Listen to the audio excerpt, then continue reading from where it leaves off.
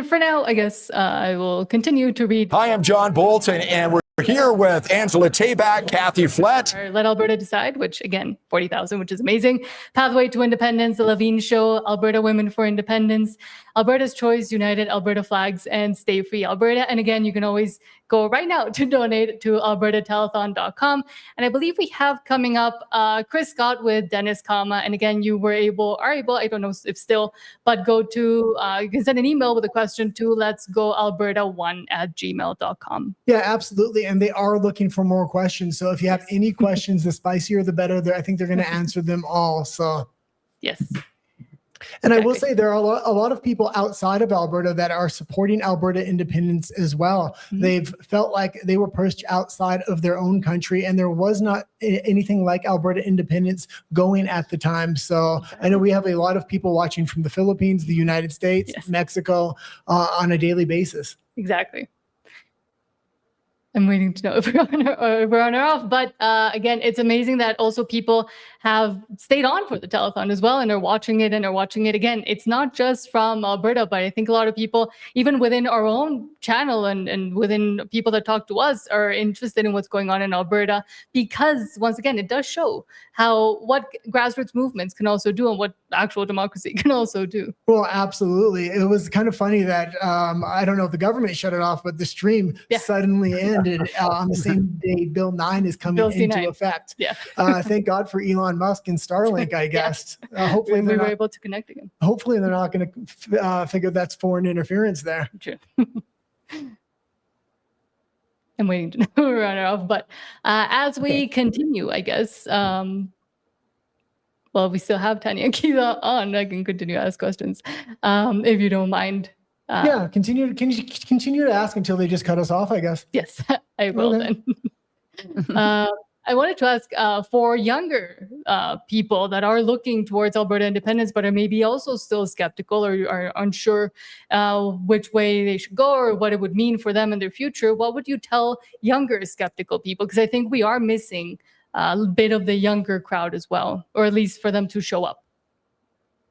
Well, I think that a lot of the younger crowd is actually more engaged than you realize, but lots of activities we've done in the past have been town halls, and that traditionally happens with an older age group because that is part of their culture, right? Before telephones and cell phones, like we used to have to go to our town hall, to our local community hall to engage and find out the local news. So lots of people attending those are an older crowd, but the younger crowd is very engaged on social media, and you can see that through politics and TikTok and different places. They're engaged, but I guess that they need to look forward to their futures and be very realistic with what their timelines are of things and what the monetary policies are going to look like and what that can allow them to afford. I believe the average age in Canada now is over 40 years old for being able to purchase your first home, whereas 20 years ago, that age was 24. So right there, that's a huge deterrent from the path that Canada is on. When you take home your paycheck and you look at how much comes off with taxes, when you look at your buying power for the money that you do take home and what it's able to purchase at the grocery store or the gas station because of all the hidden layers of taxation in there, it's pretty disturbing. And I don't want that for my children. And as Keith has said too, he doesn't want that for his children. We want better for all the future generations of Albertans. So there's quite a few things that they can look at going forwards and maybe start to question, is there a better pathway out of this? And maybe we should engage in the conversation and hear some of the merits of a sovereign Alberta. Well, and I will say on October 19th, I hope young people really come out and realize this is an opportunity to send Ottawa a message, because I know when the binding referendum comes out, that's one vote that changes the rest of your life. So I think you're going to have a groundswell of young people come out from that binding referendum. I really hope they realize now that October 19th is an opportunity to really send Ottawa a message for the direction they're kind of going right now. Exactly. Do you have another question there? Yes.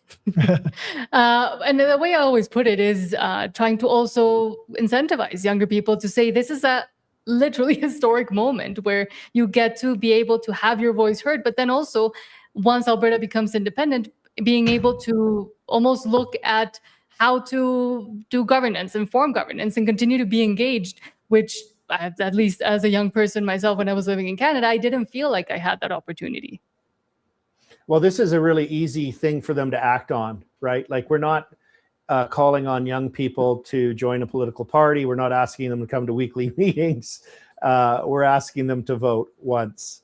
Well, twice, I guess. The first vote in October and then the one that follows. And, you know, I was interviewed by a lot of the legacy media after the pipeline announcements and all the fanfare about the announcements of announcements, because that's all they are, is announcements. They're nothing more than real things. They're not real things. I said to the reporter, I said, one of them, I said, so now with the announcement about the announcement of a pipeline, is a 21-year-old's rent going to go down? Is a 21-year-old who goes to a grocery store and looks at a jar of pickles and goes, someday I'm going to be able to afford that? Is that going to change? When he looks at his or her paycheck and sees how hard they work and what the top number is, and they see what the bottom number is that going to change? No, none of those things are going to change. So I don't think, I think reality is real for all of us.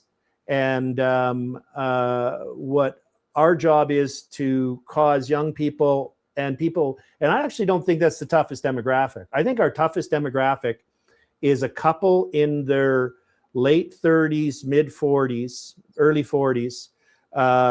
Both have fairly good jobs, and they got 2 kids in a house and 2 cars, and their kids are from 8 to 12 years old.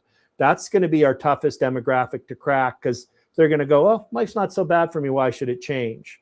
So we're really focused on targeting them as well, to help them understand the dark path Canada is on and the responsibility for their children, and what opportunity could come to Alberta and their children and future grandchildren through supporting independence. And I think that's a perfect note to end on. So thank you so much, Keith Wilson and Tanya Clemens, once again. Would love to continue to talk to you for a longer time, hopefully soon. And just found that we work really well together, and we have just stuck with the message of Alberta independence for 6 years now. 6 years together, yeah. It kind of works out nicely because we're in Calgary right now. You just kind of meet in the middle, right? That's right. This is fantastic. Yeah. Obviously, we've got your signs. Hold it up there. I've got this out on front of my house right now. I'm excited. I've got now 6 signs. Other people have 12. I got to get up to 12, but you're doing signs and you're talking to people. That's what you're doing. So tell us a little bit about the talks right now, because we know we love your sign. Shall I talk about that? Sure, yeah. I'll talk Tell us, about the Kathy. talks. Sure. So we, for over a year now, have just been doing home meetings with people, helping predominantly women, but then the guys love the conversation too, so they join in, understand why we need to be our own province. And we thought, well, why fix what's not broke? We're just going to continue on, but now as a TPA. So that's what we've done, and it's actually exploded. Our calendars are filling up with people that want to have us over, and so we're calling it Politics on the Patio, because it's summertime. And just have us over. 6, 7, 8, 9, 10, 30 people, it doesn't matter to us. And we walk people through the history of how Alberta became a province, set some ground as to why our government structure sucks the way that it does. Right. And then why we need to vote yes to all of these questions and yes to option 2. Well, you know, the difficulty I think that's happened through this process, I mean, even through the petition process, is finding people sitting on the fence. Are you meeting up with some of those people, Angela? Oh, absolutely, yeah. And it really comes from, you know, people who are already there, inviting their family and their friends to come. It's a very casual, open discussion. Nothing is being shoved down anyone's throats. And it's an opportunity to just kind of go back and forth with the ideas, some of the concerns that people might have. And it allows us to be able to address them in a way that is very non-confrontational. We're building community. Our whole focus has been education and building community. And so that's what we're continuing to do with the TPA, and it's working out really great. We're in kind of a noisy room right now. We're at the Derek Fildebrandt and Dwayne Bratt debate.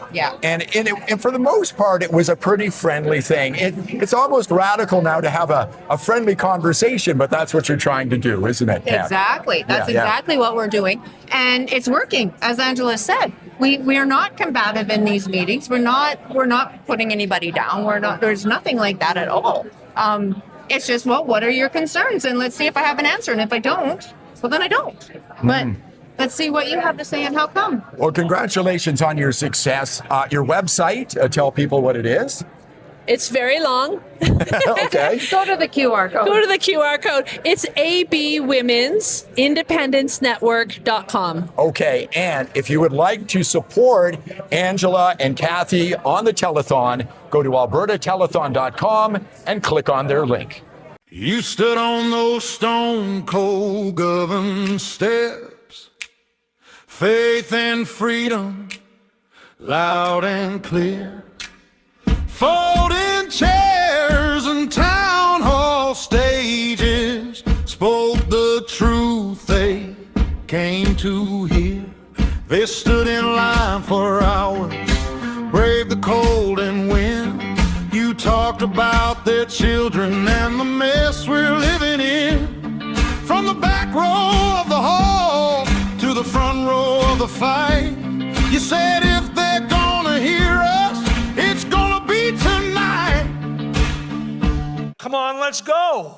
So that's going to be the battle cry for our movement. Let's go! You came to sign on the freedom line. Ink on paper, hearts on fire. Every name like gasoline, kicking up that rebel choir. Let me shake your hand, thank you for your time. Find up voices, strong and true. You stepped up for Alberta. This one's for you. I feel like I'm with friends here. Yeah, and that's exactly correct. That's what the whole thing with all these events are for. People understand that they're part of a group of like-minded people that think and have the same ambitions and goals as they have. You stared down that lens in your studio light. Coffee gone cold, face pale from the night. From the dark hours to the evening show, you hit go live and refused to let go. Slow roll down from Edmonton, high beams cutting through. Northbound up from Calgary, every small town waiting on you. Truck stop coffee cooling between petitions in the rain. We're live. I heard Max say we're live. Does that mean we're live? Is that what's going on here? Yep. What are we supposed to be doing? I was actually just driving down a back street in Calgary. I was lost, and I saw an Alberta flag, and I was like, hey, that seems kind of cool. And I ended up in this seat. Yeah, I'm how'd not sure that happen? exactly. Who are you? Yeah, I'm Dennis Callan. Oh, I'm Chris Scott. Nice to meet you. Hey, I've heard your name before. Oh, I've heard your name before as well. Good cafe. You know my cafe? I've heard of it. Oh, well, I know your I know your Value of Freedom. Ah, have you read it? I've read most of it, yeah. And I actually, I even ran it through AI. I ran it through Grok. I ran it through Claude AI, and I said, be really critical of this and find all the mistakes so I can call these guys and say, hey, you didn't do it well. Yeah. And that never happened. No, it's reasonably solid on the number side. It's we're going to do an updated version pretty quick. Yep. Once you get the transition plan done, and don't know if Keith talked about that earlier, but I'm a co-lead with him on building that transition plan. Okay. And once we get that pulled together, which is a bit of an effort, there's somewhere around 40 people engaged in it right now. We got 20 subject areas to deal with, pulling it together, and hope to release it by the end of July. Mm-hmm. But that'll redo the transition elements in the Value of Freedom, because we'll have more accurate numbers, more accurate processes, and so forth, so that we can say, okay, transition will really cost us roughly this much. That's awesome. And then on the actually doing it part, we're getting, we have a bunch of subject matter experts, guys who know their area, like whether it be air traffic control or oil and gas or whatever, that are actually saying, okay, this is how we would transition. And they're speaking from a position of knowledge. So that's all coming in the next small number of months. That's pretty cool. So before we get more into that, I should do an introduction. And I'm sorry, folks, for the people that are watching my stream. It seems as though there's always technical issues, and the camera shows up that it's totally fine. And when I try and put it on the stream, it's not there. So if you're watching my stream and you can't see me or you can't hear me, head over to freedomcalendar.net or John Bolton's page. I think it's back up. Or I noticed the young ladies, Madison Macy Holmes, they have it streaming on their YouTube as well. So you can find it elsewhere. So my name is Christopher Scott. I'm the owner of the Whistle Stop Cafe in Mirror, Alberta. And I just happened to accidentally find myself as the leader of another, I don't want to say freedom-minded, although we are freedom-minded, another organization that's dedicated to having conversations with Albertans. So the most important thing that I've realized over the last 6 years is that people aren't talking to each other, and we're making decisions on our governance, on legislation, those types of things, and we don't have all the facts. Right. Most of the time, I think it's most of the time, people are making decisions and voting based on what somebody else said, and they fail to actually dig into it and listen, especially to the other side. So Let's Talk Alberta exists specifically to facilitate the conversation between a conversation amongst Albertans about Alberta's future. And that's extremely important. It's critical right now because we're going to be asked a question on self-determination. Right. And it's not a constitutionally binding toothed question. It's a question that kind of opens the broader conversation, but it's a question nonetheless. Yes, indeed. And I believe that we have a responsibility to learn as much as we can. So we go into that, when we go into that referendum, we make the best decision possible for Alberta. So that's who I am and why I'm here. And where did you come from, Dennis? I mean, you just kind of popped up, and then I saw the value of freedom, and I'd never heard your name before. So I have been following politics my whole life. I've actually been seeing how Canada is failing for, I'm going to say, at least 15 years. And my personal plan was to say, okay, this country is not working. Let me go elsewhere. And then I saw Pierre Poilievre come up, and I thought, okay, we have a chance. We have a new leader. He sounds pretty good. Seems to have a lot of the right ideas. Can really eat an apple. You can really eat an apple and speak at the same time. That's the critical part. Amazing. And thought, well, we have a chance. Then the election came by. And then before literally it reached the Manitoba border, it was done and dusted. There was no way. And I was very, very angry. So I happened to go on X at that time. I saw Jeff Rath's posts, and I thought, well, this guy seems interesting. So I pinged him and said, hey, need any help? Like, maybe I can help out. He and I got on the phone, and he said, well, can you write a business plan? Well, heavens, I spent 47 years in business, probably written 100 of the wretched things of various sizes. So I said, sure, I'll give it a shot. So we worked on that for about 6 weeks. And I did a lot of the analytics. Jeff did a fair chunk of the policy elements, and we pulled it together and published it. And that's where it came from. And then one thing led to another. Then people said, oh, would you mind coming and talk about it? Oh, by the way, would you help with the Constitution? Oh, by the way. And next, I'm sitting here in this studio talking to you.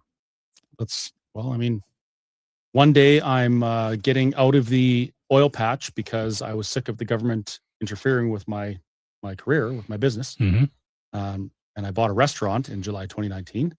Not the right time to be free of government interference in a restaurant.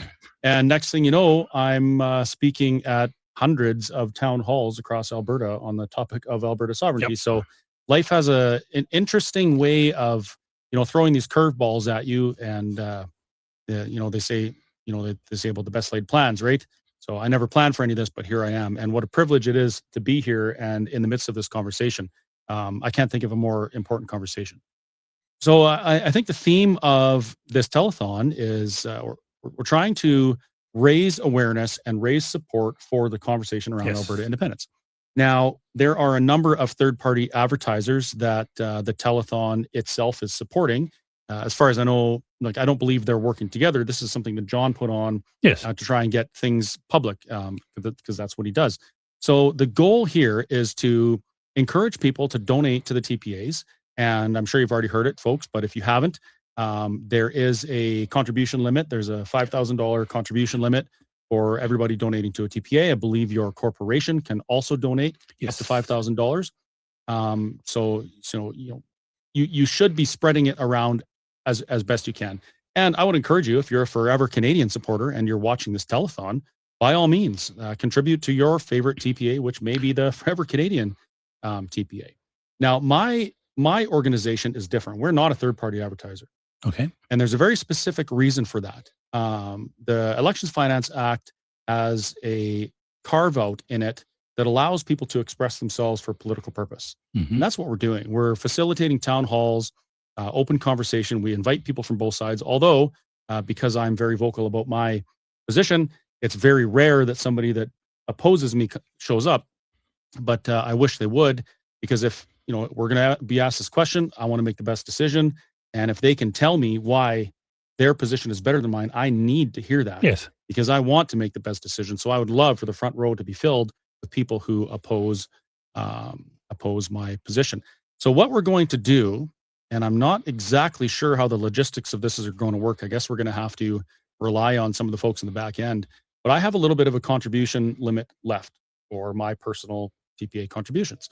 I donated $1,000 to Corey Morgan's TPA. And so that means I have $4,000 left that I can donate. What I'm going to do is, during this portion of the telethon, the top 3 TPAs that people donate to, I'm going to match that up to my contribution limit. Mm-hmm. So it's like $1,600 or something like that to the top 3. So folks, now's the time.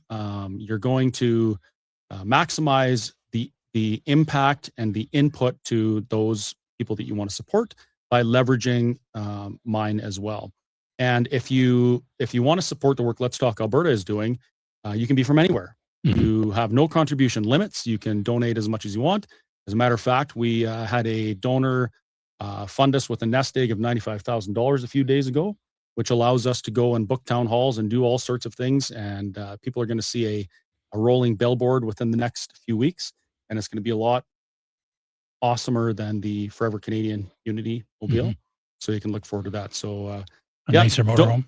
Yeah, a nicer motorhome. Yeah, it's big. It's 40 feet. It's a diesel pusher. It's an Albertan mobile, rolling coal, and it's going to be an absolutely fantastic expression of I love Alberta and I want to have this conversation. So donate, and donate often, but don't exceed your limits. And if you're from outside of Alberta, don't donate to a TPA. You're not allowed. But you can donate to Let's Talk Alberta, and we will be good stewards of your donation and maximize its impact. Now that that's out of the way, is there anything in particular you wanted to talk about, Dennis? Because all I really wanted to do is I wanted to come on and just answer questions. We've been doing that for months, and I have fun doing it. So we can talk about whatever you want, and then we'll do that. Well, there's a couple of things I wouldn't mind talking about. And first of all is I've been co-leading with Keith Wilson the development of the transition plan. And I want to make clear a couple of things about it. Is people think the transition plan is setting long-term policy for the country of Alberta, and deciding how we will run things and how taxes will work and form a government and so forth. And that is not true. All those things are in the hands of the future legislature. Mm-hmm. Deciding how taxes are done, deciding what constitution we should use, deciding, what kind of military do we need, are all things to be done by the people of Alberta through their elected legislature once we are an independent country. So all the transition plan is doing is covering that period of time from when we win the referendum until such time as that legislature is in place.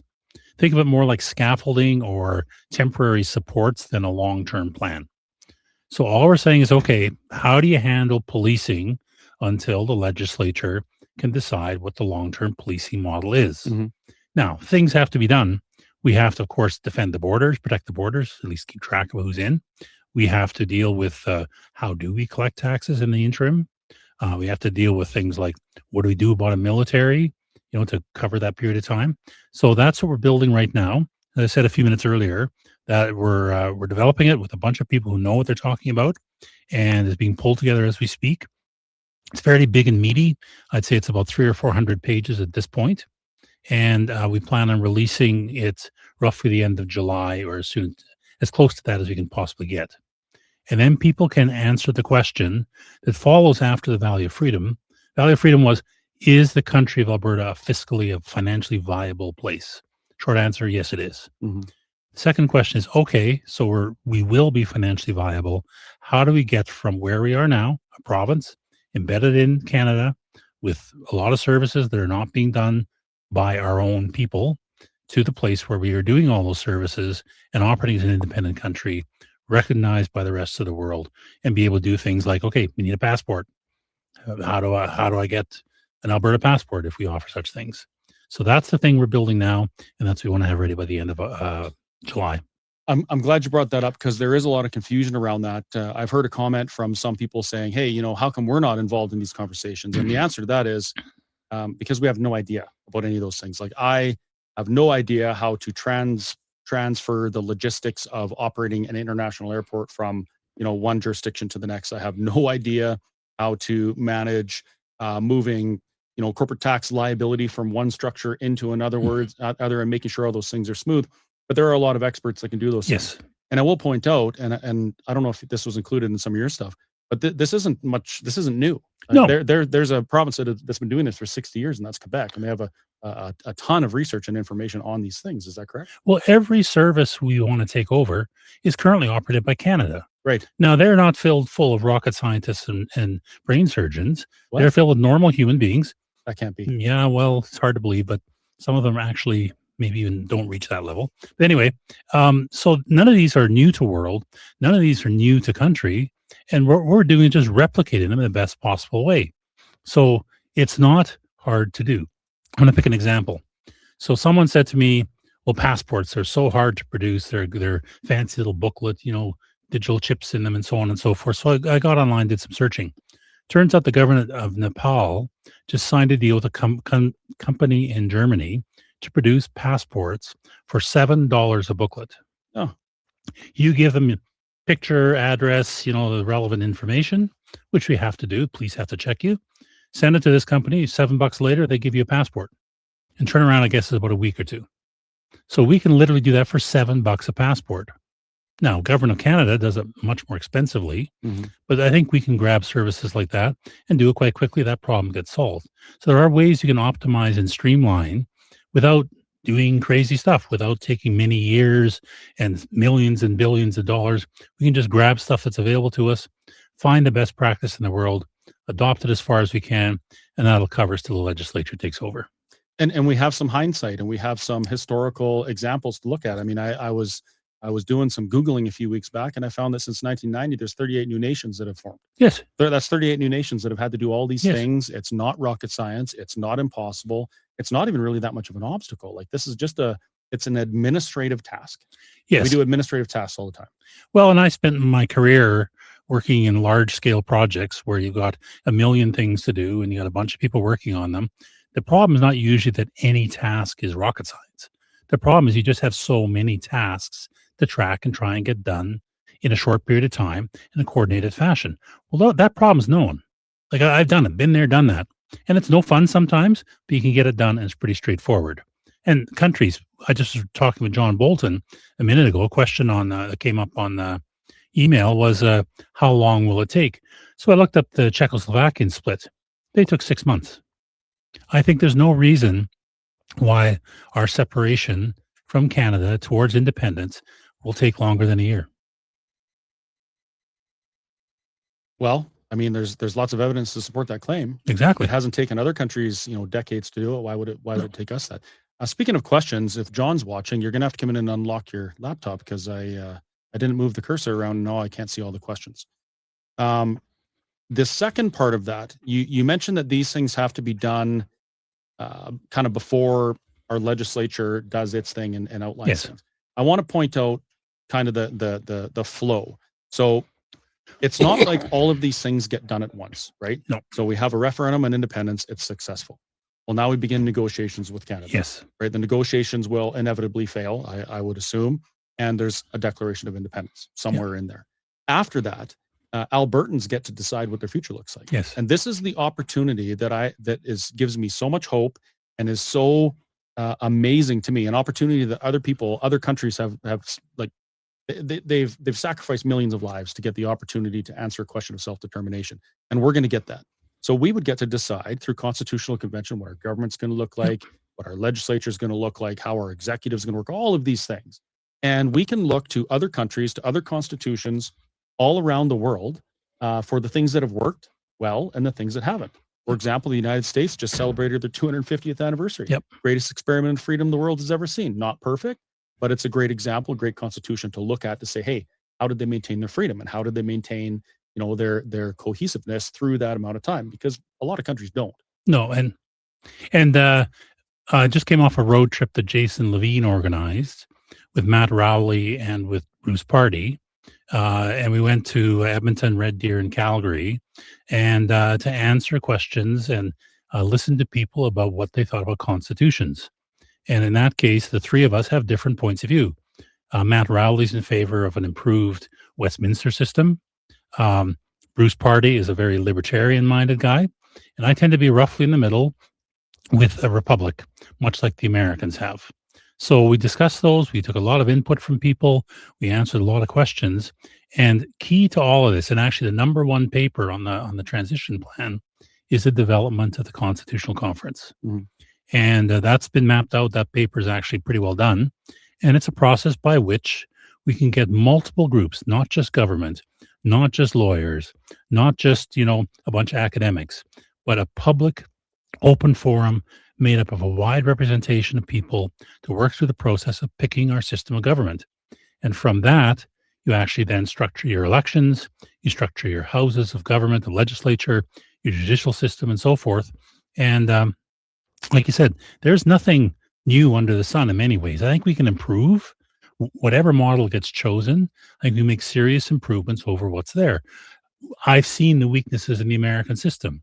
They have some challenges that I think we can fix. And even if we went down the Westminster system, we know the holes. Heavens, we're experiencing the holes today. Every day. And we can plug those. Bruce's system is a brand new to world approach, but it's got some really good thoughts in there and some real lessons to learn no matter what. So we have approaches. We'll give it to the people of Alberta to decide ultimately. So the Constitutional Conference generates a document, but ultimately the people of the country of Alberta will vote to accept the Constitution, and that's when it will become the law of the land. So that's something that process is designed, and we'll be publishing it, like I said, roughly the end of July. And that is the opportunity and the blessing right there. Absolutely. Nobody is saying things are going to be perfect. I've actually even stopped saying things will be better because I don't know.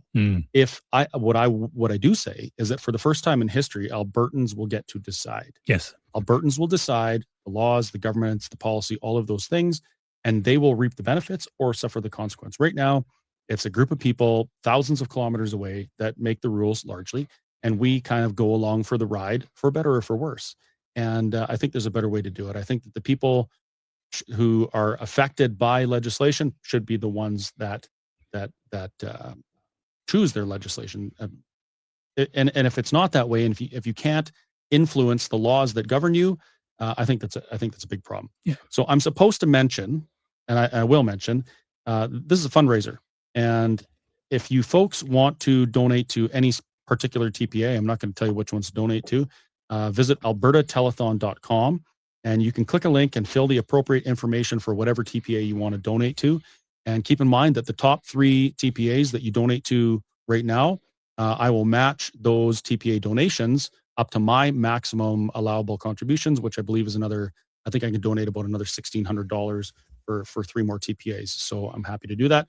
And, if you got a couple $100,000 kicking around, you don't know what to do with it, Let's Talk Alberta can accept anything from $1 up into the sky's the limit. Elon, if you're watching, and we'll be, like I say, we'll use your money very well. The TPAs in Alberta right now are subject to a number of rules. Yes. And the reason is that Elections Alberta wants to know who is paying to advertise for an outcome of a referendum, election, whatever. Yes. And the purpose of that is so that a giant corporation in wherever doesn't stick their $1 billion in and influence an election. They want to know that it's coming from the people of Alberta, and that's why there's contribution limits. So I think Elections Alberta has an important job to play in that, and it can be frustrating to navigate those rules. But I have noticed that some TPAs, particularly one, doesn't seem to be really following those rules. And that's the Forever Canadian TPA. So do you have any thoughts on that? Have you heard anything about that? How they're getting away with that? Well, I've read the announcements made by Elections Alberta, and they're cutting, in my mind, a very fine legal point. I've also listened to the Forever Canadian people a few times, and as far as I can tell, they're campaigning. Just like, for example, Keith Wilson's campaigning for his point of view, and And I go, fine, let them campaign. But I am very unhappy with the idea that one side apparently gets free pass and the other side gets a different one. And that's something that angers me. So I think that I would ask Elections Alberta to look very carefully at what exactly is being done by all TPAs. Make sure it fits within the rules. So I do agree with the idea that elections should not be able to be bought. That concept is solid.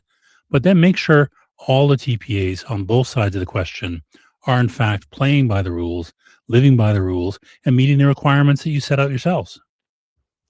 So if one side appears to be, not quite following the rules as they should be, and the other side is under quite a bit of scrutiny, I would say, folks, if you have an opinion, if you believe in one side of the conversation or the other, support them however you can. Donate as much as you can, as often as you can within your limits, and that's really the only way this is gonna work. The status quo, the current situation, is the easy choice. It's the safe choice, because nobody really is going to put a cigarette butt in your cheek for saying, hey, we want to remain in Canada.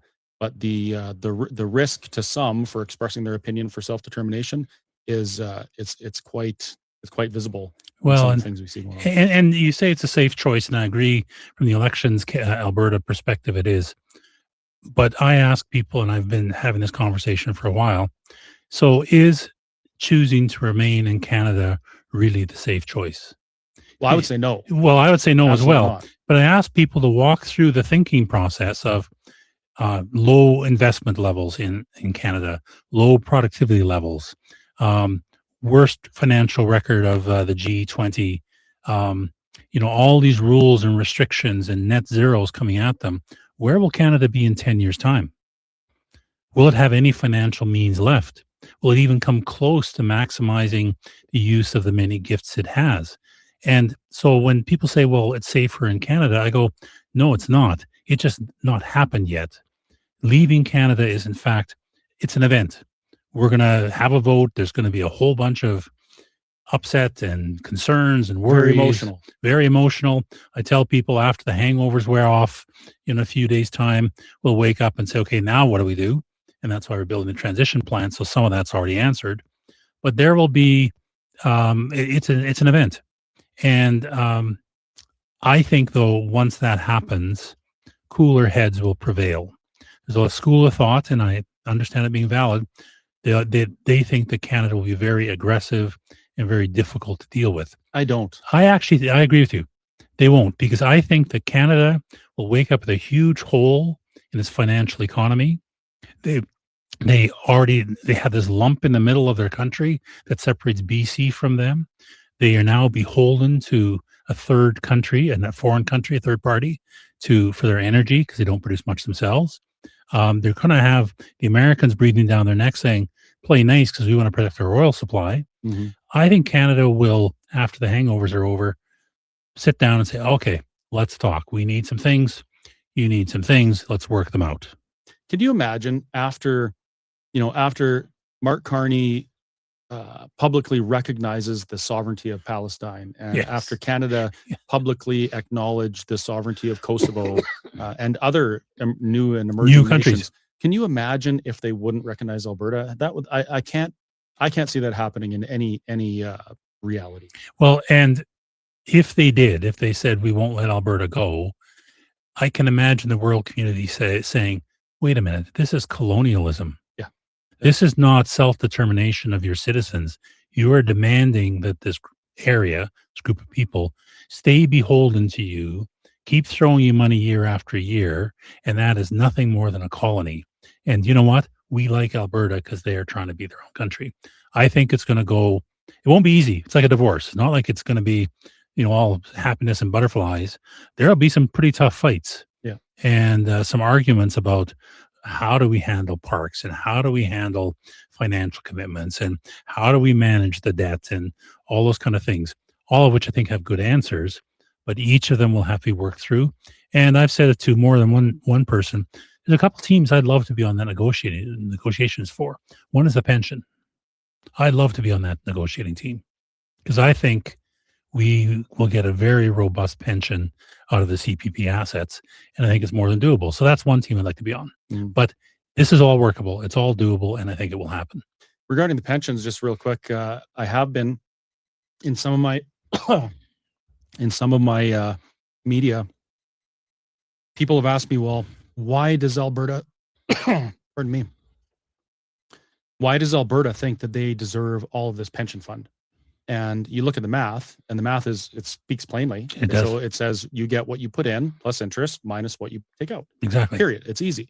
My question would be, well, if we're entitled to 50% of the fund, where's the rest of the money? Where did it go, and why is it not there? Yeah, that should be the question people are asking, not why does Alberta get it. Well, and I mean, I think it'd be a broader negotiation, but you're quite right. And that's why in the value of freedom, though, we said, okay, the real number is the 344 from the Lightworks report. And there's people say, yeah, but, you know, I said, even at half, if we just get half of that number, I've done the math, I've done it recently, we can cover all of our pension obligations, CPP, OIS, GIS, and so forth, within that 184 comfortably.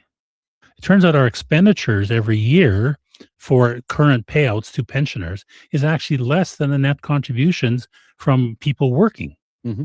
The rest of it is in the fund. So there's a $3 billion overpayment every year. Exactly. Yeah. So you take that money, you invest it wisely, you cover all of your pension obligations and from that funding, and then you say, okay, that's now a stable pension fund, and it will grow. I did a bit of the actuarial math to say, okay, run it out 20 years, you know, at the rates we are now, build in inflation, build in aging population, all those wonderful things. It's still a perfectly viable fund for Alberta. Yeah, if it is for Canada, why wouldn't it be for Alberta? Why would it not be for Alberta? Well, I'm going to get to some questions here. This one I think is really interesting. The question is from Danielle, and she asks, she says... Is her last name Smith, by the way? Well, she said not to use her last name, so we'll let people stew on that one. She says, hello, I am not a separatist, but I'm listening to the telethon in good faith to better understand the situation, the issue, and the separatist perspective. Well, thank you, Danielle, for watching. I appreciate that. That shows you're a responsible, civically engaged citizen. My question is, what provisions are there for religious organizations in a separate Alberta? Will there be continued provisions for charitable exemption in an Alberta tax structure? What about immigration exemptions for religious leaders / clergy via immigration to be able to come to Alberta and minister? What about protections for religious-based schools? That's it's a opportunity question. What do you want? That's the point. Yeah, we get to decide in our constitution. Well, and to answer the question directly, in all three approaches, Dr. Party's, Matt Rowley's, and mine, all of them have at their core very strong personal freedoms. Mm-hmm. Things like freedom of belief, freedom of religion, freedom from religion as well, if you don't want to believe. And that includes the ability to worship as you will, as long as you don't hurt anybody else, of course. And that's all in the structure. And we will decide that. In terms of immigration, whether it be for a pastor or a religious leader, I mean, that's subject to immigration law, which again, we craft here in Alberta. Mm-hmm. And I think there always needs to be exemptions for special people. If we have a sports team, we'll have the two best hockey clubs in the world in our country. So we probably want to bring in the odd player from Finland or wherever it's from. And yeah, there has to be some special carve-outs for those kind of people. But generally, it's managed immigration. Only immigration for the good of the nation is what happens, not just bring in what we used to do. Yeah, what we used to do. I mean, we actually went back in the Valley of Freedom. We went back to the old Canadian point system. I think it was 2003, which was held up roundly around the world as being the best, most productive immigration system in the world. It was a points-based system. You had points for certain attributes and subject to quota. There's a limit on the number of people that could come in. And so what you did is you made sure that people that came in fit the needs of the nation, were going to fit culturally and language-wise, and going to actually belong and make themselves Canadian. Quebec does that now to some extent. Exactly. And I think that is the thing we always have to ask when immigration is, what does the country need? Well, wait a minute, though, Dennis. Isn't that racist? I did not mention what color you were. I just said, what does the country need in terms of skill set and talent? My wife is mainland Chinese. I really don't care. This is the argument we get, though, and why I brought it up. People, every time you mention immigration, they say you're a racist. Well, no, I believe in preserving the values that made the country the place that people want to immigrate to, Yes. period. Right? And it doesn't matter what color you are, where you come from. If you want to acknowledge freedom, you want to be prosperous through hard work and opportunity, come here. Do Exactly. it. Build with us, right? Yeah. Well, and I talked to some folks from India, my friend Prakash, and anyway, he is grumpy and angry at the current state of immigration in Canada because he came in the early 2000s, went through the point system, brought capital, worked his ass off, set up a company, is successful, done very, very well. And he's angry because why are we letting these people in with no requirements and no desire to build the country? And, Prakash, I'm sorry, he's from India. He doesn't look at all like me. I'm a very pale-faced guy. I thought you're from India. Well, don't go out in the sun much. Oh yeah, well that do it. I have a part of the Whistle Stop is a convenience store, and most of my suppliers, all but two, I guess now, are either from India or Lebanon. Mm-hmm. And I've had this conversation about Alberta independence with them, and some of them they're not even citizens. They're just here on temporary PRs. Yeah. They're completely choked at what's going on with immigration, and the common comment is, if I could vote, I would be voting for independence, because this is not, we should be protecting what we have here. And well, and as I said, my wife is mainland Chinese, and if you want to get a rise out of her, just say, hey, immigration's fine the way it is in Canada right now. She will go absolutely ballistic. I think I maybe will skip that one. Okay, next question. This one's from Dale. Dale says, lots have been said about, and by the way, folks, these aren't screened or censored or anything. I'm just reading them as they come. Lots has been said about transfer of assets and control over resources and the Constitution. When or how are the laws like C-22, C-9, and others subject to change and not hang over the heads of Albertans? Well, that's an easy one. That's immediately. Yeah. Immediately. What happens if the Clarity Act is not negotiated in good faith and is vetoed or stymied by Ottawa or provincial challenges? 3 words. We're not asking. Exactly. It blows my mind that the Clarity Act is the legal pathway that Canada would prefer Alberta use or any province use to secede from Confederation. That's a preference. It is not a requirement. No. Under no circumstance in any time in history has a nation that has split from their parent nation been subject to do it only by the laws of the parent nation. Exactly. Right? It does not work like that. And certainly not the courts thereof. Certainly not the courts. The entire premise of an independent Alberta, for me, would be this in a nutshell. I completely reject the Canadian Constitution and the Canadian system of governance, and I want Albertans to create their own. Yes. Period. That means that the Clarity Act, to me, is almost irrelevant. Yep. And as a matter of fact, it's irrelevant to Quebec as well. Quebec, when the Clarity Act came out, they passed a law that said they will never use it. Exactly. They reject it on its face. Done. Over and done with, because they live their sovereignty and they would never ask permission. And I don't believe Alberta would either. However, it is nice to believe that we could use this legal pathway to achieve our self-determination. Yeah, but it may not work that way. But having said that, I mean, I am quite content to try and work within the rules. Exactly. Laid out as best we can, as long as everybody understands this is not we're asking for permission, pretty please. And if you say no, well, we're done. We are going to leave if we win the referendum. We are going to set up our own country. We would like it to be civil and reasonable and based upon good conversation and good negotiation.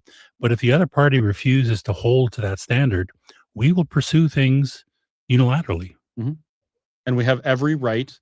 The international community recognizes the right to self-determination. Yes. And it's, internationally, not every nation agrees on everything, but that's one thing that most civilized nations agree on. Yes. Self-determination. What happens to the joint provincial federal pipelines and other deals that are being made in the MOU presented by Carney? Well, this is assuming that those happen, and they happened before, but let's just pretend that it happens tomorrow. What about things like that? Any joint provincial federal business deal? Well, I mean, this is what negotiation's about. The feds are going to say, take the Trans Mountain pipeline. We invested a ridiculous sum to do way too much money. Different topic, but let's pretend it's 34 billion. I think it is. We'll say, okay, you invested that amount. We're going to use that pipeline to ship our product to the sea there's a tolling arrangement. We're going to pay for the use of that pipe. We owned part of it, so we get something back for that. Let's work out the deal that says, okay, you get to recover your part of the investment. We get our part of the investment. It's like any other country. It's just like when we ship stuff to the southern states right now through the American system, we pay tolls. Right. Yep. Why would it be any different? Yep. And the other thing people forget is that a federal asset, Alberta owns 15% of federal assets as well, right? So it's not like we only own what's in our border. We own 15% of that, and we own 15% of that. So that's a negotiation. Well, and I've made the case more than once. People say, well, yeah, what about the parks? What about military bases? I go, well, I'm willing to exchange my 15% of the military bases, parks, and federal facilities in the rest of Canada for a 100% ownership of those equivalent facilities within the borders of Alberta. Let's call that a deal. And by the way, my advice to Canada, take it fast because it's really in your favor. Yeah, absolutely. That's one of the things that one of the trifold documents that we produced with Let's Talk Alberta was show me the other half of the ledger. Yeah. We're always talking about this. What about the national parks? What about the military bases? And we forget, or people forget, to ask the other question on the other side. What about the assets that we own in other provinces?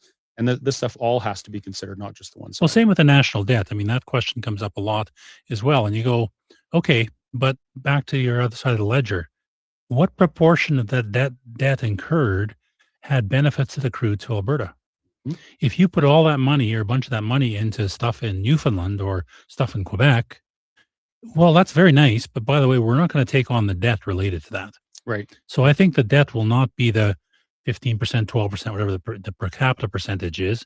It's going to be something less. And yeah, we'll take that on. That's our obligation. We'll take it on. Yeah. It's like, you're moving out of your parents' house. They've racked up a ridiculous amount of debt without you being able to do anything about it, without it really benefiting you. And then when you move out, they say, hey, you got to pay part of this debt back. Right. It doesn't work that way. And considering that Alberta has contributed, something like $600 billion before inflation adjustment to Confederation, I think we're starting off in a pretty good negotiating position. Yep.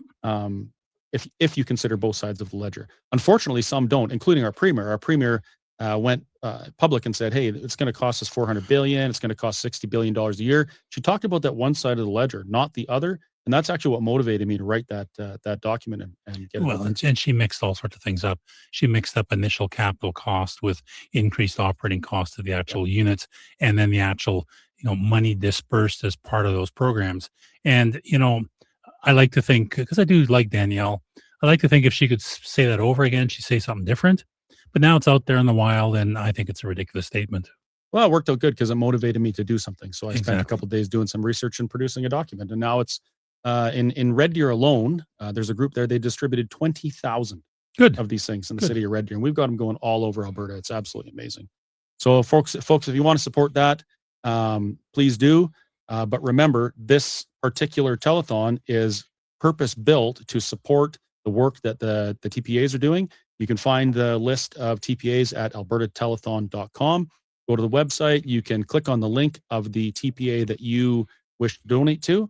And when you do, remember that the top 3 of those TPAs, the top 3 amounts of donation for 3 of those, I'm going to match that dollar for dollar up to my remainder of my maximum allowable under the elections finance rules. What else have we got here? There's quite a few questions in this one email, so let's try and get through them really quickly before we run out of time. How would an independent or move towards independence defend itself from a Canadian army that is now becoming a greater percentage of foreign nationals without Canadian culture or tradition? Well, let me put this. We are going from the assumption that Canada will follow the law. They are not going to take military action against us, neither the Americans for that matter. First of all, I mean, play this scenario out. Let's say Canada was so foolish as to do such a thing.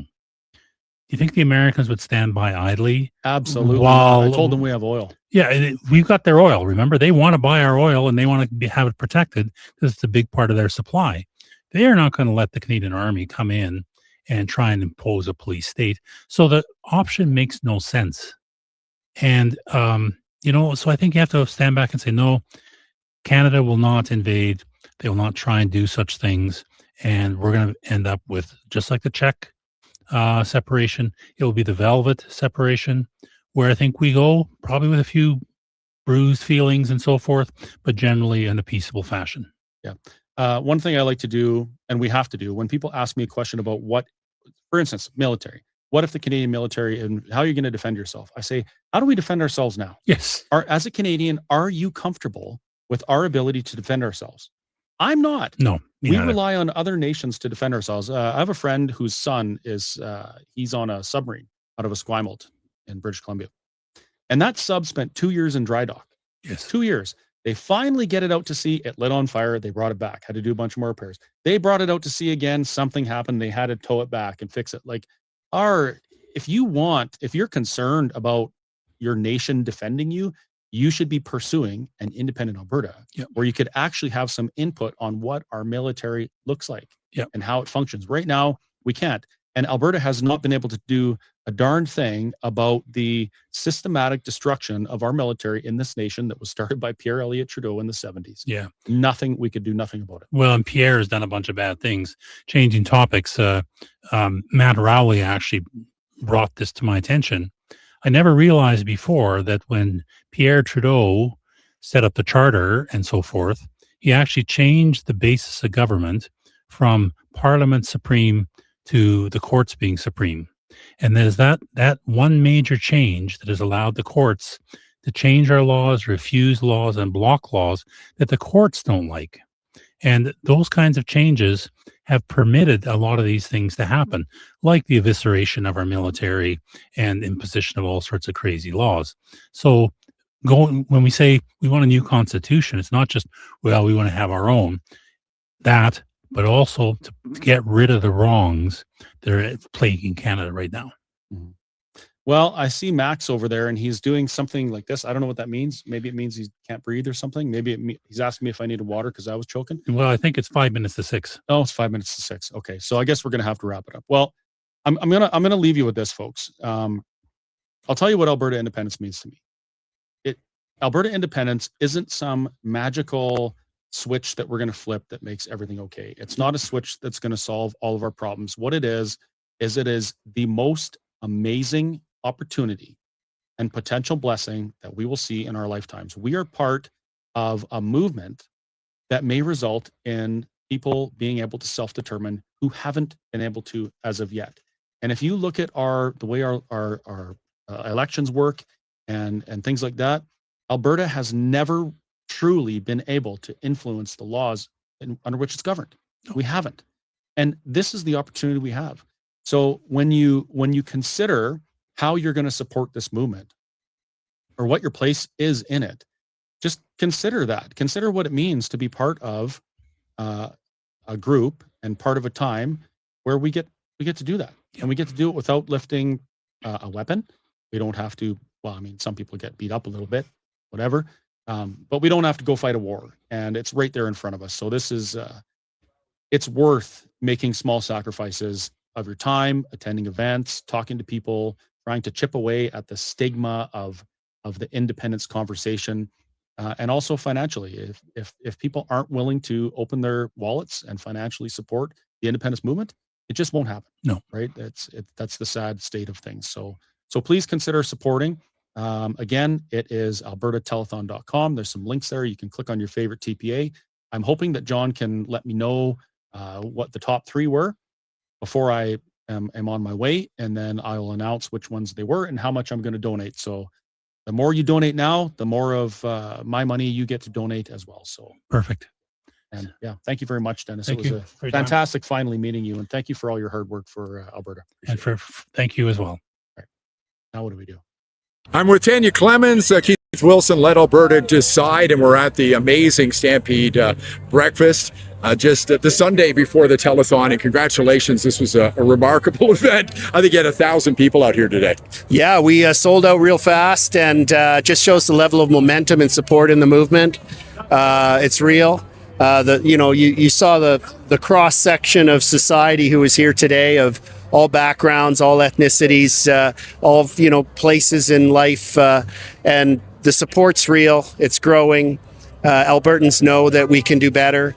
And we're going to build on this to even take further campaign steps. We're going to be rolling out our large sign campaign to counter some of these larger red and white signs we're seeing, particularly in the Calgary area. Yep. And we're really excited about the turnout today. Tanya, I think it was about 3 weeks ago when you really kicked this thing off. Right. And of course, there's some nervousness when that kind of thing happens. But how has it progressed for you so far? I mean, I'm seeing amazing momentum, as Keith said. Yeah, well, the support has been pretty incredible. As to date, we've raised approximately $250,000 in our TPA. So that is one of the leading TPAs in Alberta history. The support that we have for people that come out and have conversations with us and send us information and chat with us is immense. Yeah. You know, Keith, I said when I was on stage, thank you, by the way, for having me MC this today. It was just an honor to be here. You know, I said, I'm here among friends. And the other thing I noticed was there were a lot of other third-party advertisers who showed up today. Yes. It's really a team effort here. Even though you're doing your thing, they're doing their thing. It's just remarkable how everybody's working towards this goal. Yeah, like the other third-party advertisers are spontaneous. You know, it was not a coordinated effort. There's new ones forming all the time. Yeah. You know, I see, like a Veterans for Freedom and Albertans for Freedom and many other groups. And everybody's got a role. We've got so many forces against us with the federal government having unlimited resources to try and scare Albertans and use their fear campaign. With the state forces are so well financed. They have the legacy media to rely on. So this is grassroots, but what we're trying to do, Tanya and I, with Let Alberta Decide, is take a more sophisticated approach that is really focused on persuading those who are not yet prepared to vote for independence and build a new future outside of Canada and a new relationship with Canada for Alberta. That's what we're focused on. We're really going to be focusing on the cities as well, because we have a lot of support, as people know, throughout rural Alberta. Where our growth potential is an imperative is in the cities. It needs a different kind of messaging, some different techniques, and that's what we're implementing. You know, I heard Keith, Tanya, earlier talking about these little people who sit on his shoulders. One says, "Why aren't you on the golf course, Keith?" And this one's telling. I'm with Tanya Clemens, Keith Wilson, Let Alberta Decide, and we're at the amazing limited resources to try and scare Albertans. And you Look at the importance of what it's going to mean to our children. That's what really is driving all of us. We've spent so many generations trying to build Alberta up every generation and leave something better and more prosperous for the next generations. And now we're at this point where that's not going to happen, where our children are not going to be as better off as us, is not going to have as much opportunity. And that's really disheartening. We don't want that for them. So this is our big chance to do it. This is our big question that's going to be asked. And Albertans need to really be engaged and think seriously about the outcome of this. Well, congratulations on a great day. I'm looking forward to the next 3 months. It's going to be really exciting. All the best to you. And if you'd like to support Let Alberta Decide, albertatelethon.com. Click on the link.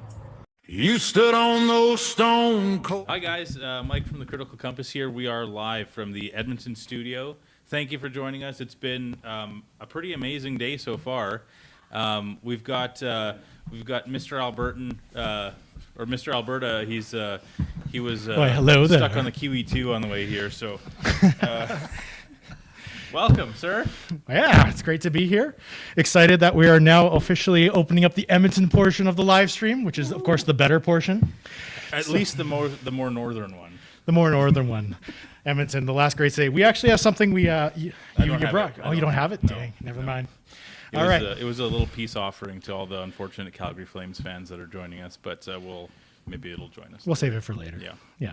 So for those of you who don't know me, I'm Mr. Alberta. I am a guy who's up here in Edmonton, blue-collar worker who has a lot of fun making fun of the Liberals and having a good time with that stuff. I've been in Alberta on one side of my family for over 100 years, and the other side is immigrants. So I have a little bit of a taste of both worlds, and we're here doing a joint stream with Critical Mike. Critical Mike, yeah, I'm. I guess maybe I'll say my background. I mean, like we looked this up one time. The Americans and the Canadians say it differently. If you're a first or a second generation Canadian or American, in the U.S. you'd be a first generation if your parents emigrated and then you were born. You would be considered a first generation. In Canada, some people say that the parents emigrating are first generation and then the children are second generation. So I'm either a first or a second generation Canadian. So my family comes from the Middle East and from South America, and so yeah, I've until not too long ago, was a very proud Canadian, and I've unfortunately we've seen nothing but Canadiana kind of die. So it's I'm happy to identify as an Albertan, and yeah, this is very cool. So I'm glad that we have such cool guests with us today. Yeah. And maybe we'll zip it on over to Mr. Wilkinson beside you. Yeah. So here we have with us today. First is John. So tell us, who are you? Absolutely. Thanks, Mr. Alberta. Thanks, Mike, for having us on. And what an amazing day so far with the telethon, with the support coming in from across the province. Huge numbers, and we've been seeing them as well. So thank you, first of all, for the donations. I am the lead and the primary contact with United Alberta Flags, one of the registered TPAs that's on the page and part of the telethon. We thank you for your support so far today at all of the different activities. And we thank you for helping us paint the province blue. Our team has been out in parades. We have been out handing out flags, little ones, and I've got a couple here for you guys, just for setting up all the work that it took just to get going. Thank you. And some Alberta Independent custom stickers that we had, 10,000 printed. These are going out all over the place. But this isn't even what it's about.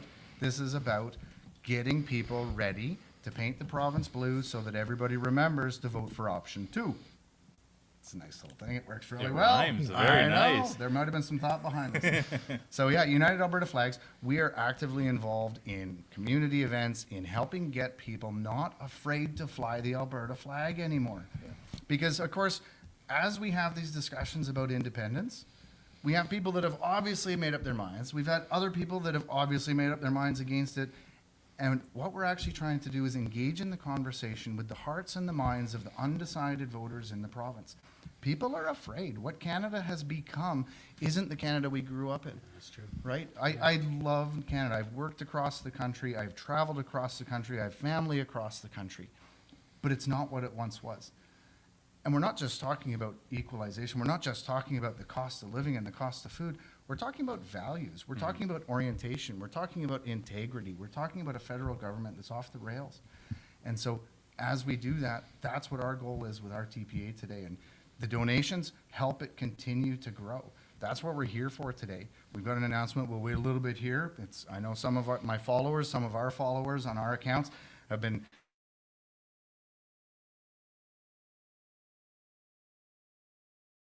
teased a little bit today that we've got really thrilled to be able to be here and be part of advancing a cause that's going to make a difference in our future generations, in our kids, in our grandkids, in what Alberta can be. People don't need to be afraid to fly the flag. Yeah. Well said. Well said. Yeah. I'd like to touch on a couple things you said, actually, but first we want to introduce Phil. Okay, yeah. So Phil, Gamache, right? I've been involved from would probably be sometime in October, right? And got involved with the whole movement. And so a little history behind me. My family's been here since 1653 when it was New France. Oh. Right? We've seen a lot of changes over those times. And we had to make some rough decisions, right? And in those rough decisions, feelings will get hurt, loyalties will be bent, but the whole thing is you got to come back to, okay, what's best for our family and our future? And I think that's what really struck a chord with me in this movement. And some people call me super volunteer, but there's a lot of super volunteers out there, right? He is a super volunteer, for the record. Yeah. But yeah, so I'm proud to be about, helping in this whole cause, and very excited for our future, and the education that behind it is what I think will make the difference. Absolutely. Awesome. So having you here has been pretty cool, and it's really funny for me because I remember last year, up until like last summer, yeah, the Alberta independence movement was always fighting over the flags. We come up with new flags, then everyone would argue about it. No, we can't have a North Star in it. No blue. Yeah. People still hate the St. George's Cross for some reason. Yeah, there's lots of discussion on different pieces. Yeah. But then in last summer, a crazy thing happened where some forever Canadian guy, I think his name's Copland or something, Sean Copland, goes to a Medicine Hat Safeway and freaks out at the manager because they had an Alberta flag displayed over Alberta beef. And he went so far as to make the manager take it down. And like what we didn't know is that as soon as he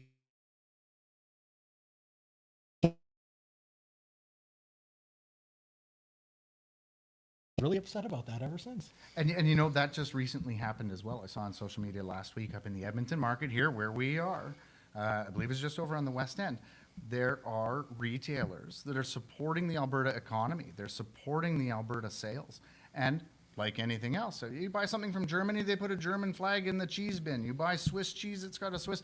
There's Alberta products and Alberta producers that we should all be supporting, that somehow a certain segment of our population won't support because they themselves are politicizing the flag.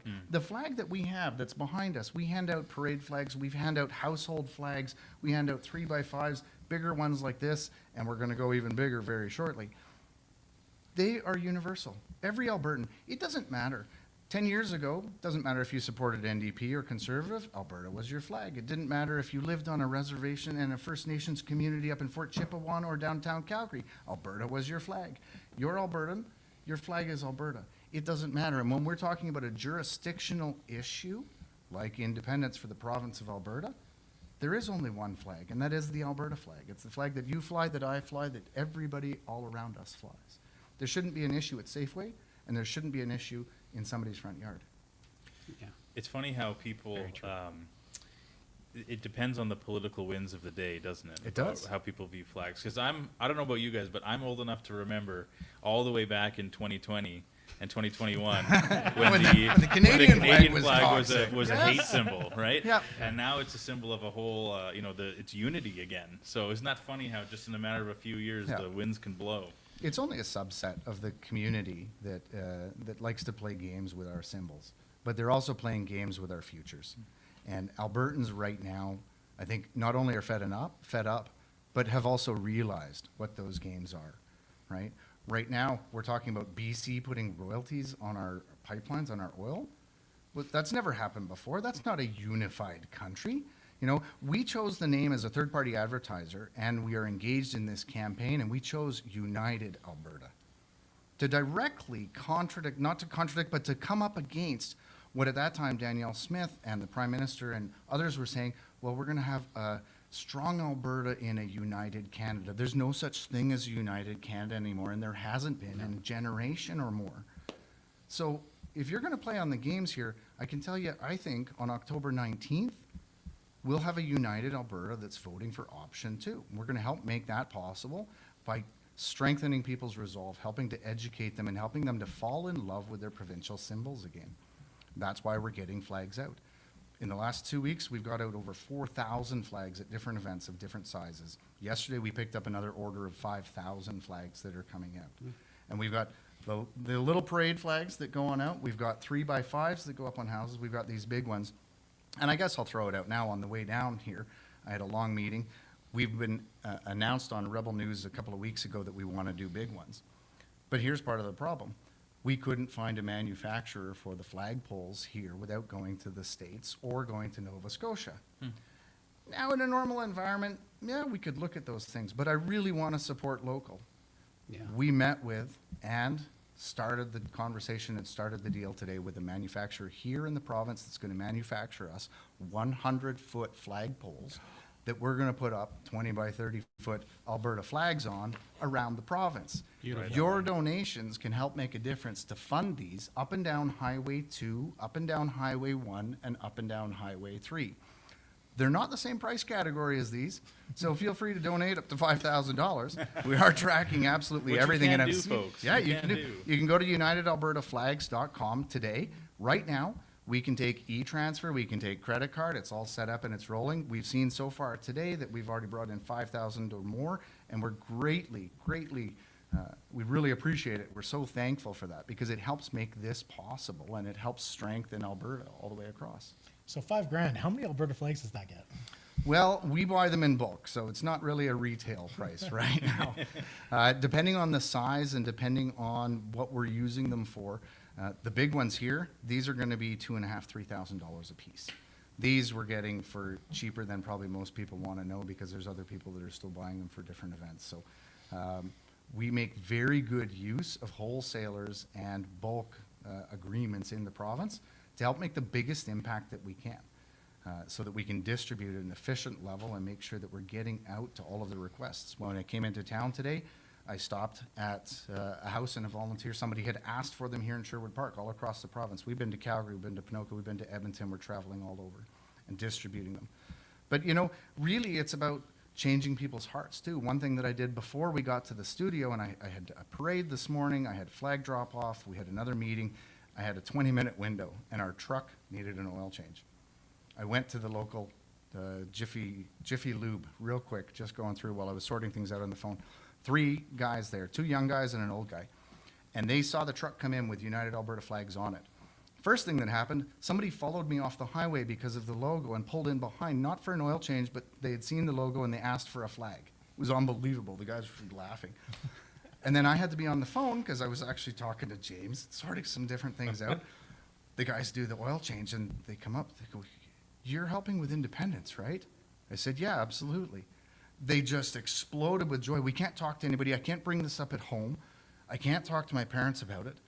Can I take something?" I said, "Yeah, absolutely. Here, have flags, have stickers, handing them out." They're thrilled to bits. One of them is midlife, same age as me. He's working there, can't get a house. We were talking about the economy and the taxes and what's happened to Canada over the last year. Breaks my heart to see what's happened to Canada as a whole and Albertans living within that. The cost of living that's going up, the food that's going up, all of these things that are going up.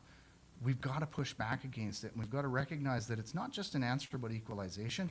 It's about, are you proud to be an Albertan? Are you proud to fly the flag, right? So what do we pay for the flags?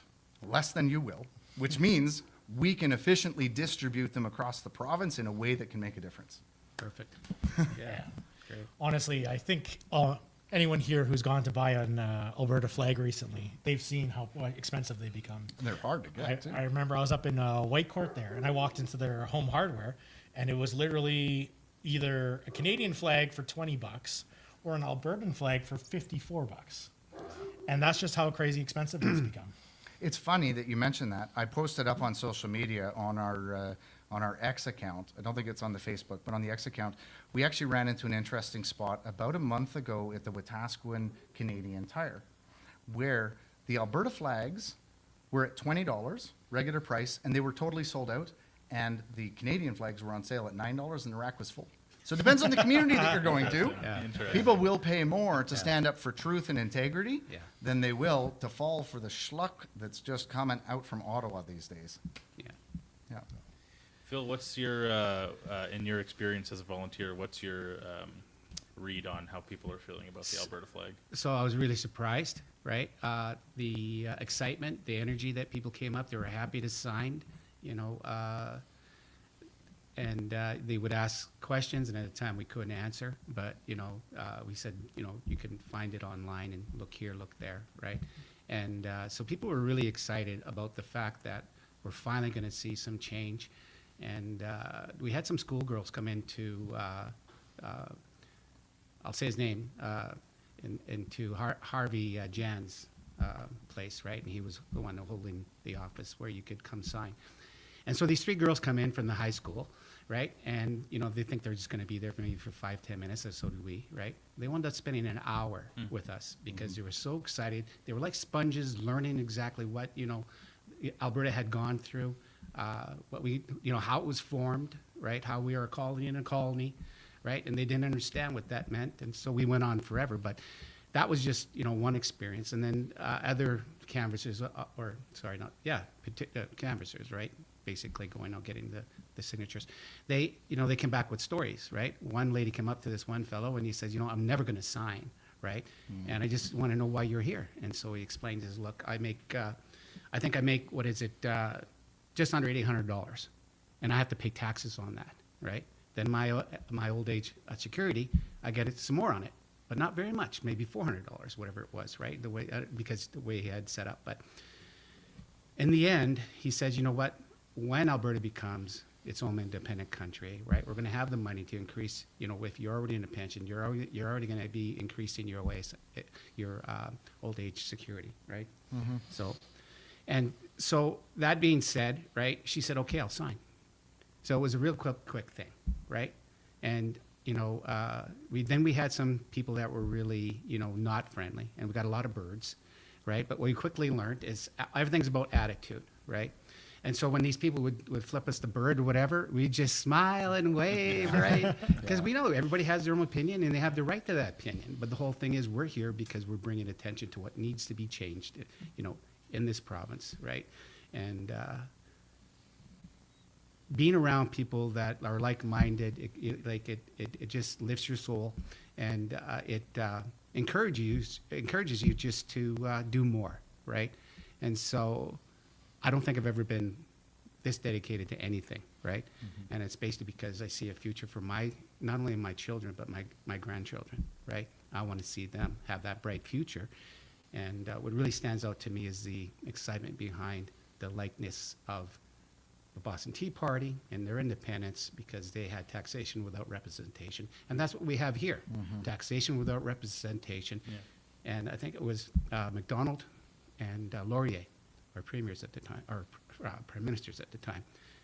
Laurier actually came out and said that Alberta is Canada's first colony, right? And so once you learn all this stuff, you realize, okay, yeah, maybe it's time we, say, I'm glad you have your views over there, but our views are different, and it's time to take care of ourselves, right? Yeah. And speaking about change isn't only a means of adjusting and growing over time, but it's also a synonym for money, isn't it? And that brings us to why we're here. So if we head to Alberta,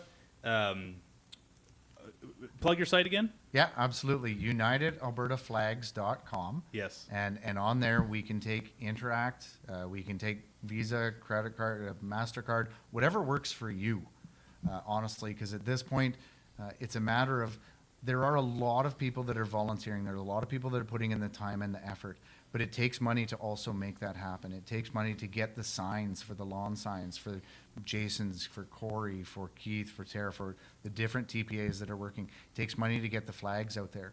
We are all pouring our hearts and our souls into this because, as you just said, we're absolutely committed. This is about not just us. This is about the next generation. This is about the future of Albertans.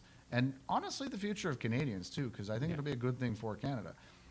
We've gotten ourselves into a pretty awkward spot where that's the spot. But so for our third-party advertiser to help make a difference, UnitedAlbertaFlags.com. Otherwise, if you go to AlbertaTelethon.com as well, all of the different TPAs that are being supported, there's a drop-down menu. They made a fantastic little website over the last couple of days. We've been part of the behind-the-scenes conversations and know how much work some of these people have put in. It's remarkable. So remember, though, when you do fill out on ours or any of the TPA sites or on the Alberta Telethon, all of your personal information is required. You have to be a resident of Alberta.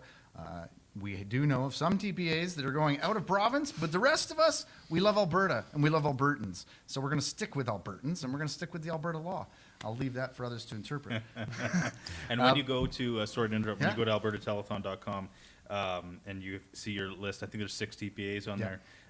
Just as a little update, if anyone's interested, we've got at the latest numbers, Keith Wilson and Tanya's Let Alberta Decide is damn near $50,000 raised today. We've got the Alberta Independent, the Women's Network. They've got nearly 10,000 raised, and Corey Morgan's group has a little over 11,000 raised. Like it's been a big day so far. That's pretty awesome to see. Yeah. And you know what, guys? I know, like many of you, some people are a little hesitant to donate because you don't really see a lot of the impact from the donations that you make right away. With John's TPA here, that flag that's going to be given to that family who wants to fly it in their front yard or on their pole, that's going to be there for years. That's going to be there until the sun finally makes it wear out. So if you want to see an impact that not only is something physical, but something right away that will last a long after this is all said and done, donate to John. United Alberta Flags. Thank you. Amazing. Yeah. All right. Well, I think we have a few more minutes before we got to kick you out here. Yeah, absolutely. Unfortunately, John's got another appointment, so It'll be the fifth campaign stop of the day. We were at a parade already. We were at events handing out flags. We've been up and down. And in fact, I'll put a shout out as well. My partner and our chief financial officer, we're the ones that came up with the Alberta Independence Float based on what happened in Sundre. They shut down the pro rodeo parade because somebody was trying to fly the Alberta flag. It was just egregious. And that's when we said, no, we're going to go all in, and this is the way we're going to go all in. So we built the Alberta Independence Float. It's got an 8-foot grain elevator, a working oil jack, animals, and 20-foot flagpoles with Alberta flags on it. And it gets its way around the province. It's been to Ponoka, Calgary, Edmonton, all over the place. But she's taking it down to Paul's Pizza for later in the evening. So we're dividing and conquering tonight. So Kimberly will be down there, so look out for her. Same shirt, because we stick together throughout this entire challenging ordeal. So she'll be down there with the Alberta Independence Float and with some of our flags as well for the event. Wasn't there a city councillor stealing your flags or something? There was. I wasn't sure if you guys would bring this up or not. Of course we would. That not just was there, there were two. And our social media and our press releases cover off the details and the facts of that. There were denials, then there was video evidence that came forward as well. So Forever Canadian participants and representatives were stealing Alberta flags that were part of our campaign and registered third-party advertiser material. At this point, the last update, we did have a meeting with the detachment commander. They reviewed the facts and talked to us about it. They looked at it, and especially with the politicization of not just elections rules being broken, but with city councillors, the local detachment has elevated it. It's now under investigation at the Central Alberta RCMP Investigations Division. And so with that said, I won't say anything more because it's obviously pretty deep right now. Yeah, that's like, what a gift in disguise. What a blessing in disguise. No, I don't think it is, and I'll tell you why. I've been involved in politics myself, and I absolutely respect other people having different opinions. And we'd seen some of the banter that I thought was too far on both sides earlier in the campaign. On that day on July 1st, we were at the beginning of the parade and we were ahead of them, but at the beginning marshalling area, the floats are beside each other. We set ours up, and I said to my kids, just stay here, because there has been some stuff. I went over there with Kimberly, and we went over to say hello, we went over to shake hands, we went over to take the high road and to be friendly and to show the community, our MLA was there, others were there, to show the community you can be an independent supporter and a Forever Canada and still have a respectful conversation. So we took the high road to go and do that. And we did do that. And people in the community were talking about it on social media. And we saw that. Look at the United Alberta flags and the independent supporters going and talking to Forever Canada. This can happen in communities. We had 3 more stops that day. I was a speaker down at Mirror, spoke after Tamara, and then we went down to Calgary for a pancake breakfast, kicking open the Stampede. And that's when we started getting phone calls back from the community. People were coming and saying, we witnessed this, we witnessed this. And I said, there's no way. I said, it's too much. So we brought it back. And at this point, I'm going to say it's in the hands of the RCMP and it's in process. We did talk to Elections Alberta too. So, yeah. John, you've got about a minute before you got to run. So Yeah. We'll plug you again, UnitedAlbertaFlags.com. Thank you for what you're doing, sir. Where can people find you on the road next? Do you have a schedule for the next few days? Like, do you know where you'll be? There's so many things going on. So yesterday we were with Jason Levine in Red Deer. We were in Rimbey. This morning we were at Pigeon Lake, Wetaskiwin, Leduc. We've been down on Calgary for the last couple of weeks. We are going to try and focus on the capital region and Edmonton over the next couple of days. Klondike Days is going on. There's all kinds of different events. Sometimes our schedule changes dynamically and pretty quickly. Listen, if you see a parade float coming down the road with 20-foot Alberta flags on it and people handing out stickers, handing out flags, and we can take donations and we can get you big flags for your house as well, you're going to see us all over the place. Follow us on social media. Follow us on X, United_AB_flags. And on Facebook, you can find us as well. And from our website, you can make a donation. And if I wanted a flag, how do I get a hold of you? You want to text me? Because I know you have my number. I've got some in the truck right now. Well, No, or if you have yeah, random- absolutely. Yeah. You could email us at unitedalbertaflags.com. But on our website, there's a form to donate. There's also a form to get a free flag. So it's in there. It comes right into our phone. We've got a database of them. We're hitting communities as quick as we can. We dropped some off in Sherwood Park today, in Leduc, in Wetaskiwin, at Pigeon Lake. There's some going down to Calgary for somebody else to pick up and distribute as well. Awesome. Awesome. Thank you, sir. You're welcome. Thank you, guys. Right on. A referendum is one of the simplest and most direct expressions of the democratic will of the people. Even the Supreme Court of Canada has been clear on this point, and this cannot be ignored. Albertans are law-abiding people. We do not rush change, but when change becomes necessary, we meet it responsibly. And we all know why this moment has arrived. We see it in our daily lives, in rising costs, declining services, and growing distrust in institutions meant to serve the public. Do you agree that the province of Alberta shall cease to be a part of Canada to become an independent state? That question is directly out of the Clarity Act. The word state does not mean 51st state. So that is what it is. It means that we will become an independent country on our own. Monday night in Calgary. This is fantastic. Over 150 of your fellow Albertans got their canvassing badges, went through the canvassing training, and made sure that nobody had to stand out in the cold for more than 5 or 10 minutes. So if you're tired of being dismissed, of being told to comply without question, tired of being silenced, this is your moment. I am inviting all of you to make your voices heard, clearly, confidently, and so that Ottawa hears it once and for all.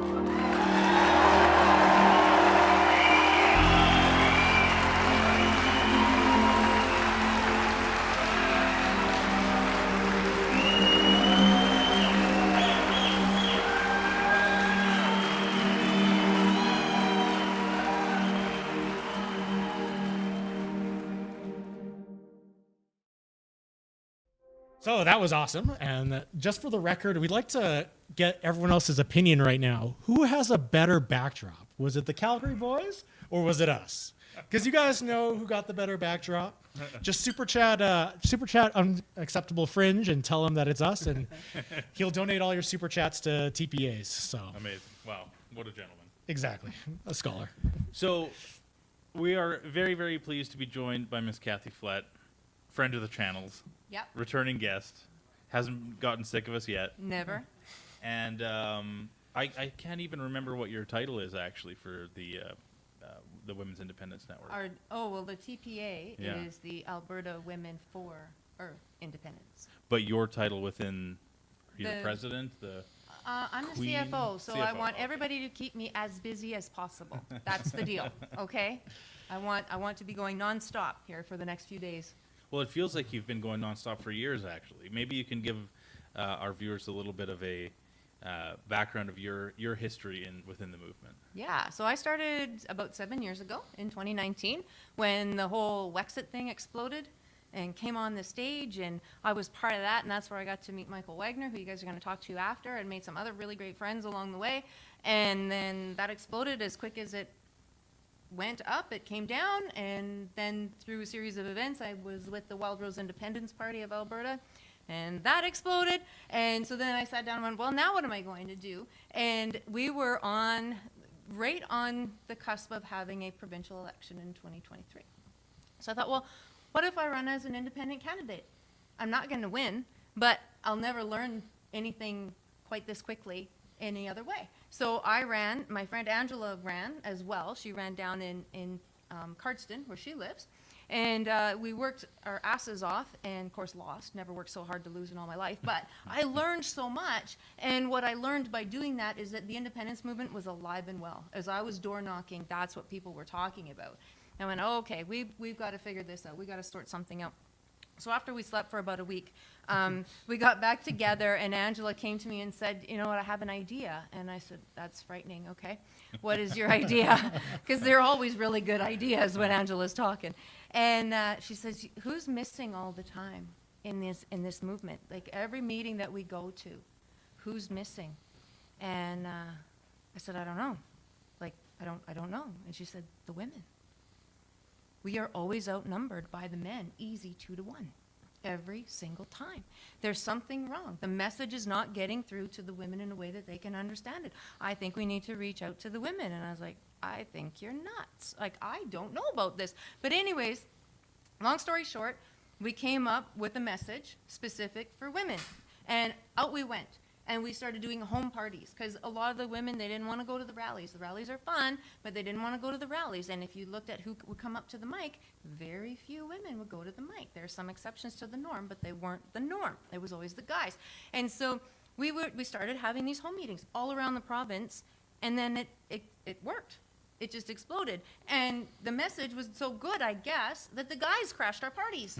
They kept wanting to come in and go, well, what are you guys talking about? And Well, that's where all the ladies are. right, I guess, yeah, and the food, and the food. And so then it went from there, and then that message got out, and the next thing I know, I'm sharing the stage with all the folks from APP, saying, well, we want to hear what you're talking about. So I put together a slideshow and said, all right, so now I'm in front of hundreds of people. And then it was supposed to be stay free as well, but then that went kind of crazy with the whole signature thing, because some rules, we didn't know what they were and what they weren't. But it still continued. And then Let's Talk said, hey, we want you to come with us. Like, okay, let's go. And so we just kept going. And then we kept doing these home meetings. And then this happened. And Angela and I had a decision to make, because we're simply just two women who won't shut up. And if we chose to keep talking the way that we were, we could be kind of violating some boundaries as to what's allowed and what's not allowed as far as advertising goes, because we're also very opinionated in what we're saying. So we decided, you know what, let's just jump in. Let's start our own TPA. Let's let everybody know the women are here. We do make up 50% of the population, despite what the progressives might like to think otherwise. And this is as important to us as it is to you guys. And we're having way too much fun, but it's good. Well, we're thrilled to have you here. Now, who's this gentleman beside you? Well, he's amazing. Go ahead and introduce yourself. I'm Mark from the Alberta PIN. I'm here representing my son, actually. He's the one who's come up with a lot of this stuff. I've been just kind of, helping him out in the background with a lot of this stuff. And I have to say, though, and sorry to all the other people, but your sign is one of my favorites, and I think we spoke about that Yeah, before. you did, yeah. I like how you laid it out with all the questions and everything on there, and that's one of the things. And also, like, I've come to some of your handout locations, and you guys are picking some very prime locations and red in people's faces, and everyone gets to see that, and that's really wonderful. Thank you. I really, really like what you guys are doing with that, for sure. And I've gotten to meet you a few times, I think, here and there in passing, maybe, You gave me a pin. We give you, okay, good. That's been my son's thing. We've been trying to go around Alberta and just pin as many Albertans as we can. And that was our initial, we tried to put Alberta flags in stores that support independence. And now we're going to be moving towards putting buckets of pins in stores that support Alberta independence as well. So if you're a store out there that supports Alberta independence, hit us up and we'll send you a bucket of pins. Where can they find you? AlbertaPin.ca is where we are. Unacceptable Fringe was the one that usually talked to us about us a lot and kind of got our name out there a bit, and we kind of just ran with it. My son has been trying to start the youngest TPA in history, which we were hoping to have set up by today, but we've come across a few speed bumps, I guess you could say, and not surprising. But it's okay. I mean, I'm happy he's coming across these speed bumps. He needs to see that this is what we're trying to navigate. And how old is he, your son? He's 18 right now, so Right now. this is going to be the youngest TPA in history. So what does an 18-year-old think about Alberta independence? Because we're all old men. So what? I'm not. and one very young woman. Three old men and a young woman at this table. I mean, right now. I think I'm pretty young. Someone once said to me, "Hey, are you the son?" I said, "Yeah, I'm the son. I think Dad's somewhere over there." So I mean, I feel pretty young. You don't look like you have an 18-year-old son. I will say that. But what does he think? Like, what is he unique in his friend group, or is this like? Are 18-year-old boys like 18-year-old young men? I guess. What do they have to say about independence? So, and again, I really admire everything he's accomplished to this point, and I see where he's going with it. There's a lot of great people in this movement that are doing a lot of good work. And some of that work he's not going to try to touch because it's already being done. Like you had Keith today talking about some of the stuff he's doing. You got Jeff, he's killing it in court for us. So there's three main points that he's going to be trying to focus on a youth program. And initially it's going to be, jobs and opportunities. Kids need to be able to, have affordable schooling where they can get qualifications that they can use at home here and not take these qualifications and fly overseas where the money currently is, unfortunately. I know his second thing that he wants to focus on is going to be an affordable future for these children. Building a legacy starts with a home. And if you can't afford a home for another 20 years, kids aren't going to be thinking about building families and and leaving that legacy behind. That's very important for him. And I know that the third point, which should be the first point for him, is going to be one of his main topics, is the voices and engagement that the youth will have when it comes to this vote that's coming up in October. So he's already kind of met a bit of hurdles with Elections Alberta and trying to register his TPA. They said his name was too close to another name, which it was based on opinion fact, what we were told. So, you know, I just said, keep your head up, adapt, overcome, and continue to push forward.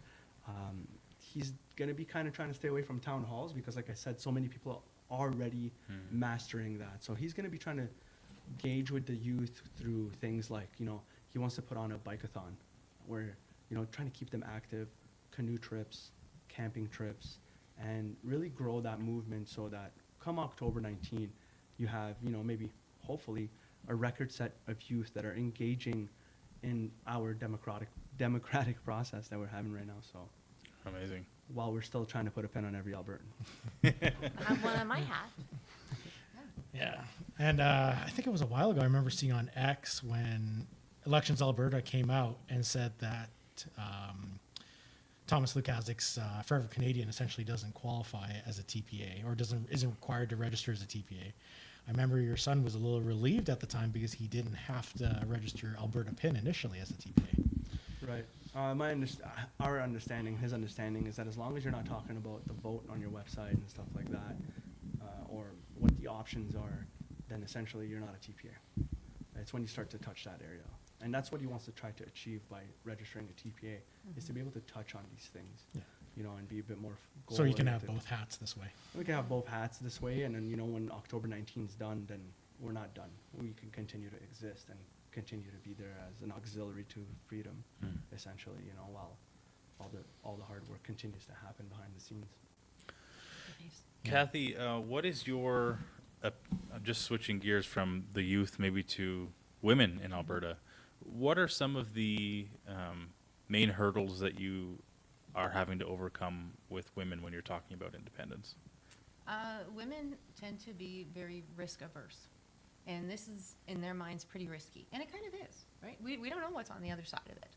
And so the biggest hurdle is, well, what does this look like for my kids, right? The youth. What does this look like for my kids? What does this look like for my grandkids? What am I signing them up for?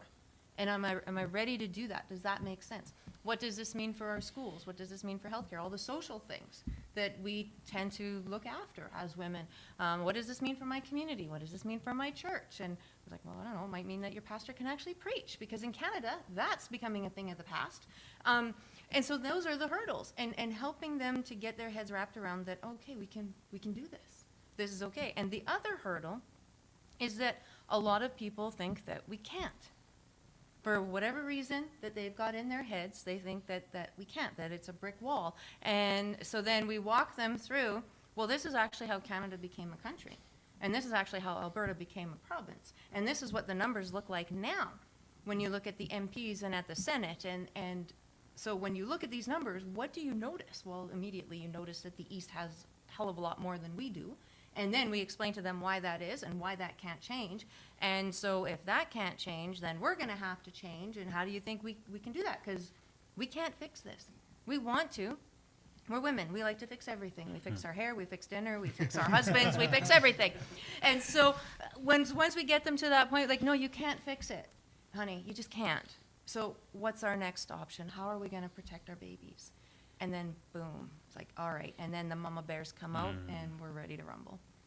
And speaking about change, for anyone just tuning into the stream, I made a really funny joke about half an hour ago. Change it means so many things, and it means also money. And so, of course, we're here to raise some money today. So let's do a little plug for AlbertaTelethon.com. I don't have any updated numbers, but I can only imagine we've at least tripled or quadrupled our intake since we've gone on. Yeah, at least. I mean, Calgary did a great job, but like, look at the studio here, guys. Look at at the good-looking guests that we have on the show. For those of you who don't know, we literally set this up in 8 hours. You did great. Wow. Yeah, AlbertaTelethon.com, guys. 6 TPAs there. Kathy, do you want to plug your plug the full name and also where people can view outside of Alberta Telethon. Sure. So Alberta Women for Independence is the full name. It's a long one, so go to albertatelethon.com and find us and click the link. abwomenindependencenetwork.com is our website, and so everybody knows what your money will go to with us is lawn signs. We've got a bunch because people are asking for them. I think, and anybody correct me if I'm wrong, but I think we're the only ones covering all the questions. Okay. So we do, and in our presentations, we've tweaked it up a little bit, that we talk about the first 9 that the government put out, and this is what they say, this is how convoluted and confusing and ridiculous they are, but this is what they mean, and this is why we think you should vote yes, and then we go to question 10, the referendum on a referendum. So we go through all of that. So yeah, you're going to go towards lawn signs, and we do a lot of travel. I'm not saying the others don't, they do. We're still doing the home meetings, and we're just calling it politics on the patio because it's 30,000 degrees outside. and I thought carbon tax was supposed to do something about that, but here we are. And maybe we just need more. Yeah, all right. It's supposed to be a super El Nino this year. All right, I'm very disappointed, super El Nino. You've let me down. Get that carbon capture sorted out. But yeah, so anyways, it goes towards a lot of travel. Today I was in Red Deer this morning doing some stuff down there. And next week we're traveling up north. We're going to be in Grand Prairie and Fairview and High Prairie before we come back down. And so that's what your money is going towards. I put so many kilometers on my last vehicle. I got a new one, so now I'm ready to mile that one out too. And I want everybody to keep us busy. If you want to have that smaller meeting in your house, there's no limit to the number of people. We don't care, because those 5 people that show up will go and tell 5 others. We just want to keep the conversation going. So let me keep putting miles on my car, and let's get this done. And when Kathy has to get a new car, she'll unfortunately have to get something from outside the province. And if you are watching from outside the province and want to support Alberta independence, you can't donate to Kathy. You can't. But you can buy from Alberta Pins, because they have got some amazing stuff going on. So tell us a little bit more about your merch you got right now. Well, Alberta Pin has shipped and sold things all across Canada and even in the United States. We get emails from, all over Canada, people telling us, hey, don't forget about us when you get your independence. Alberta's independence is just the beginning, and it's a milestone to what's to come next. And can we show off this flag? Yeah, of course. I've wanted to see it for a while. So I've said this on John's podcast on his YouTube channel. If you look at the original flag, the river flows from west to east, just like your money. So we came up with this. James came up with this new flag where, if you're looking at the mountain, the true depiction of the river flows towards you, just like our resources should. And the north stands free, representing Alberta, because Alberta is the north, essentially. We pay for everything. So, and just the gold and black, hoping to play on the home and away one day, and hoping maybe the Oilers, if you guys are watching.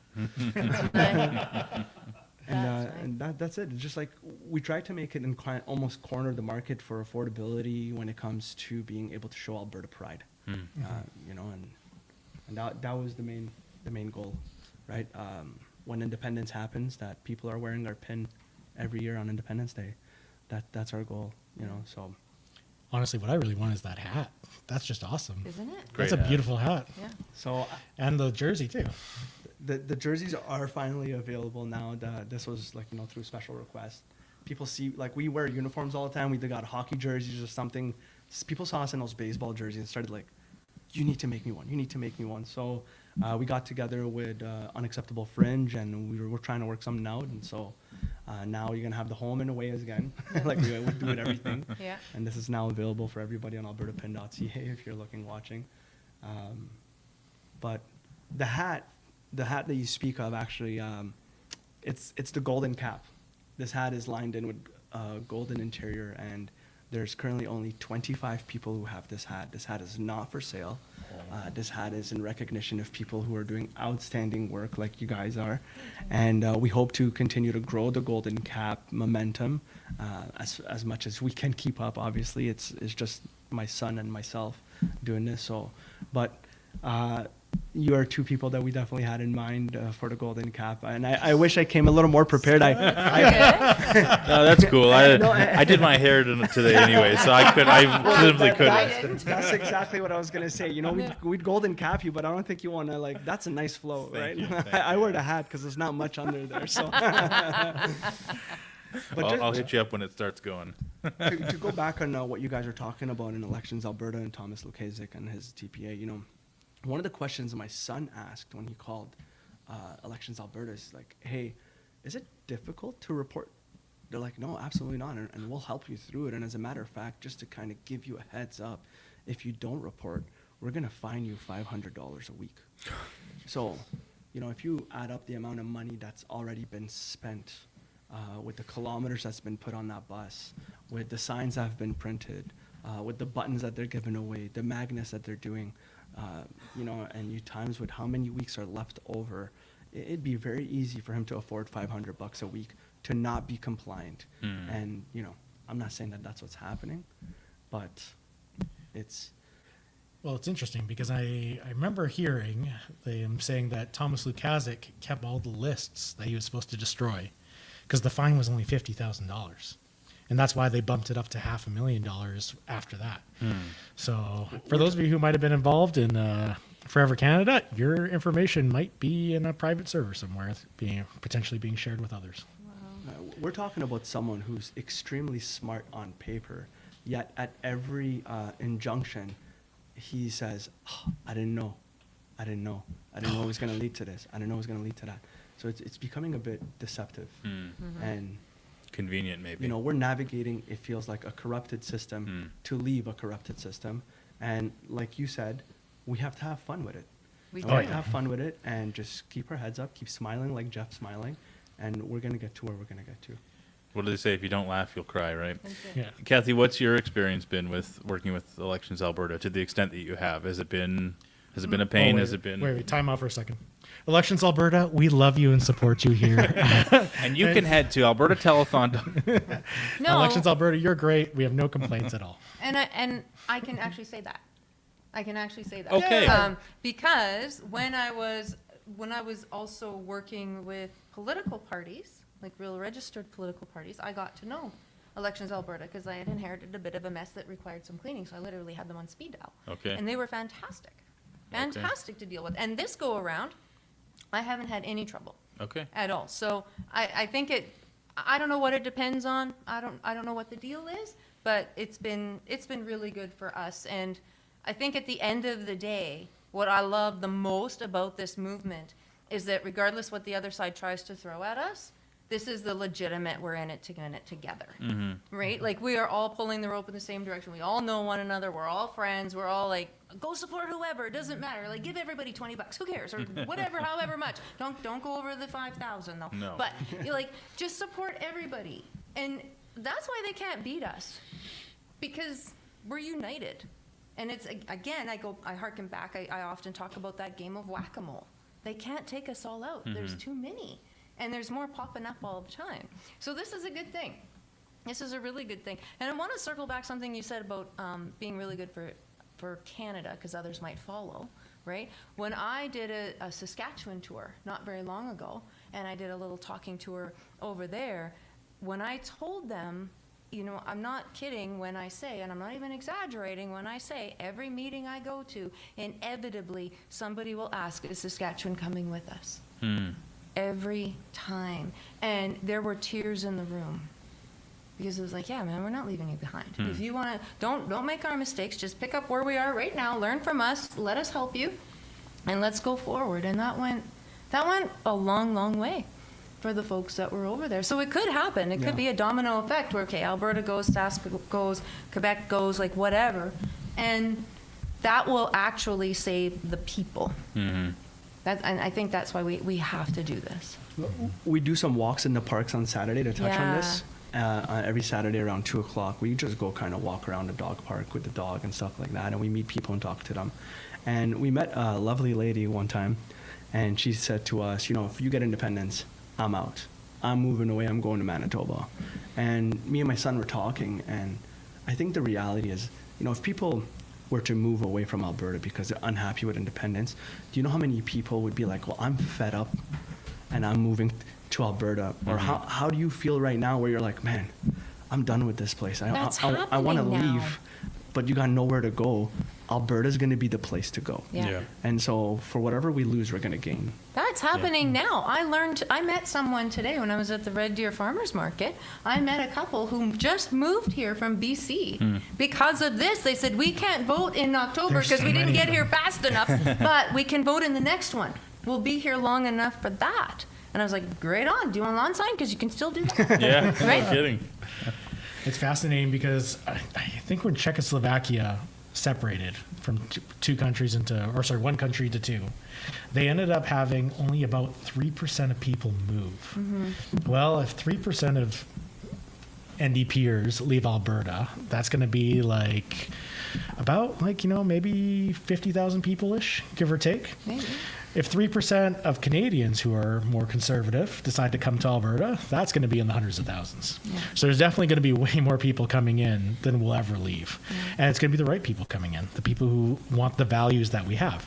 And I mean, if you have liberal values, that's fine. You can go live in a liberal country, and that's your choice. But Alberta, we want to choose to be free because we want to choose our own values. We Yeah. want to choose the values that have provided us prosperity up until this point, and we know would provide us prosperity going well into the future. Yeah. And if you are Albertan, reminder that only Albertans can go to albertatelethon.com and donate to one of our amazing TPAs. Keep in mind, please fill out the forms with as much detail as it asks, because as much as Elections Alberta has been maybe relatively pleasant to deal with for some people, you don't want your donation going to them. You want it going to the TPA of your choice. So fill the information out properly. I believe it's anything under $50 doesn't need information. Correct. If it's between 50 and 500 or something, 5,000. It needs the info. It needs your info. So let's not give any money away unnecessarily. I wanted to actually just make a quick comment too. I learned this fact from Adam from, I can't remember his last name, from Army of Good Men. Yeah. He was saying, you know how liberal California is? Maybe you guys know this stat. And California is nowhere near ever, in recent history, electing a Republican. If you subtract Alberta and Saskatchewan from Canada, from our last federal election, the rest of Canada voted 64% Liberal. Yeah. Left leaning, Liberal or NDP. California only voted 57% Democrat. So the rest of Canada minus Alberta and Saskatchewan is many points higher than even California is liberal. That's so liberal. And like you said, I mean, fundamentally, at a personal level, I got no problem with anyone. I have liberal family members. We all have liberal family members that, we love them. Maybe we think them as maybe a little gullible or naive or whatever. But the fact is, they're here. They exist, and it's our job. And God bless you for what you're doing in your work in the TPA and your work as well in educating people on why we're not just a bunch of mean redneck, what's the term? Ditch billies. I've never heard it before until I don't want to. I'll have to look it up maybe sometime. it's even lower than a hillbilly, I guess. But we're actually quite nice people, and we just want more prosperity for our family and our future, right? Yeah. How much time do we have you for? I can't recall. Do we have you till 7? Yeah, Michelle, as long as you want. Doesn't matter to me. Also. 5 minutes. Fantastic. Okay, so we've got to think 5 minutes before we do a switch. Can you maybe give us like a 4.5 minute? What does the process look like if somebody contacts you and wants to do one of your a porch party? Before we do that, I do have one thing I'd like to bring up with Kathy. Please. So most people don't know, but there's a Facebook group called Alberta Independence. That's true. It's got about 120,000 members. Yeah. And Kathy and I are the ones who do all the work validating all those memberships. We're admins on the teams. And it's been an absolute roller coaster of an adventure. It really has. Yeah. Yeah. I'm the one I'm a bit sticky. If you haven't answered the questions, I probably won't approve you because I don't have patience for that. Yeah. But that's me. Sorry, I got to interrupt for 1 minute. I'm going to bring it right back to you. Okay. We have a note. We have a note we have to mention on air. Sheila from the Alberta's Choice TPA. Yeah. Ezra and Tamara Leach right now are at the Gas City Campground distributing signs until 8 p.m. tonight. Nice. Get over there. Yep. Get over there. And Gas also, City Campground. I don't know Be if we there. mentioned the party at Paul's Pizza. Yeah. 'Cause Oh, crap. There's tons of people there. Angela's apparently. there. Yeah, Angela's there. Angela's there. Yeah. Paul's Pizza and Airdrie. Yes. Head on over there. Alberta's That's where the gonna be party is. Yeah. We'll be switching to them at 8 o'clock, so you can be in the stream if you are there in time. So, sorry, continue. Yeah, so we've been doing that now for over a year together. We've had some moderators come and go. Yeah. But honestly, the number of requests we get every day is anywhere from like 50 to 500. That's right. And we have to go and manually vet these people. And, maybe like 1% of them are like bots and stuff like that. So we kick them out. But most people who are coming there and we get, one of the questions is, why are you interested in this movement? Right. And the answers we get sometimes are so touching. People talking about, wanting their future for their kids, their grandkids, being tired of Ottawa's choices and stuff like that. Yeah. And so many people are coming and say, hey, I used to be a staunch, supporter of staying in Canada. But what Mark Carney has done for the last 6 months has made me realize we're on a sinking ship. Yeah. Yeah. How's it been for you? Same. And I love the ones where it's, my wife told me to. Good wife, keep her. Yeah, it has been that. It has been that. There's been a lot of emotion in those answers that I wanted it to work. It's not going to. I see it now. I just want to be around like-minded where I work. I can't talk to anybody about this, that kind of a thing. And so they're coming now to this online community on Facebook to participate in the conversation with others. There's some who go down there and say, I haven't decided yet, but I want to find some answers. And so, yeah, come on in. Let's get you some answers. Let's see what we can, let's keep that conversation going.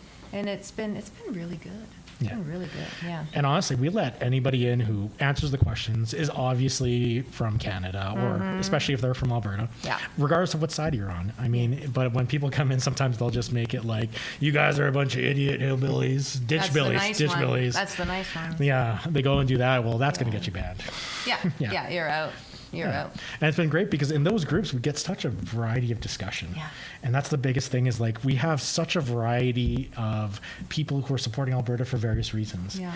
I remember one time we did a poll on there, and we had said, what's your primary reason for wanting Alberta independence? And we put in taxation with our representation, equalization payments, the culture war with Ottawa, all these different reasons.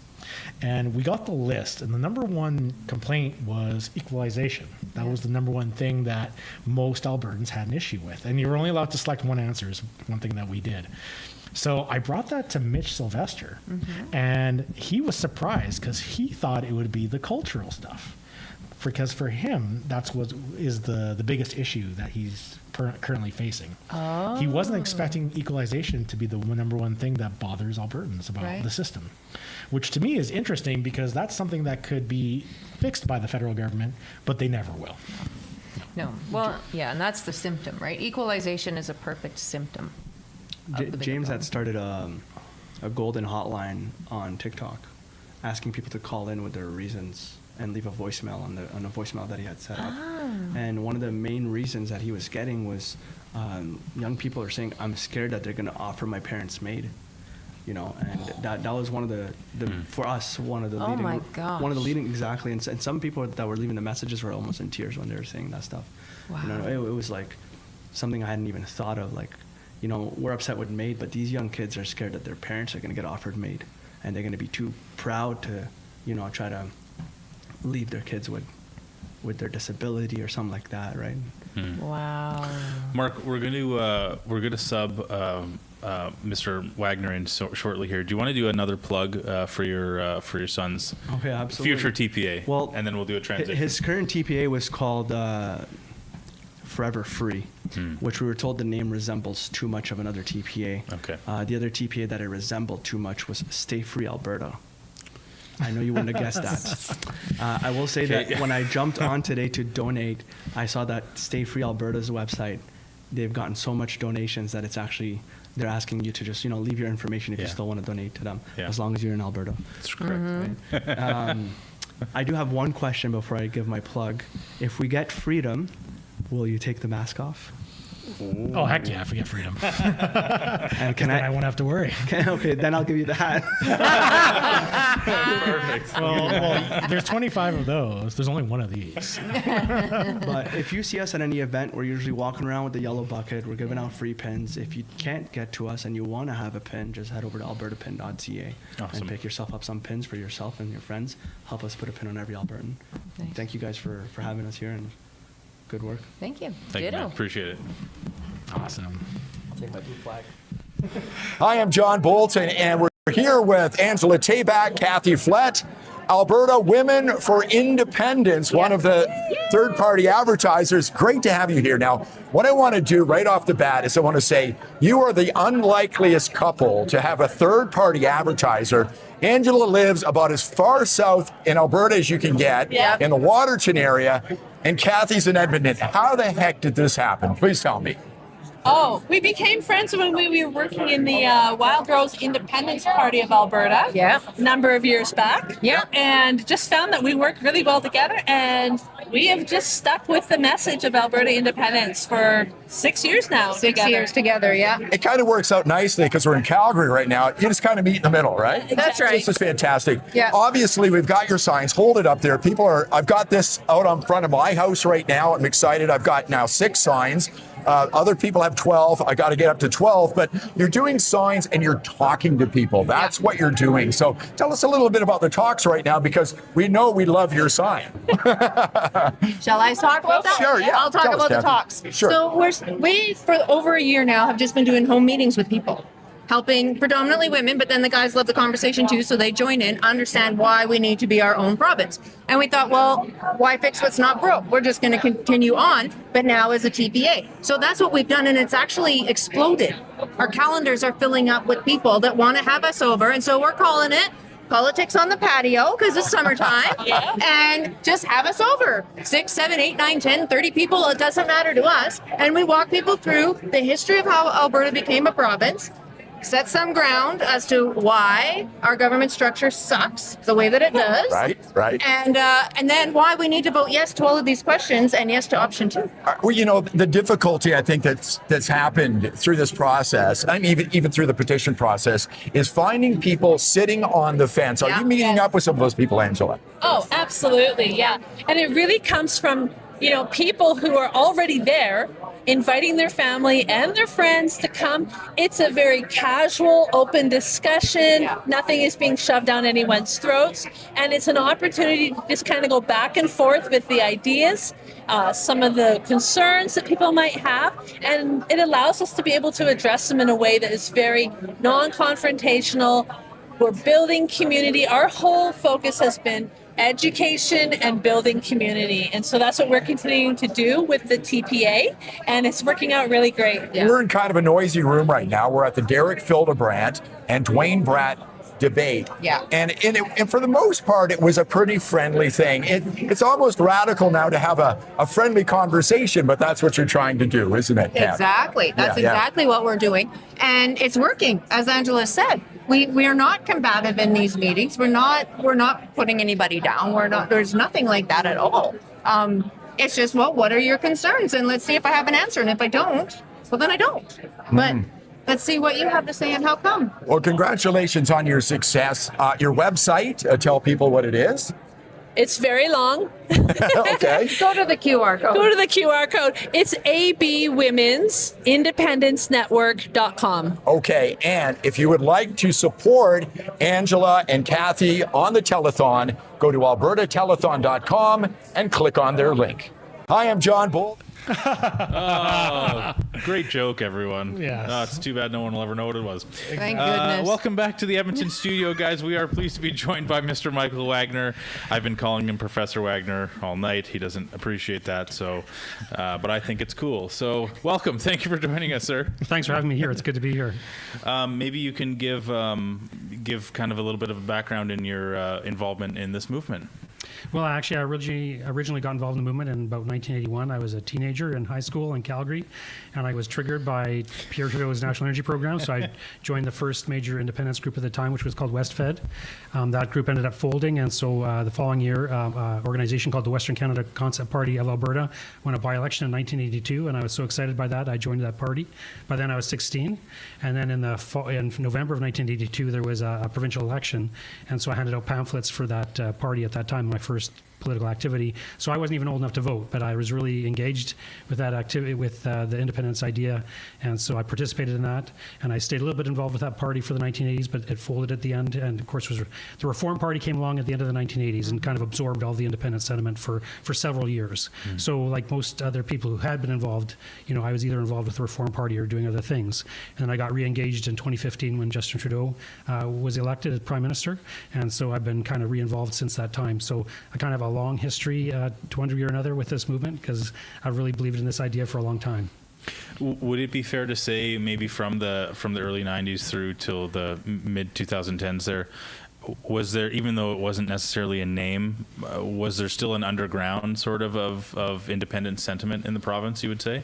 Yeah, there was a little bit. There was actually a very small party called the Separation Party of Alberta, and they were around for a while. And actually, in around the year 2000, Corey Morgan created the Alberta Independence Party for a little while, but it didn't get a lot of traction. So there were definitely people who believed in it still, just a small minority of people, because the Reform Party had been so successful at that time. But the idea never died. I mean, the idea really, the independence movement really started when Pierre Trudeau became Prime Minister in the late 1960s. That's when before that time, you'll see the occasional letter to the editor or an opinion editorial in a newspaper floating the idea of independence, but it never became a movement until Pierre Trudeau became Prime Minister. And so it was Pierre Trudeau who gave it credibility, especially with the National Energy Program. That's when people really came on board with the idea for the first time in the early 1980s. And so it hasn't died out since then. Like it dissipated a lot because the Reform Party was such a credible organization, and the idea that they had of reforming Canada so the West's voice could be heard in Ottawa, that's an idea that's a really good idea. And it caught on with a lot of people, and they did a lot of good work, the Reform Party. But in the end, it shows that despite how much effort we can put in to try and reform Canada, we can't. And so independence is our only option we have left. It's kind of funny. I never thought I would be sitting here saying, thank you, Pierre Trudeau, because if it wasn't for you, we wouldn't be here right now. That's true. Yeah. So how has it been for you, like with the ups and downs? Because I imagine there's been a lot of times where you almost had a little bit of a false hope of things that are going to go big as they are right now. What was it like for you with all that up and downs? Well, actually, especially in those early years when I was a teenager, I was really putting a lot of hope in that 1982 election, because the Western Canada Concept Party had been growing very rapidly, and that's actually why our Premier Peter Law, he called an early election because he saw the WCC was growing so quickly. He wanted to cut it off before it could organize properly. And so I was really looking forward to a lot of MLAs for the party getting elected in 1982. And when we didn't get any, I was really devastated, actually. I was very emotional about that. But I did, like I say, I stayed a little bit involved with the party. And during the 80s, as long as Pierre Trudeau was in power, there was hope for the movement. And then when Brian Mulroney was elected in 1984, it looked like people were going to put their hope in Brian Mulroney, but he quickly stabbed us in the back with the CF-18 fighter jet contract that went to Montreal. And so it wasn't long before the movement was growing again and the WCC was growing again. And so, yeah, it never seemed close back in those days, if you know what I mean, but I was really dedicated to it and I was willing to stick with it. So, it was an idea that was, kind of growing among a certain segment of the population. And then, like I say, with the Reform Party coming along, that looked like a very hopeful thing.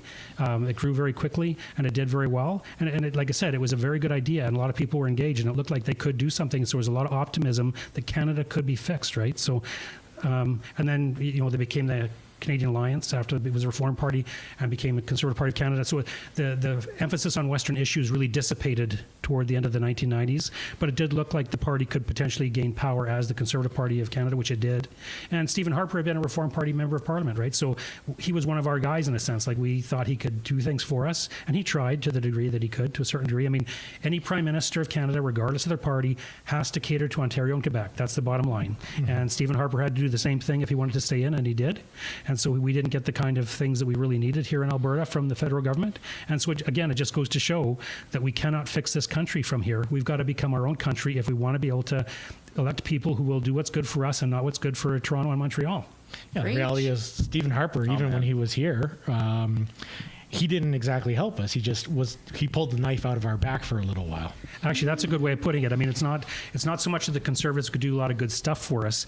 It's just they give us a reprieve from the punishment of the Liberals.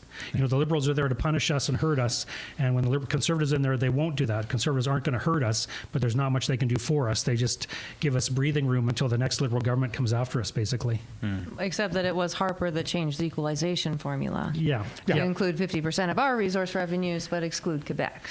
That was the For thing. votes. Right, exactly. Yeah. Because So he also stabbed us in the back. Uh-huh. in that sense, well, like, I mean, he wanted votes in Quebec. Smaller knife. Yeah. Smaller knife. That's the thing. Like any federal leader who wants to be in power has to cater to Quebec, and the opportunity came up to change the equalization formula, and he needed seats in Quebec because that was the one province where he was weakest, right? So this was a way of gaining support in Quebec, exactly. So that he did something that was bad for Alberta for sure. Yeah. And speaking about change, I wanted to make another just quick reference to Love it. AlbertaTelethon.com. I have about 4 jokes that I just cycle through. constantly. Yeah. Love Constantly. it. Try being my wife at home. And AlbertaTelethon.com. Actually, we just got a note that I thought was interesting and maybe the panel would like to hear. Mr. John Wilkinson, who was on from Alberta Flags, he messaged us and said that he's actually, since he's been on, he's been getting a lot of $49 donations, which is sort of an interesting note because you know how frightened people are about having to give their information away about what they're donating. Like even now, you know, we have a question on a referendum. We have some social legitimacy because we have, you know, signs everywhere and flags everywhere. Yeah. Still, people are afraid to put their names down on a piece of paper to engage in the democratic process. What does this say? What does it say? It says we need out. Yeah. It really does. It says we need out. Just a short story. We had a donor who shall remain nameless, but they used a middle name and then gave the 250. So under 250, you're not on the public list, but over 250, your name is immediately on the elections. Alberta has donated over this much, right? So he gave that much, and then his spouse gave the 750 so that they could make it right up to the $1,000 mark. That's what they wanted to give, but the spouse used a middle name as well, so that it couldn't be tracked exactly to them, right? It's been quite fascinating. Even today, when I was in Red Deer at the farmers market, you know, I don't know, I want to put a sign out, but my house is going to get egged if I do that. I want to do this, but this is going to happen. I want to do that, but that is going to happen. And all I can think of is, you know, funny story, none of this ever came from our side, ever, because it would have made the news immediately. And so, yeah, people are scared. They're scared to put their names to something. They're scared to put that sign out because of repercussions. It's ironic, though, because in my area that I live in, it's very, very left-leaning, extremely left-leaning. Not that all leftists are against Alberta independence. I know there's a lot of you who are for it. You just don't want to say it. Yeah. But the moment I put up an Alberta flag on my house, all of a sudden, one of the neighbors down the street put up an Alberta flag on their house. And another neighbor put up an Alberta flag on their house. Yeah. And then I found out later that it actually helped build up our street credit with our neighbors, because they're like, okay, we know you're not crazy like the Forever Canadians are these days. Nice. And so, like, all of a sudden, we actually made more friends. And I've never had my car get keyed. I've never had my house get egged. And I'm in the heart of the crazy place. Yeah. So. Yeah. Well, that's the thing. I mean, even at our house the other day when I was in Two Hills, speaking with Chris Scott and his crew, the dogs alerted my husband to somebody in the front yard, and I've got signs, I've got the flag, like, you know, it's my house, right? And we are also on a dead-end street, so it's not through traffic that comes by. And so he looks out the window and he sees somebody lurking in the front and looking at the signs and looking at the flag, and he's like, here we go, you know, now I got to get out there and blah blah blah blah. Anyway, long story short, the guy is also for independence. And so this conversation strikes up on the street, and he's like, yeah, I was just, I don't know, like a Facebook Marketplace pickup or something like that, and couldn't help but notice. And so this great conversation takes place, and my husband says, well, do you know who Kathy Flood is? And he says, yeah, which always freaks me out. Like, that should not be a thing. That should not be a thing. But he's like, yeah, of course I do. And he says, well, these are her signs. Do you want one? left with 3 because I happen to have some in the back of the truck. I got them in the back of all the vehicles that we have. So it's important to have these symbols out there because you just don't know. You don't know what opportunity you're going to be able to open up for somebody else to be able to be brave and go, yeah, you know what?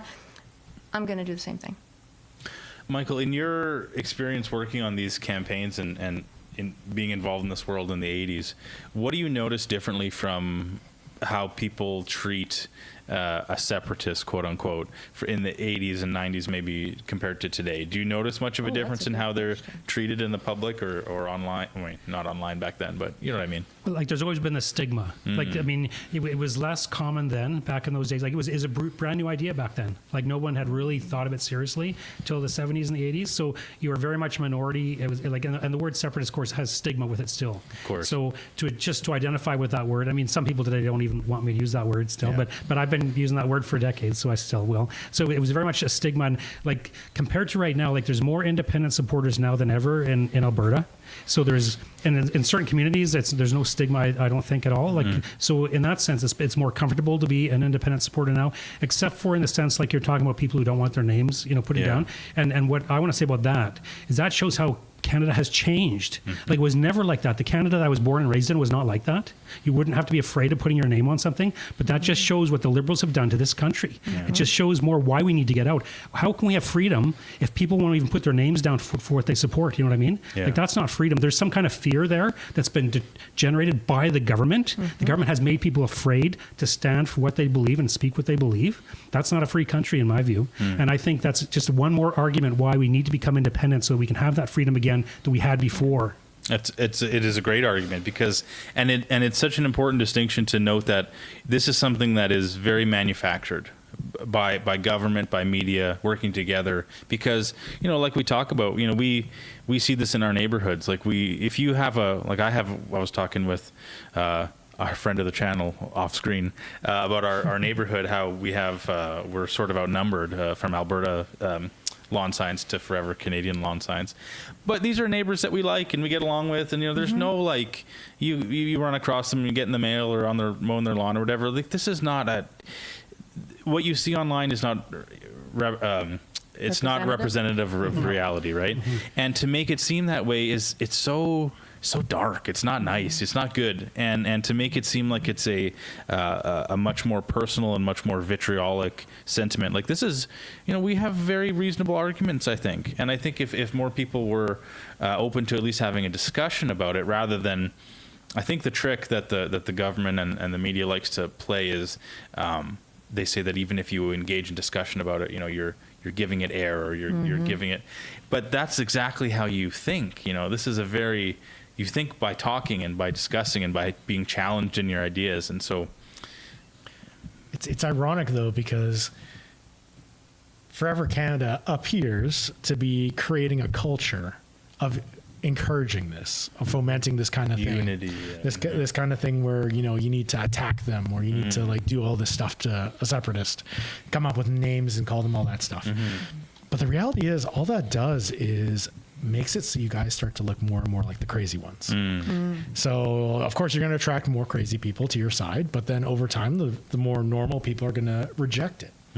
And so I kind of find it a little bit serving us that they're doing that Thomas Lukaszuk has never come out once to denounce any of the violence done against any of Alberta independent supporters. He's never come out once to even say stop harassing or doing all this. He's always silent on that. And then in their private groups, because I'm in your private groups, guys, I'm in all of them. I see what you guys post. I thought you got booted out of one. I got booted out of one because I opened my mouth, but I've got alternative ways to stay in that one.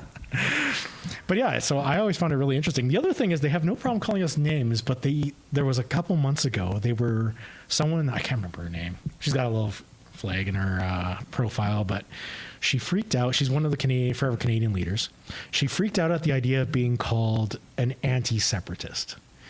And I had an absolute freak out about it. And so I played for a couple weeks there, just saying, okay, I respect that you do not wish to be called that. So how does Maple Nationalist sound? Or Canadian Confederate? How does that sound? Well, it's funny you say that, actually, because we, on the show, James and I think James came up with this term, but I'll take credit for it because he's not here. He's behind the camera. maple syrup flavored nationalism.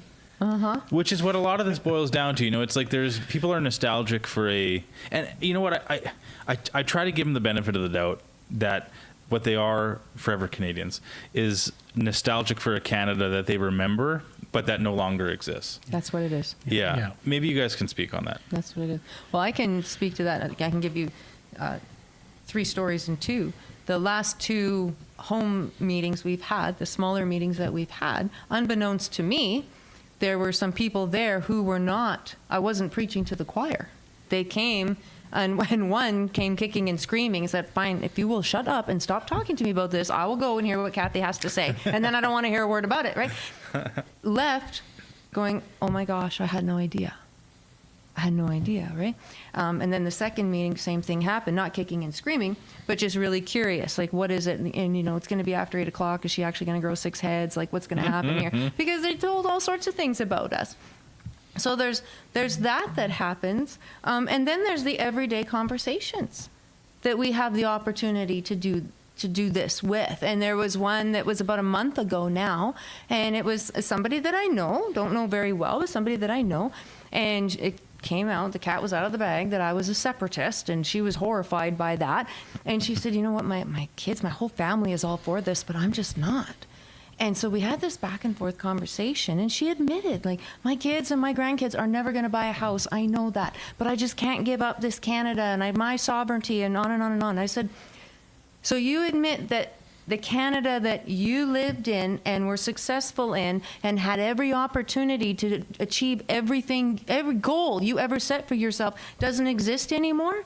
And she said, oh no, I know that it doesn't. I said, then why would you vote for your next generations to stay in that? And she went, oh my gosh, I never thought of it that way. Never thought of it that way, right? She was holding on to this nostalgia. And it's those one-on-one conversations. That's why the rallies are great. They have their place, but it's that one-on-one that's going to get this done. I think a big thing as well is that Alberta itself didn't really transition from that old Canada until COVID. Yeah. We were still living in old Canada when the rest of Canada had long since gone and departed. I lived in Ontario for a few years in the early 2000s, or 2010s, I mean, and I could, like, it was hardcore shifting back then. I came back home to Alberta. I'm like, oh, good, everything's still normal. And then COVID hit, and it's been on fast forward trying to keep up now. Yeah. So we still have that remnant of Canada in Alberta, and we're trying to preserve that and keep that because it's very hard to get it back once you give it away. Oh, yeah. And Michael, you have some books here. And I'm sure you've talked about this in one of your books, but kind of chronicling the shift as Alberta has maybe not shifted away from Canada, but as how Canada has shifted away from Alberta. Maybe you talk about how Alberta is a throwback to what Canada used to be, or reminiscent of that in some way. Like, can you speak to that a little bit from what you've written? Yeah, like not quite exactly what you're saying, but related to the previous discussion is in this particular book here, Alberta Separatism and Then and Now. Like, I wrote this book, it came out in 2009, so it's a history of the origins and the early years of the Alberta independence movement up until 2008. But one of the key people who I quote in here is Ted Byfield with Alberta Report magazine. And for those who are younger, you might not remember Alberta Report magazine, but it went from 1973 to 2003. It was a very, very influential magazine in Alberta and in Western Canada generally. I mean, it was part of the effort to create the Reform Party. I mean, the influence of Alberta Report magazine was key in the creation of the Reform Party. But in here, I talk about it was Ted Byfield who in 1980 already was writing about the difference between old Canada and new Canada, because it was Pierre Trudeau who brought in the new Canada. Pierre Trudeau brought in a different constitution. Now, the Constitution is the foundational document of a country. When you change the Constitution, you change the country. People need to understand that. So in 1982, Pierre Trudeau was fundamentally changing Canada, and he knew it, and that's what he wanted to do. And Ted Byfield would go into details about how Canada was different. Like, he was originally from Toronto, and he came out to Alberta and became an Alberta patriot. I mean, a lot of people from Alberta move here and become Alberta patriots. And like, when he was growing up, we had a different flag, and that was changed by the Liberals in the 1960s. And actually, the change in the flag was representative of the kind of change they were introducing to the country in general, right? So anyway, in that book, I'm quoting from Ted Byfield, how he talks about and describes the change from old Canada to new Canada. And it was the old Canada he grew up in. It was the Canada he loved and was loyal to. And he did not feel loyal to the new Canada that Pierre Trudeau was introducing to us. So that's part of what that book is about, because in those early years, there was that cultural issue to the independence movement, because people realized our country was changing fundamentally and they wanted to stick with the older Canada. And so there was a lot of even meetings I went to. I think there were like World War II veterans there who were for the Alberta side, because they saw the country changing drastically and they didn't like what they saw. So that book talks a bit about that, because those were some of the original emphases and themes of the independence movement back in those days. So then in the second book, No Other Option, Self-Determination for Alberta, I do talk a lot about how Ted Byfield talks about Alberta's a cultural identity. Like, now Alberta's identity isn't different from the rest of Canada the way Quebec's is. Like Quebec, they have a different language and a different history and stuff. So Alberta is not distinctive from Canada the way Quebec is, but it still has its own distinctive history. It has, like, we had way more American immigration in those early years, which kind of set us apart from the rest of the country. And there were other factors too. And so Ted Byfield talked about those things about Alberta's cultural identity. And that's an important part if we're going to become our own country. So we have to think of ourselves as Albertans, as that would be our cultural identity and our political identity. And so that's kind of one of the themes that's in there. But those are the kinds of things, though, like that Ted Byfield talked about, that were so important for Albertans today to understand about how we're different and how we are more like the old Canada than the Canada in the rest of the country. Yeah, but even in terms of our history, we don't exactly have the same history that we're getting painted with all the time. Like, Alberta was not essentially set up initially by Canada. It was Rupert's Land. We were a completely different colony that had nothing to do with Canada. And it wasn't until finally the British Crown forced the sale of it to Canada that we even became a part of it. And then we were treated like a colony for the first 40 years, a colony of another country, essentially. So we were settled by a very different group of people. And even when we became part of Canada, for a long time, only the rejects were sent out here. If you were a dirty Eastern European, or like a lot of our ancestors were, you weren't allowed to settle in Upper Canada, in Ontario or Quebec. No, you had to go out to the prairies because Ukrainians are a lot of farmers. And that's why, like, we've got a giant Easter egg in Vegreville. We have a huge, Estonian. We have sausages in Mundare. We have all the rejects that were sent out here. So we weren't even settled by the same people who were settled in Ontario. Honestly, when I look at our history, we are a very different people than Ontarians. But when you look at modern day Quebec and modern day Ontario, although their history is different, their values have almost just become a French and English version of each other.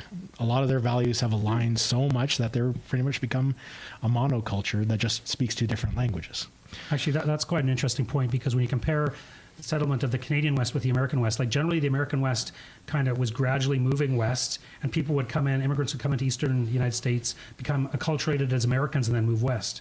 Whereas like what you're discussing, what truly happened is, after the prairies were attached to Canada, it was like there were very few people out here, and they needed to bring in people to create an agricultural economy. So at first there was opposition to bringing in Eastern Europeans, like you mentioned, because some of the WASP people on Ontario didn't want those kind of people. Eventually we got an interior minister who went and advertised for people in Eastern Europe, and a whole flood of them suddenly came to the prairies. And they didn't go through Eastern Canada and become, like, geographically they did on the train or whatever, but they didn't stay there and become Canadianized and then move out west. They were plopped here as immigrants, and they Canadianized in the West in a different experience from the people in central Canada. So what you're talking about is true, that our experience as Westerners here on the prairies, the way we developed a Canadian identity was different from the historical experience of those in central Canada. And like, this is important to me, like my paternal ancestors came to the prairies in 1902. And so this is kind of like and probably some of the others here, I'm sure people in the audience, their ancestors came early in that time period to the prairies, and we're descendants of that. We're reaping the fruit of their efforts to get us here, But so exactly what you're saying was exactly true.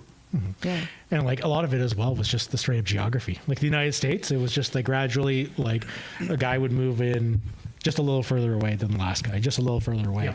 Us, we had the Canadian Shield. Exactly. It literally divided us up.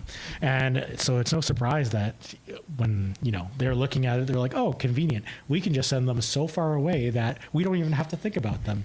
And that's what happened. And we just became a resource colony. They sent so many people out here A lot of them did really well. A lot of them died, and they didn't care. They just took in the money from all the agricultural sales that they got over time. And sorry, please go ahead. I was going to add one more way in which we were different from the rest of Canada is when you look at our provincial political history, we would form alternative political parties. So, you know, the original party was the Liberal Party, but in 1921, the United Farmers of Alberta became our government. United Farmers of Alberta from 1921 to 1935. Then with 1935, it's a Social Credit Party of Alberta up until 1971. Those are parties that weren't in other provinces, you know, in terms of forming government. I mean, eventually in BC, there was a Social Credit Party that kind of keyed off Alberta, but it was different in its own way. But Alberta was very distinct from the rest of the country in terms of our voting trends, and federally as well. We voted federally for the Social Credit Party for many years, and previous to that, the Progressive Party of Canada. So when you look just at our voting history, you can see how different we are from the other provinces. Honestly, if it wasn't for Stockwell Day losing so bad, I think we probably would still have our own parties. I don't know. Because we never would have become a conservative stronghold otherwise. Right. Yeah. I don't know.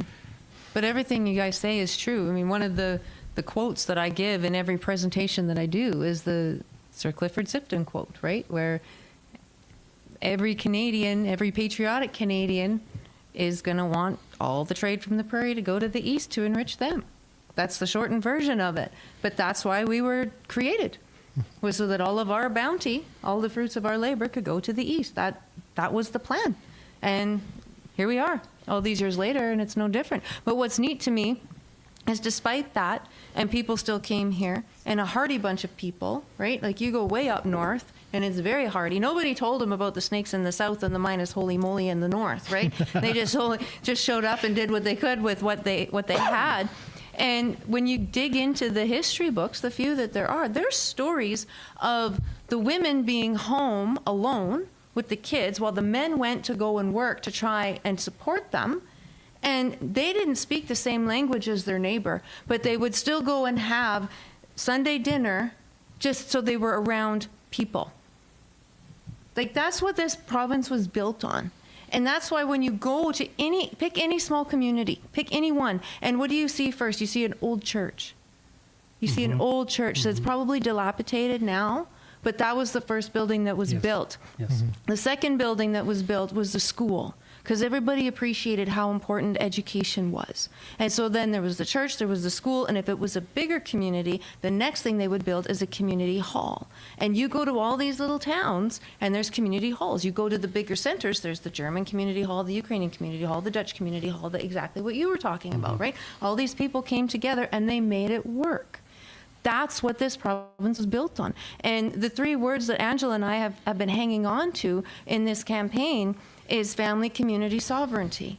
You cannot have the first two without the last one.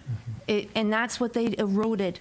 They purposely eroded the family, which then eroded the community, and now they're trying to take our sovereignty. And we just can't stand for it. That's not what this province was built on. No, it was not. It was built on being a resource colony. And speaking of resource colonies, really you can view us today as your resource colony for albertatelethon.com, where our purpose is to direct funds to our 6 great TPAs. You're good. That was very smooth. The king of the great. segue. Yeah. That's great. I wish I had updated numbers for you, but if you're tuning in earlier, we were reporting that Keith Wilson's TPA, Keith Wilson and Tanya, they surely must be over 50,000 now. I hope so. The Women's Network, the Alberta Women for Independence Network. Yeah. Did I get that right? Close enough, yeah. Perfect. They're over 10,000. Corey Morgan's over 11,000. Amazing work, guys. We really, really appreciate that. You know, this is what we're here for. We need, if we're going to talk about high-minded things like sovereignty and where our future is going and how we can build something better than what we have currently for our children and our grandchildren. The fact is that these things take money, and the people on the other side of this debate right now have seemingly unlimited money. They have government money, in fact, and they have different reporting structures and rules surrounding their money than we do. So let's make sure to do this right. Remember that in order to donate to any of the TPAs, you have to be an Albertan citizen. You have to, if you donate under $50, you don't need to provide information. Anywhere between $50 and 250. You need to give some information. Please fill out the information correctly so that you're not accidentally donating to Elections Alberta, because they'll take those funds I think it goes easily. right to the government. I think it goes Yeah. right to general revenue. Yeah. Yeah. And you can donate up to $5,000 in any one election cycle, I think is the rule, right? In any one year or something like this. Yes. If you're wanting to donate in the thousands of dollars, maybe double check that first. And if you live outside of Alberta, you can always buy one of Michael Wagner's books and learn a little bit more about Alberta independence and how it came to be. This guy's a wealth of knowledge, and his books are fantastic. I've read 2 of them. Where can, Michael, where can people find buy your books? Can they buy directly from you? Well, actually, this particular one that Mr. Alberta held up is available on Amazon.ca, Okay. and all 3 of the books are available at a website called merchantship.ca. Like, it's a homeschool supply online store, but they carry my books as well, and so they carry all of them. I've got 3 books on Alberta independence. So if you go to merchantship.ca and put my name in, my books on independence will come up, and they're less expensive there than they are on Amazon too. So. Amazing. Did I ever tell you our cool story about your books? No. Okay. So we had, Angela hosted a home meeting, and there was 20 women there. And the way that the host got these 20 women to show up was she said, you know what, it's been a long time since we've been in school. Perhaps we need a refresher social studies course. And so these 20 women showed up for charcuterie and tea and all the rest. And Angela brought out your books and gave them the social studies course that we do. And they left doing a book club on your book. Oh, thank you so much. Yeah. That's great. Professor Wagner, See? working even when he's not there. That's so good. That's how we work together. There's no competition here. Oh. No competition. Yes. Before we run out of time. Yeah, Oh. I mentioned this earlier in the stream. So we're going back to Paul's Pizza. They're in Airdrie, so just north of Calgary. Well, not right now, but at the top of the hour. And we bring in the Edmonton location. We were talking about, like, what can we... we wanted to maybe put a little bit of Edmontonia in this stream. And we talked about maybe some Oilers gear. Oilers would be good. Oilers would be good. So, they talk about in this movement having a big tent. We want to have people of all stripes. We're not just preaching to the choir. And so, in the spirit of that, I just wanted to maybe put this on the table for everyone. All you Calgary independent supporters, you are welcome, in fact, to join us in supporting the Edmonton Oilers. It is not a good time to be a Calgary Flames fan. We all know this. Your arena is garbage. Your team is almost as bad. And so we want to invite you to be a fan instead of the Edmonton Oilers, because we have the greatest player to ever play hockey playing for us currently. I'll die on that hill. So we just wanted to just have this is a little gift from us, just a little visual gift for the next 20 minutes on the stream. So thank you for reminding me. Tent. Yeah. You can fit in our big tent anytime. Anyway, go Flames. That's it. So it's been great having Michael Wagner on the show. I was in high school in Calgary when the Flames came from Atlanta. Wow. So it's deeply burned into my heart. Those early years, the Flames did really well those early years. They did. Nostalgia, right? It is nostalgia. Just nostalgia. I actually think, technically, even to this day, they still have a winning record against the Oilers, much to my chagrin. I think and they may have adjusted in the last 5-10 years, but I'd have more respect if they actually made it to the finals. Well, hey, Well, fun fact, we do often get asked what's going to happen to our sports teams once we're our own nation. Right. Well, I mean, that's an interesting question. Little things like that come up all the time, Yeah. Big concerns about, like, well, my family lives in BC. Like, am I going to be able to? Well, it's like, I mean, yeah, like if people have family in the U.S. that go visit, like, we're different countries. In the NHL, the NHL is made up of 2 different countries right now. Mm-hmm. What would be the difference of adding, quote unquote, a third? They play official NHL games in Europe now. The NFL plays games in Europe and South America, and like we're as much as we maybe hate to admit it, like, we're a fairly global world right now. Things can just happen that's one of our kind of rallying cries in the movement. You can just do things, Yeah. like Not only that, but once our taxes drop, That's by what I was thinking. We'll be 50%, able to keep some players here. They won't be going down south. well, they don't have to give away their money. Yeah. Well, people scratch their heads and wonder why, like, why does it seem like every, middle to high value Canadian player, they just always end up playing in Florida? Can't imagine. What could be the reason why? Could it be their tax structure? I don't know. Could it be the beautiful weather? We can only really accommodate one of those, I think, here. That's right. Although it's been really hot this week, so we'll have 1 week of beautiful weather. Yeah. It's been comparable to Florida. Yeah. Yeah. Yeah, it's been great. What are some weird, maybe we can take the last 10, 15 minutes here. What are some questions that you guys get or concerns that you guys get a lot when you're talking to people about this movement that maybe we wouldn't think to ask, like some of a very personal concern that somebody might have if they were on the fence of, well, I understand the value of being independent, but X, like what would be what are some of the maybe more interesting things that you've heard that people have been concerned about? Well, I think one of the issues that was addressed earlier was risk. And for me, that's the number one thing. Like, becoming an independent country is a risky venture. Like, what we're doing is risky. Like, let's just admit that. But staying in Canada is risky too. That's my reply. You know what I mean? Even more risky. Riskier. Yeah, well, look what the Liberals are doing to this country. Is this the direction that you want to go with your future and your family's future? I mean, it's not like the Liberals are doing, just at one time, one strange thing. Like, they're incrementally taking away our freedom and crushing the Canada that we used to know. They're doing that incrementally so that people don't notice it as quickly, but it's happening. And if we stay in Canada, we're going to continue to lose our freedoms. And so the risk of staying in Canada, yeah, there's a risk of leaving and there's a risk of staying. So it's a matter of which risk are you willing to take? We know which direction we're going with Canada. Becoming independent, it's a different risk, but we risk becoming free. We get more freedom that way. So, but I think risk is kind of the number one thing that people bring up for me. Is it? Kath?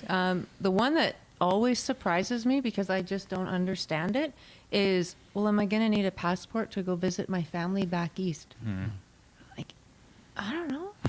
It's up to Canada. It's up to Canada. Yeah. It might be. I'm old enough to remember when all you needed to do was have driver's license to go down to the U.S. You didn't need all your paperwork and show that your dog had had their regular shots and all the, right? You just didn't need you didn't need a file folder to cross the border. You needed one little card. I don't see why we couldn't have that same type of relationship with the rest of Canada. It's kind of interesting as well because for Alberta, we've always needed a flexible workforce. Yeah. So we have no reason to deny people dual citizenship. That's Most right. likely Alberta will keep the tradition of dual citizenship. Yeah. For Canada, they're the ones who, as a threat, it sounds really good to say we're going to take away your Canadian citizenship. But in reality, there's no mechanism to do that. The only mechanism to lose your citizenship in Canada is by committing fraud when you apply. That's it. There's no other way for you to have your citizenship stripped. You could commit actual treason and try to kill the king, and your punishment's the death penalty, but we're not going to take your citizenship away. There's literally no way for you to lose that citizenship. And for Canada to put in a new law, because they totally can, that doesn't infringe on the Constitution to strip our citizenships will be very difficult for them because under the Canadian Constitution, you are protected based on your origin. So Canada can't just come out and say we're going to allow dual citizenship in every other country except Alberta, because that's discrimination against origin. Likewise as well, they can't put a discrimination against freedom of travel. Even though they did during COVID, they're not able to put in. Don't remember. Oh yeah, don't trauma. But it's interesting with these kinds of arguments, whether it's the passport and citizenship and so on, is nobody's saying, look how great Alberta is in Canada. Look how great it is. Don't you want to stay with all these things? They're saying, oh, this will be hard and this will be hard. Like, there's no positive image of Alberta staying within Canada. It's all negative stuff from the other side. Like, you don't have a positive vision. And to your point earlier too about what an indictment about what Canada has become is that we even have to worry about what sort of punitive measures Canada is likely to impose on us for exerting our democratic will. Like, that would not have been aren't we supposed to be the polite ones? Aren't we supposed to be like the kind and accommodating, and like, why wouldn't the discussion be how they, maybe at least a little bit of how they treated Quebec in the 80s and the 90s, like, oh, sweetheart, please don't. My Canada includes Quebec. Now it's, you're idiot ditch Billy traders and, good riddance, but you can't leave. So what's important about that too is, like, Canada's constitutional law allows provinces to leave if they follow the proper process. Yeah. And that's what we're trying to do. Like, this is the law. Like, how can you be a traitor if you're following the law? I've never heard a definition of traitor where if you obey the law, you become a traitor. You know what I mean? That's Like, right. it's completely off base, totally. This is Canada's law. Why are we being threatened for doing something that the country allows, that the law allows? It's completely constitutional. It's completely in line with the legislation. Yeah. We're doing nothing wrong, and yet they're making all these threats against us. Like, it's like I say, it just shows what a bad country Canada has become. Yeah. The funny thing is they'll throw out the argument saying, you're never going to get that constitutional amendment, which number one is a burn on themselves because they think they're so horrible that you'll never get the amendment. Right. But also, Keith Wilson can correct me if I'm wrong on this. And he will. They can't do the constitutional amendment until after we leave, because otherwise they're stripping Canadians of their rights. So we need to go have the negotiations. We need to go form our own government. We need to do everything, cut ties, become our own country. Then they can remove us. Oh, But if they really? don't remove us, then they technically have a foreign country that's completely autonomous and gone, having voting rights in their leftover of Canada. So it's kind of a weird kind of flex, them trying to say, hey, we're not going to let you leave because we can't get a constitutional amendment, even though pretty much you leave and then we amend it. So there's no real threat there. But they bury it, they loft it around like it's an actual like good point or something like that. Well, you know, James has brought this up on our show before, where a lot of the times I think when people use the word traitor when they refer to us, really what they're saying is something more like disloyal or something. Like, I don't think they're trying to use the word in a legal sense, because it does have a legal meaning. Yes. It's more of an emotional sense, right? Because this is a very emotional topic for a lot of people, and they view it as a it's hard for some people to view it from a cold, logical, like, listen, these are why objectively this makes sense, because they view it as an emotional, like, we're Canadian, it's nice and it's kind, and igloos and whatever, and maple syrup on a stick, like, so it's I have some sympathy for that, because I get the patriotism aspect of it, but it's just, you got to use the right words. I got a small update, by the way. Yes. We've got about 12, 13 minutes here. Do you want to know what the Women's Independence Network? You guys are over 12,000 now. Come on. Yes. Nice. Yes. Thanks, everybody. Let Alberta decide. Keith Wilson and Tanya. Why can't I think of Tanya's last name? Clemens. Tanya Clemens. Yes, of course. Sorry, Tanya.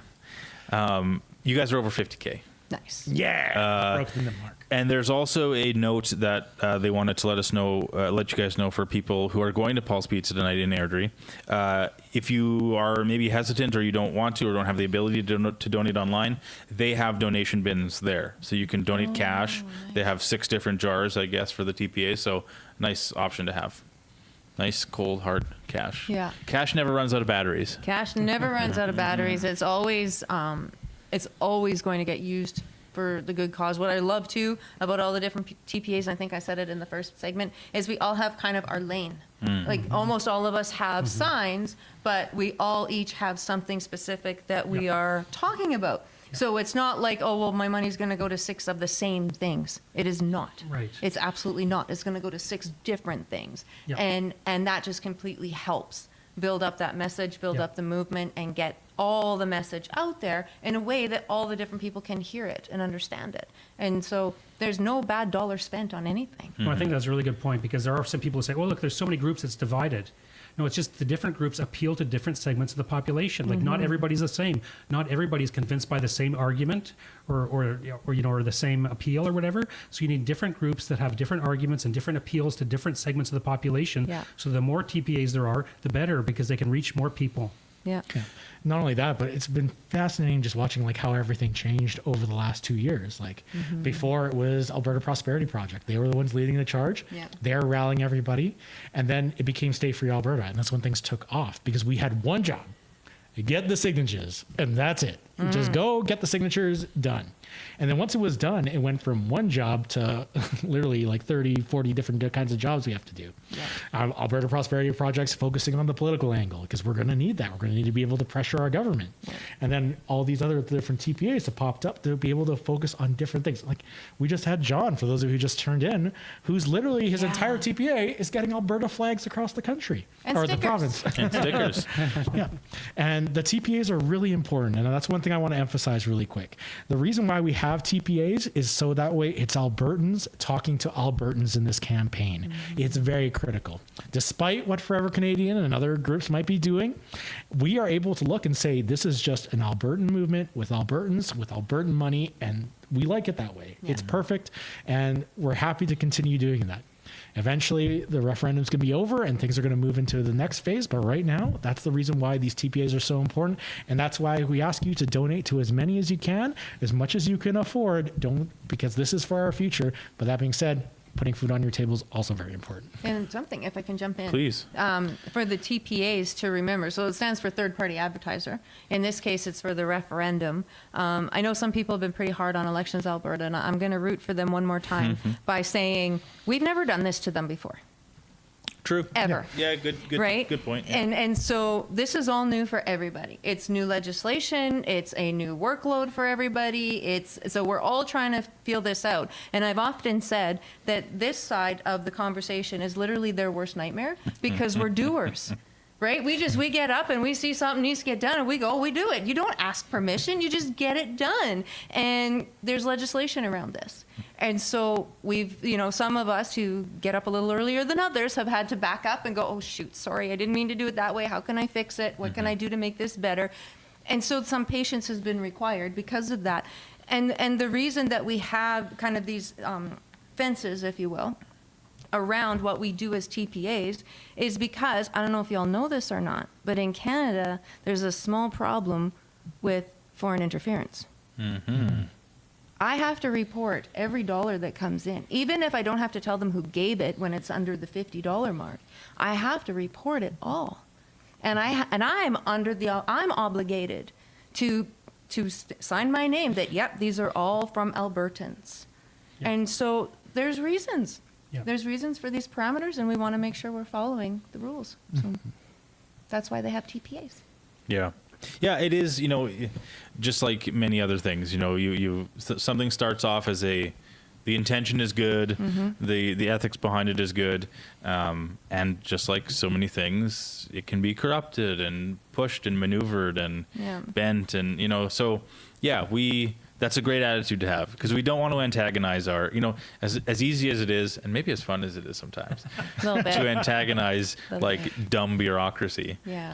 We still got to play the game. If we want to be taken seriously and be legitimate, and of course we do, because just like you said, Mr. Wagner, this is a legal process. This isn't a thing. Well, he was Professor Wagner earlier. Sometimes depends how serious the point is. If we're talking hockey, he's just Mike. Go Flames. Anyway, like I said, great to have you here. But yeah, they will somebody will seize any opportunity to call this illegitimate and to make it difficult for us because we are, like it or not, sort of like you say, we've never done this before, and we are the change, this is it doesn't take any guts to say like, no, I'm happy with how everything is. Yeah. And I'll have more of this, please. Yeah. Thank you. That's the default, Forever Canada is the default. Yeah. We're the ones who are rocking the boat a little bit. And so, yeah, it makes sense. We want to keep everything above board. And we're the ones that when we hear those arguments back to us or those excuses back to us, oh, it's going to be too hard. It's like, huh?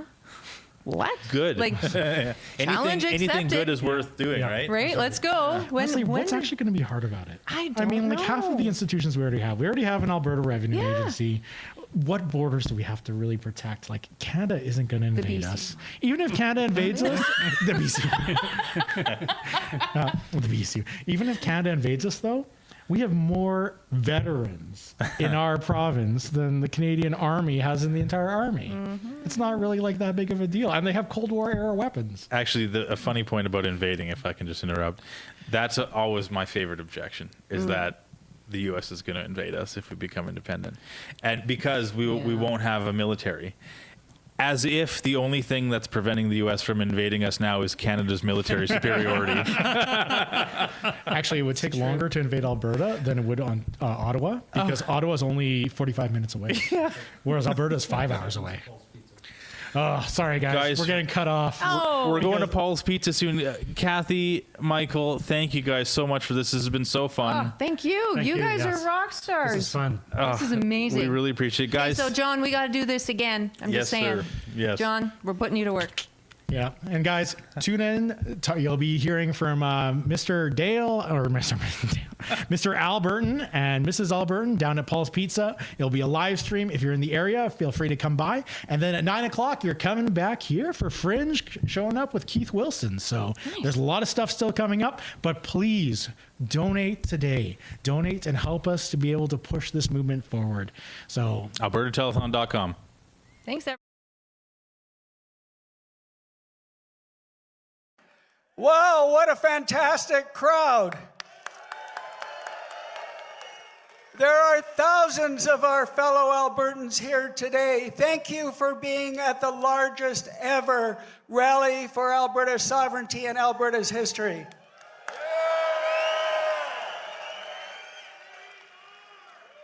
We are at an inflection point, ladies and gentlemen, a time in history where we have a choice. And that choice is, do we continue to be subservient to Ottawa and the enslavement by our federal government? Or do we chart a new path forward to freedom and prosperity through independence? We have the leverage. We have the power. We have the ability to empower our provincial government to be able to, for the first time in history, negotiate a new sovereign Alberta from a position of strength. And that position of strength comes from a successful referendum on Alberta sovereignty. Albertans, it's time we face the truth. Ottawa's system cannot be fixed from within. Every path to fairness is blocked by design. Every single year, we lose between $20 and $28 billion in equalization payments. That's about $6,000 per Albertan. Or for an average family of 4, that's $24,000 your family gives away to Ottawa for no services in return.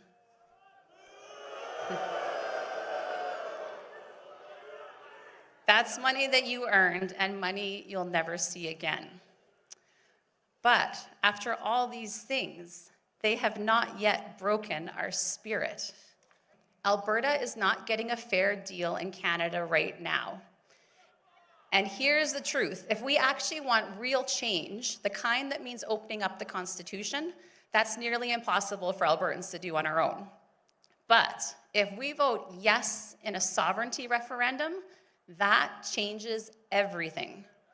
Suddenly, Alberta is not begging to be heard. We'd be negotiating from a position of strength for the first time in our history. And when that happens, when we vote yes to sovereignty, Ottawa will listen. I'm told constantly on my channel, Fringe, there is no way you can vote your way out of this mess. I beg to differ. Alberta, you've been handed a golden ticket. You've been given a golden opportunity. You've said for years, your vote has no weight in the federal elections. Our Senate is unrepresented. Our votes just put bums in chairs while Toronto, Southern Ontario, and Montreal decide who runs our country. But this vote, ladies and gentlemen, this vote gives you more weight and more power than you've ever had in your life. If you are a true Albertan, you owe it to your children, grandchildren, your future great-grandchildren to vote for prosperity, to ensure that there is a land left here for them, that they can afford homes, they can have families, they can build memories, and they can be prosperous and free. But I'm confident that no matter what happens in that process, and this is critically important, that next year, whether it's in the spring or the fall, there will be a province-wide referendum.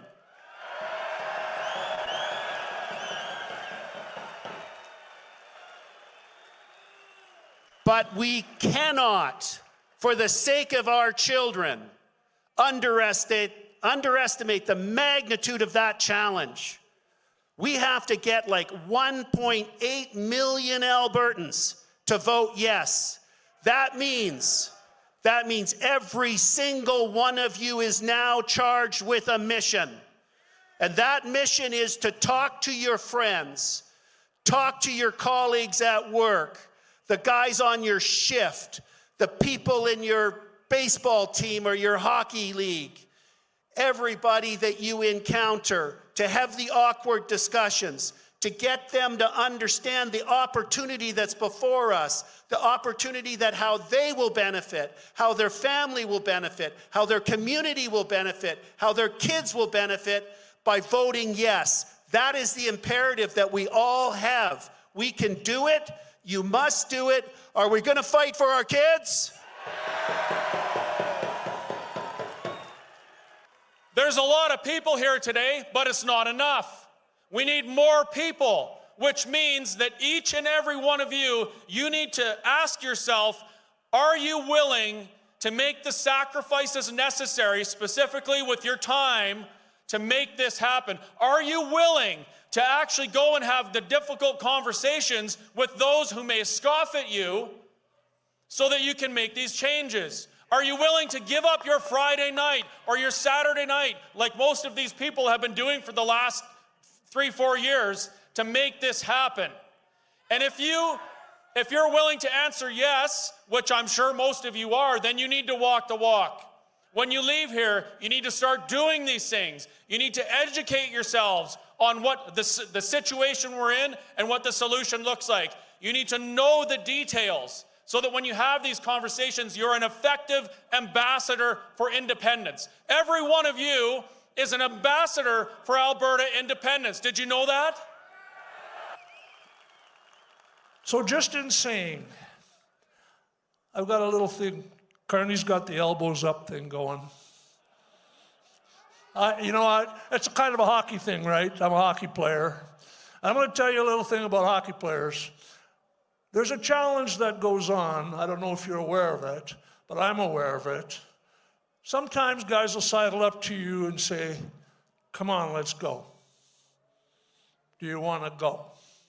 So at that moment, you either do or you don't. And if you don't, that guy probably owns you and you're a little intimidated. And then once you get intimidated, it stops everything from working. So here's what I'm going to ask you. Let's change that up. Because the answer to, come on, let's go, is let's go. Right? So I'm going to ask you as a group, there's a double meaning there. Come on, let's go. So that's going to be the battle cry for our movement. How about that? So I'm going to ask you a question, and then you can tell me if you want to go or not. Is the federal government stealing from us? Are they sabotaging our industry? Are they taking us down the path to communism? Are they censoring us? Are they stealing our guns from us? Come on, let's go. Thank you very much. I want to tell every one of you that's here today, I have never been so proud to be an Albertan. I look out across that sea of blue flags, and I see that today, going forward, should be known October 25th as Alberta Independence Day.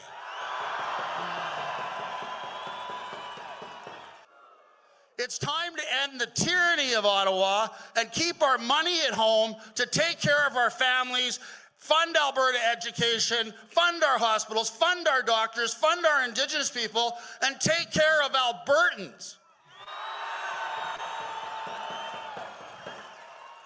And there is only one solution, and that is to get Alberta the hell out of Canada and become an independent country.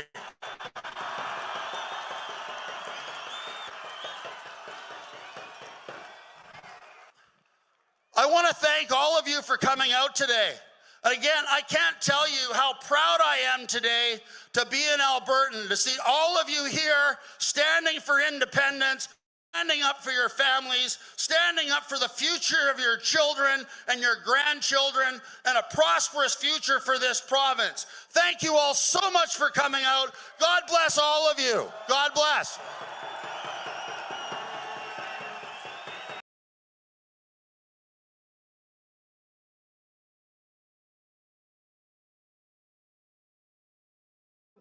When you go outside, the problem is this mic is going to pick up both of us. Oh. You know what I mean? Yeah. So if you're walking around, it's actually not good to have that. I probably don't need a mic. No. But I'll hold this. What I'll do then when people come up, I'll just do this. Yeah, good idea. And then when you're here, I'll do that. And then, yeah.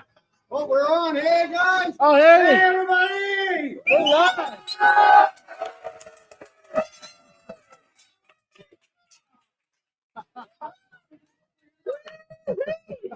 Paul's Pizza, guys, everybody. We're live right now on location at Paul's Pizza for the fundraiser. Let's go over.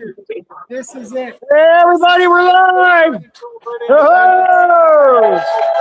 Hey. We need to raise money. Welcome to Paul's Restaurant, guys. We got everybody, both sides. Fill her up. Set up, guys. You just click wherever you want to Let's go. Just make sure you fill out all the information, because if you don't, then legally you have to give some information. Make sure you fill it all out. Even the ones that aren't. Tonight, so we're going to be interviewing them, and then you can decide which one you want to support, or if you want to support all of them. The maximum you can donate in total is $5,000. So that's albertatelethon.com, and we are here at a wonderful party. Look at all these people here. Hey, everybody. There's Tanya. Come on up, Tanya.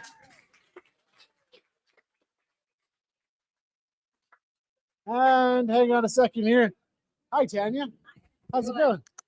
I'm going to use just one microphone. Sure, sounds good. So this is Tanya Clements. Hi. Famous. Or infamous. What's your TPA called? And give us your plug. Well, I have a TPA with Keith Wilson. It's called Let Alberta Decide. And our goal is try to reach the undecideds and anyone that's just disgruntled with the way that Ottawa has been treating Alberta historically, and reach out to them and be able to engage them in conversation. Yeah, thank you so much for all the work you're doing. Oh, thank you. Thank you too. And It takes the whole army of us. I was following the X post today that you're making. 35,000 you've raised so far. I think actually we're over 45,000 today. So John Bolton's telethon is incredible. This is amazing for Alberta. It's incredible. Yeah. So well, thank you so much, and I hope the other TPAs are making money too. And yeah. So okay, what do you plan to do with the money exactly? People want to know where their money's going. Well, some of our money is going towards our sign campaign right now. And we're doing like a hybrid of traditional campaign strategies, all the successful ones that you would typically see. Okay. But then we also have a very sophisticated behind the scenes digital strategy that is marketing and targeting that undecided group and trying to bring them into the conversation. Yeah. Well, something I've been thinking about a lot is like, how do we get through to the conservative who agrees with everything that we're saying, except they won't take it to the next step where independence is the rational thing. How do we communicate to those people? I think that's actually where this referendum for a referendum is a little bit of like a blessing in disguise. Yeah. Because if you vote option 1 in this referendum, you are voting for the status quo, and you take away all power that Alberta has in Confederation. Yeah. But if you vote for option 2, you're going to enable our provincial government with all the strength to negotiate from a position of power with our federal government. Yeah. So whether you are fully independent or you just want Alberta to have strength, that's what option 2 is going to give you. Yeah. It's like, okay, now that if we get a successful win on this, then we're sending Ottawa a message. And then I suspect they're going to come back with like their best possible offer to us. You That's know? what I would expect. And maybe it'll be really enticing. I doubt that they're going to open up the Constitution to make the constitutional change we require, but they might come back with something really strong. Yeah. I don't know. Yeah. At least we have some power then to force them to come back with an offer. Yeah. Well, and I think that assuages a lot of people in the middle on this. We're like, okay, we don't know what we're going to, if we're really ready to leave out of Canada yet. but send a message and see what we can get. And then at least in the real referendum, they know what they're voting for. Because then it's like Canada's giving us the best offer, and they're like, wait a minute, that's still not good enough. So then, hopefully then I want independence. I want freedom. Yeah, and those of us that do support independence, we definitely will take that opportunity to try to bring them into the independence side of the movement and speak to the merits of sovereignty. Yeah. But the first referendum question is just, if you're aggrieved and you feel it's unjust how we've been treated, you have to vote option 2. Yeah. And then it's our job to try to convince you that, you know what, pursuing independence is going to give us all the things that we've been asking for. Yeah. Wow. Yeah. So on the campaign trail, what are some of the big questions that people have been asking you? They ask a lot about the uncertainty of the future. They're worried about that. And actually, when I talk to people, it usually comes from 2 places. It comes from fear of change, of uncertainty, and then a position of just really having a patriotism towards Canada and a love for Canada, as we all do. Like, we grew up with these ideals of what Canada was and is supposed to be to us. So that's where the hesitancy comes from. And then people are just concerned about how it's going to affect their personal and their family life going forward. So whether it's pensions or their paychecks or their job security. Yeah. So questions. So fear and patriotism. That's what I've been finding with my YouTube videos as well. Yeah. Because I go around making videos and talking to people, right? Great job. And like, thank you.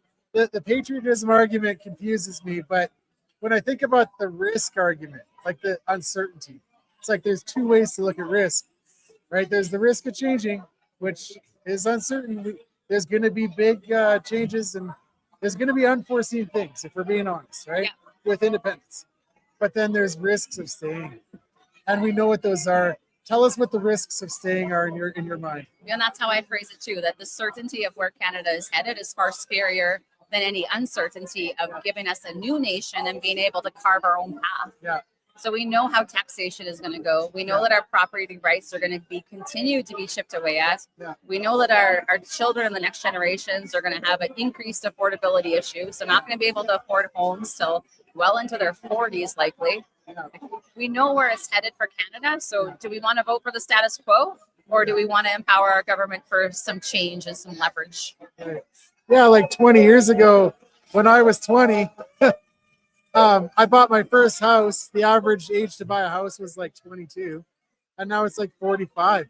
There's no hope for young people. Like, that's a risk of staying in Canada. If you vote Forever Canada, that's what you're voting for. We know the path we're on, and this is an opportunity to get off of it.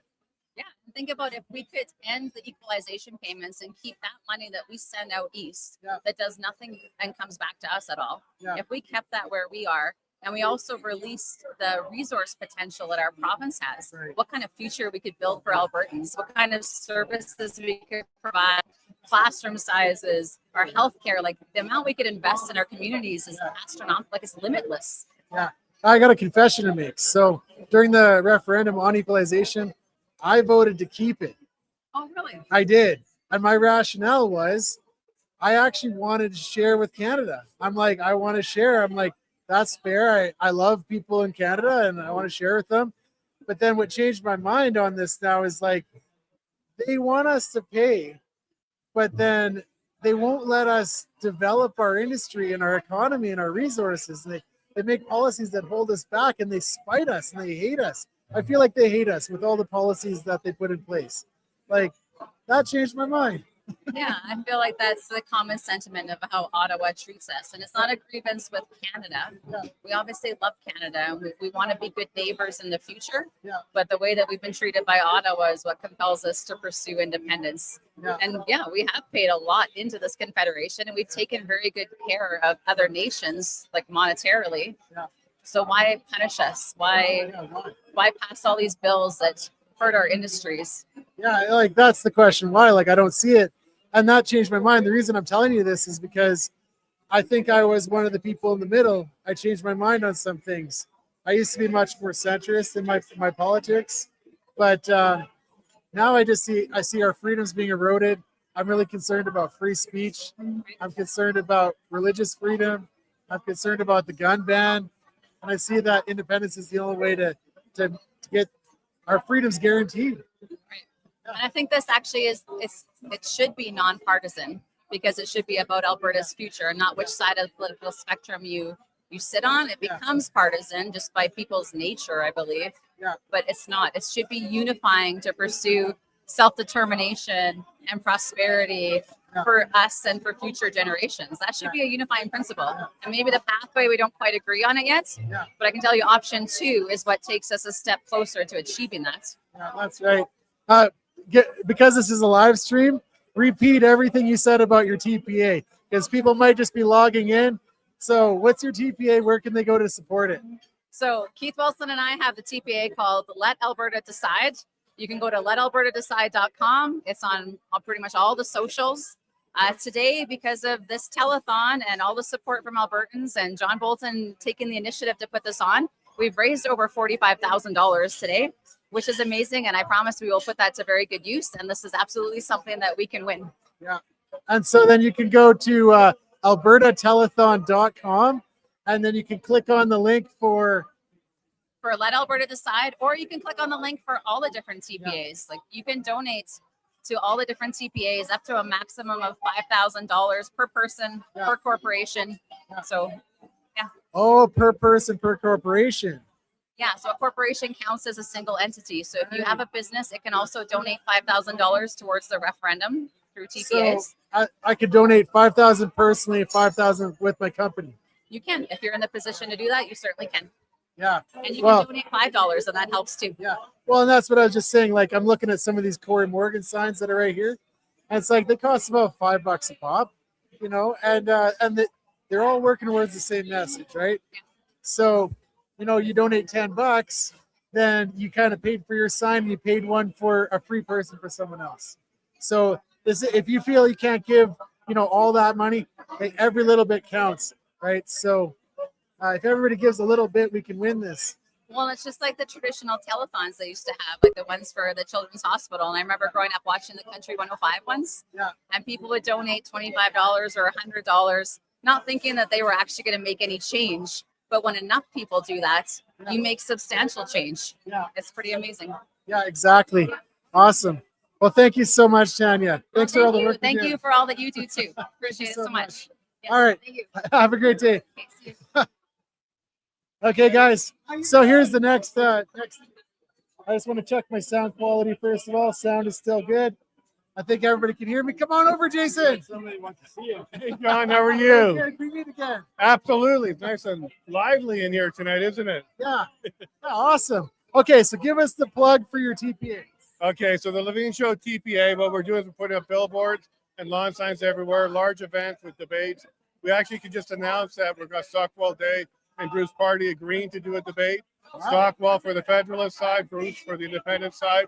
We'll be releasing that one in September.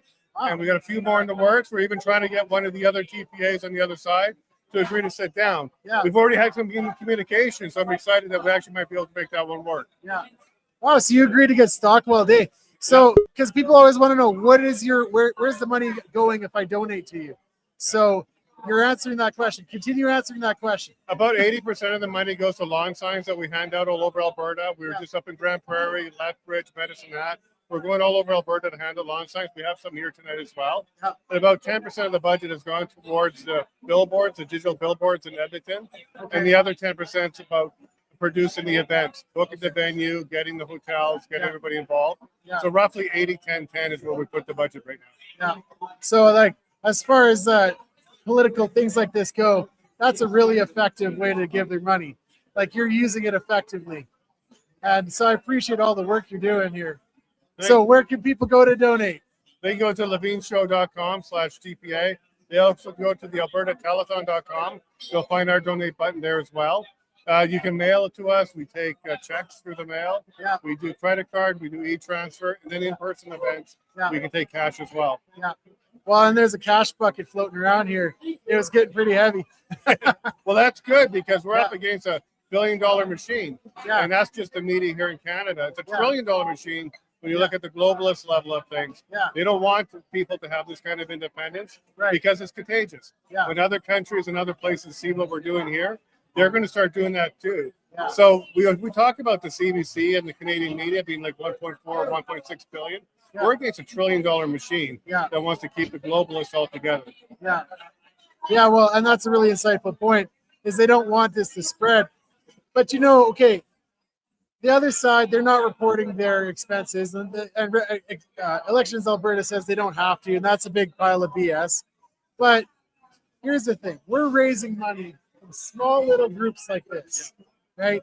And events like this is truly grassroots. That's what gives me hope for independence.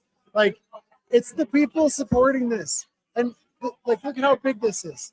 $20 from thousands and thousands of people is how a lot of the grassroots movements happen. This is what elected Trump. It was $20 at a time. It wasn't $20 million at a time. When it came to Brexit as well, that was a grassroots effort funded by 20 pounds at a time. And look what they were able to accomplish. When people get together and they feel the support from each other, they step up. And this is definitely one of our best days when it comes to the TPA fundraising. We've seen lots of generosity. Keith Wilson donated to us today. We're very pleased that even amongst the TPAs, people are working together to get things done. Because at the end of the day, it's going to take a large army to get this done. Oh, yeah. Not one general, not one soldier. It's going to take a large army. We're seeing that even here today. Yeah, that's why I encourage people to donate a little bit to each TPA, actually, because it would be terrible, actually, if we piled it all into one TPA and they got way over. And then where does that money go if it goes over? Well, I'm sure someone like Keith Wilson's team, they'll make sure they don't go over, because that can get you into a little bit of trouble. But at $607,000, that's a pretty sizable war chest. And they're going to probably be there in the next couple of weeks at the rate they're going. But I like the idea of giving to a whole bunch of TPAs. I just want people to remember that at $250 or below, your name doesn't pop up on the Elections Alberta website. But it also means you can go $250 per TPA, and you still won't be on the website because it's by TPA. It's each individual TPA. And then if you're under $50, then it's 50 or completely below. anonymous. Yeah, 50 below could be a cash anonymous donation or even online. At $50, some people do $49.99. You can give us that last penny because it's at $50 or below. You're good to go. Yeah. And so what I've been telling people is these signs, they cost about what, $5 a piece? 5 to 7, depending on the quantity. When you get into the thousands, it's closer to the 5, and that's where we're at now. Okay. We distributed about 3,000 now. Just in the last 3 days, I went to Grand Prairie and I came all over Alberta. We gave away about 800 signs. So we're doing good. And I just want to let the viewers know, we had some fantastic support on the highway in Rocky Mountain and in Rimbey. There's so many people that would give the thumbs up or support. They didn't honk because they may be a little bit too embarrassed or don't want anybody to know, but lots of support. In Rocky Mountain, we even had a bus from the First Nations go by, and the driver gave us a honk and a thumbs up. So there's a lot more support than the media will ever tell anybody right now. I tell you that. Yeah. Well, you think about, hey, Todd, come on over and say hi. Every time I see him, I say hi. Yeah, Todd's a great volunteer of ours as well. He helps out when we're in Drumheller and Stettler and other areas. He's a good man right there.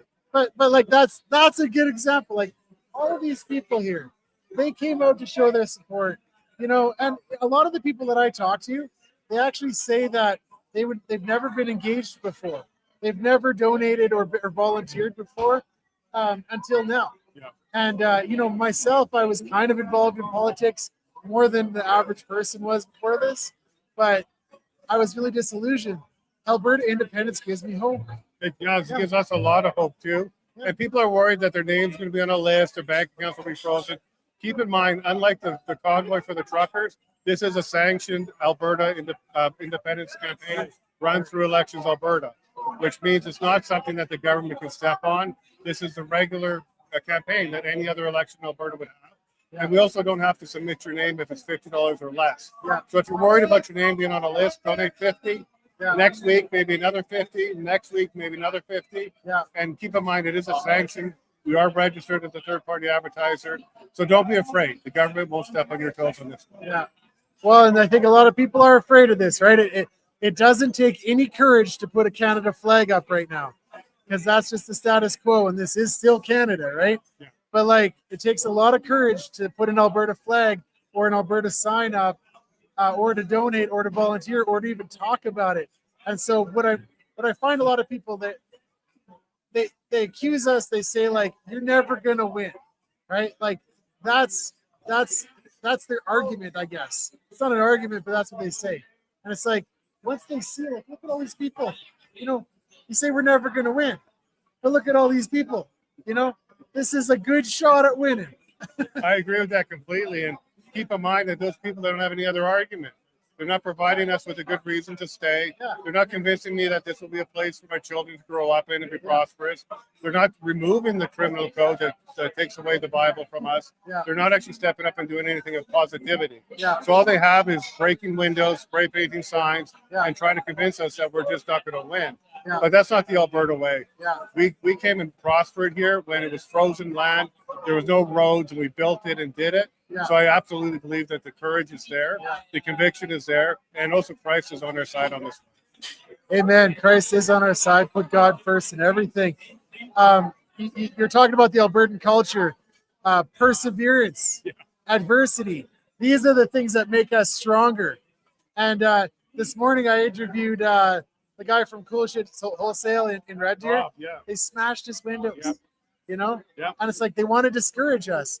But they're not going to discourage us. He's going to fix those windows, and I'm going to make. I made a video that's going to get published. It's going to get thousands of views, and that's going to make us stronger. Well, yeah, they smashed his windows. That's about $2,000. But while we were there was about $7,000 worth of sales that happened. And everybody's going there now for all their merchandise. Even the TPAs are going there to pick up flags and things like that. So this drives an effect. Like, he just brought attention to it. So now we want to support him all the way for sure. Hang on.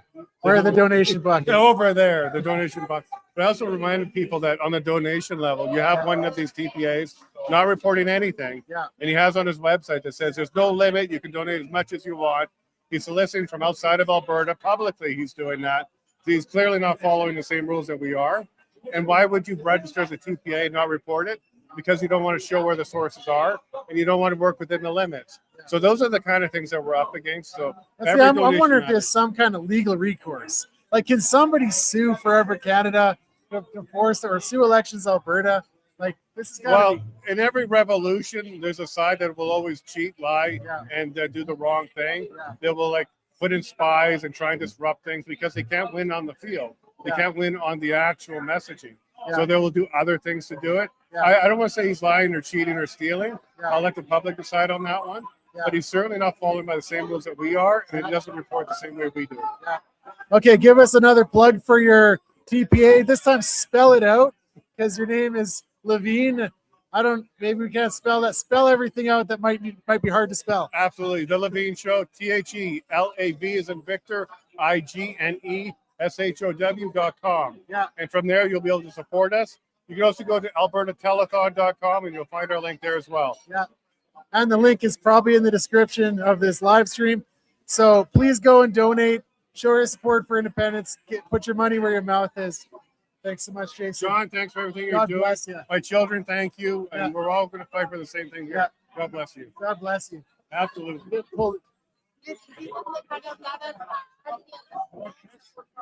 Okay. Hey, we got somebody else coming in. All right, come on over. Chris Scott. Hey, how's it going? Hey, how's it going? What's that? This is my microphone. Is that a recording device? It's a recording device. The government puts chips in there. Are you a fan? And then they can they can download the data from your phone, and they send it to the Chinese in the Communist Party. Well, I don't know about the Chinese, but I want the government to know what I'm doing. Okay, tell us more. Well, I mean, I want them to know that we're advocating for self-determination. That makes me happy. I hope they're listening. Hi. Hi. And this is the thing. I feel like I've crossed the Rubicon. I watched from the sidelines when all that COVID stuff went down, the Freedom Convoy. I watched from the sidelines. Fun times. And I said afterwards I was ashamed that I didn't do anything. Because I have friends that joined up and I didn't do anything. I was afraid. I was afraid that if What were you afraid of? I was afraid of getting in trouble with the government. I didn't know about the bank accounts happening yet, but I was just afraid of everything. And now I'm like, I will never do that again. I'm going to stand up. This is the time to shine. I'm going to hold my shoulders up, and I encourage other people to do that as well. We're all afraid of something. And I got to say, in January 2021, I was terrified of the government. Like people think that I just was brave. It wasn't that I was brave. I was less scared of the government, Yeah. what they might do, than what I knew was going to happen if I didn't stand up. Yeah. So I was, I thought about that, and then I had to make a decision. And part of the decision to stand up in civil disobedience was I also had to accept what I believed was inevitable, and that was I thought I was going to get crushed. I thought the government was going to destroy me, bankrupt me, fine me, put me in jail. And so I thought about these things, and I made peace with it, and I accepted it because I knew that I had to do something, right? Yeah. And I find like we're in another situation. Like the trucker convoy gave me so much hope for Canada. I wanted in, I wanted unity, but now I want out, and this gives me hope. Right? Independence is the thing that's giving me hope. But plug your TPA. I don't have a TPA. You don't have a TPA? No, I'm not a TPA. Oh. So I lead an organization called Let's Talk Alberta. Okay. We're not a third-party advertiser. We're not subject to contribution limits. We can take contributions from anybody, anywhere, at any time, and there's no maximum. Oh, so but you're not allowed to say like go and vote this way or that way. Is that true? No, I share my opinion and my political leanings and beliefs with people, and I invite them to have a conversation with me about it. Specifically, I invite people. Here's my message. I believe that Alberta independence is necessary and inevitable. Yeah. That's my opinion. In October, we're going to be asked a question of self-determination. Yeah. And that question, one way or another, is we're gonna pursue it or not, right? So if we know we're gonna be asked the question, I think we need to talk about these things. I want to make the best decision too. Yeah. So if somebody on the Forever Canadian side, the status quo side, if they believe that the current structure and situation within Confederation is the best for me and my family, I want them to tell me. Tell me that. Explain why. Change my mind, right? Because if they don't do that and they really believe it, I'm going to go into October and I'll make a decision based on the information I have now. That's why we need to talk. So in your travels, what are some of the best arguments for Canada that you've heard? Or what are the angles that they seem to always take? The best argument for Canada? Yeah. The most difficult one to challenge or debate is the emotional arguments. Oh, I'm Canadian. I'll always be Canadian. This is my country. I'm patriotic. Yeah. Patriotism. I've realized patriotism. It often blinds people to the failings of their nation, and it prevents them from doing something better. So the emotional one is difficult. The other one is fear of the unknown. Well, you don't know exactly what independence is going to be for Alberta. You're right. I don't know if it's going to be better even, but I do know that we get to decide, and whatever we decide, we get to reap the benefits or suffer the consequence. And if there's a consequence we don't like, we can decide to change things and make it better. That's what it is for me. Well, and you that whole risk argument, right? The uncertainty, the fear of the unknown. I think if we're honest, there are a lot of unknowns with independence, and that's like intellectually honest. But there's an uncertainty of staying. And so what are the risks of staying in Canada? Well, what do we know? In the last 20 years, Canada has experienced, or Alberta has experienced, a net loss of approximately $150 billion in investment capital. In that time, we lost the flagship Canadian energy company, Encana. They left, and it wasn't because of independence. What company was that? Encana. It wasn't because of independent sentiment. It was because of federal policy that Alberta couldn't affect that caused them to abandon their business in Canada. Yeah. Like, these are things we know. If you look at where our dollar is, our buying power has been plummeting. Inflation is going up. Social cohesion is disintegrating. These are things that we know, right? I know that if we don't do anything and we continue on that trajectory, 10 years from now, I'll be thinking back, and I'll be thinking we should have done something. Like if you put yourself in your own shoes 20 years ago, and I know that's a tough thing to do, but just pretend you're 20 years younger, and someone came to you and said, in Canada, in your Canada, you're going to have to attend church secretly, illegally, because if the government finds you, they're going to throw you in jail. Or in your Canada, if you offend somebody, you're going to be fined or potentially jailed. Would you believe that? No, I wouldn't believe that. I can't even believe we got to that point. I know. Now you think, what's it going to be like in 10 more years or 20 more years if we don't stop what's going on right now? These are things we know.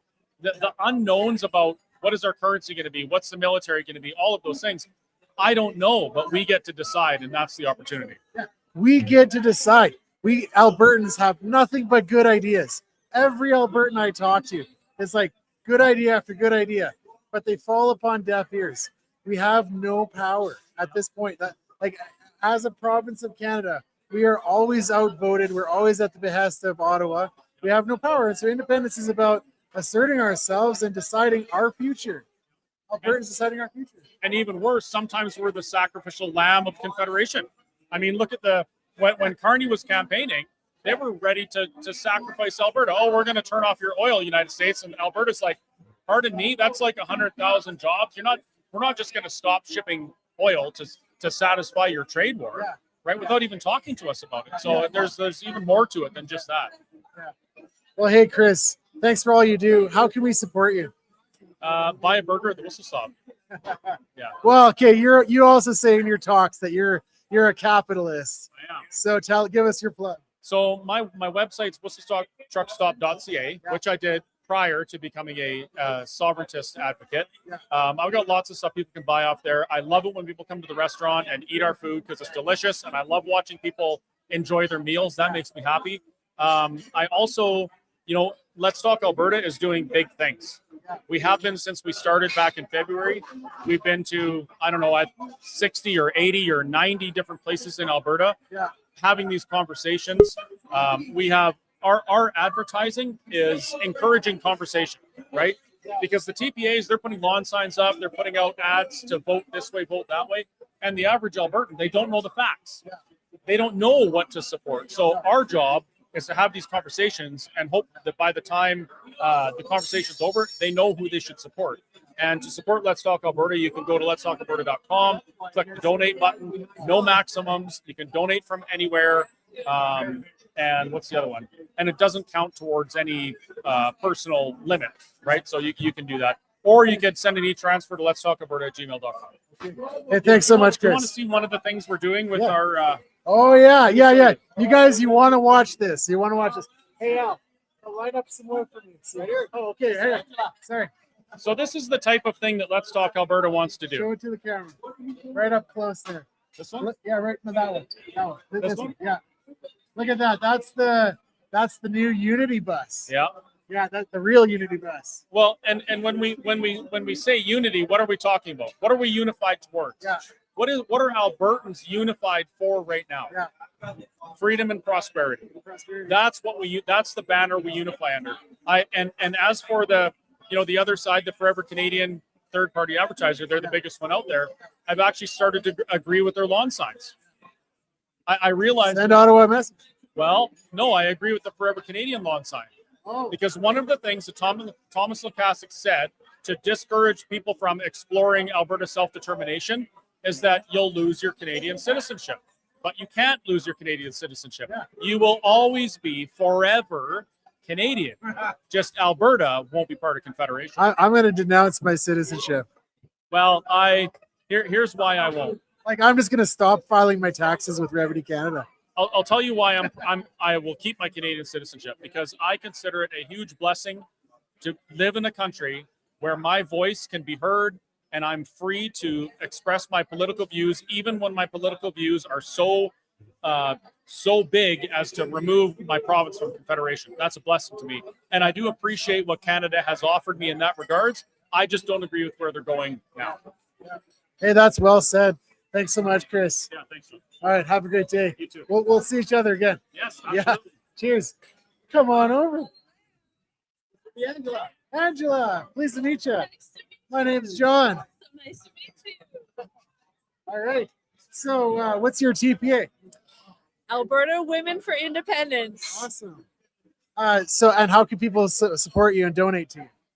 Well, you can go to our website. It's a really long website address. Spell it out slowly for the live stream. abwomensindependencenetwork.com. That's easy to remember, the abwomensindependencenetwork.com. There you go. Yeah. Now, people always want to know what where the money goes when they donate. So what are your projects? What are you doing? Sure. So, our focus for the last year and a half before we had to register as a TPA has been education, and especially reaching out to women, inviting them to be a part of the conversation that we need to have in Alberta. And so we decided that we were going to stick with that same focus. So we are doing meetings all across the province. This week we have meetings in Medicine Hat, Red Deer, Grand Prairie, Fairview, and High Prairie. Yeah. That's really spread out. Yeah, it is. And we're just kind of, Kathy is up in Sherwood Park, so she's my partner in crime, and I'm down in the Southwest. And we're just kind of doing a conquer and divide, but sometimes we were able to come together. So we're doing meetings where we are inviting women especially to, like I said, get involved in the conversation. So we've got literature that we're handing out that they can share with their friends and family. We've been doing videos on each of the referendum questions. We've got lawn signs. Everybody wants a lawn sign. When we're at the meetings, we're handing out T-shirts as well. Sometimes we're handing out books if we can get a hold of them. So the whole focus is on making sure that we are informed voters, and just really kind of having a respectful dialogue. Like, even if people come to the meetings and they don't necessarily agree with what we're talking about, at least we're really fostering an opportunity to have respectful dialogue, to relearn that. That's something that people used to be able to do. They would sit around the coffee table or whatever, and they would go back and forth and share ideas. And unfortunately, we've lost that in our current society. And so our focus is on allowing people to experience that again and to realize it's okay. Yeah. We can have these really hard conversations. Yeah. We always do it over dessert. Yeah. That's kind of our tagline.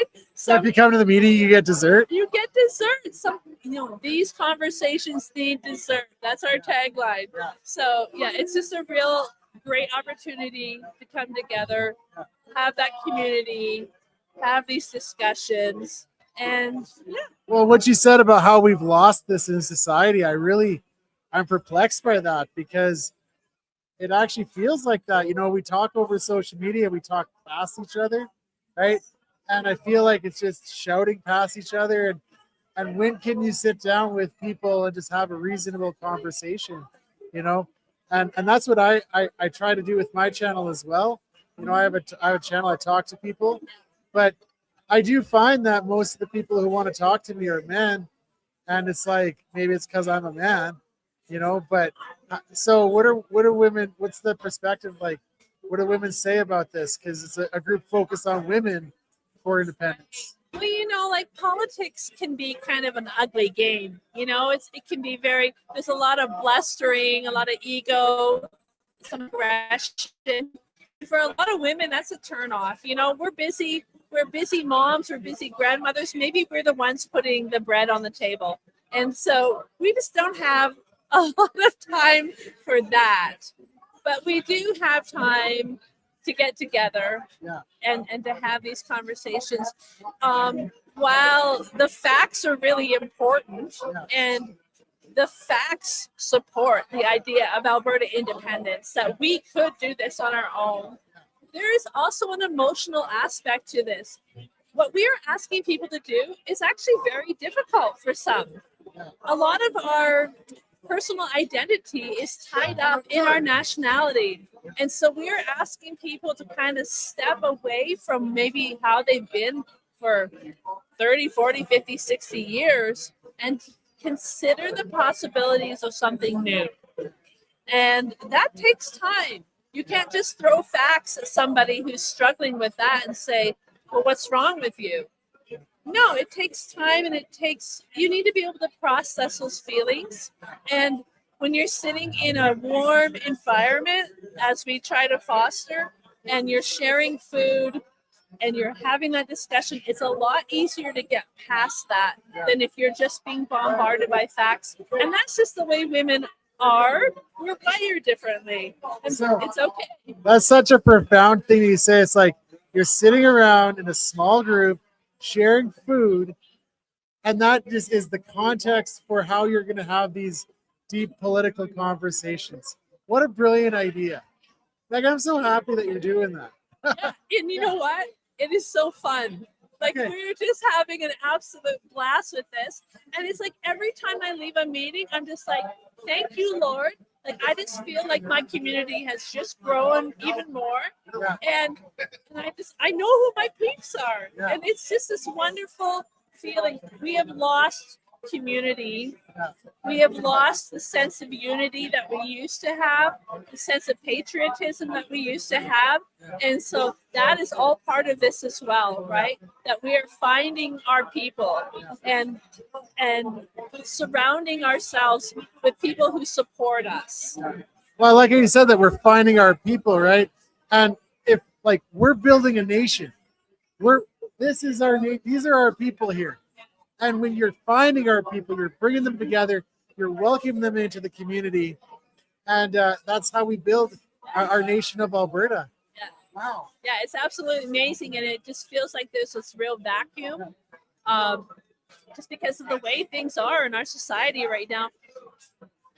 I mean, social media, I'm sure, has a large effect on that, but also I believe that the idea of unity has been intentionally destroyed within Canada. Well, diversity is the opposite of unity, kind of, isn't it? It is, and it's supposed to be our strength. Yeah. Unity is our strength. Unity is our strength. I was going to say that.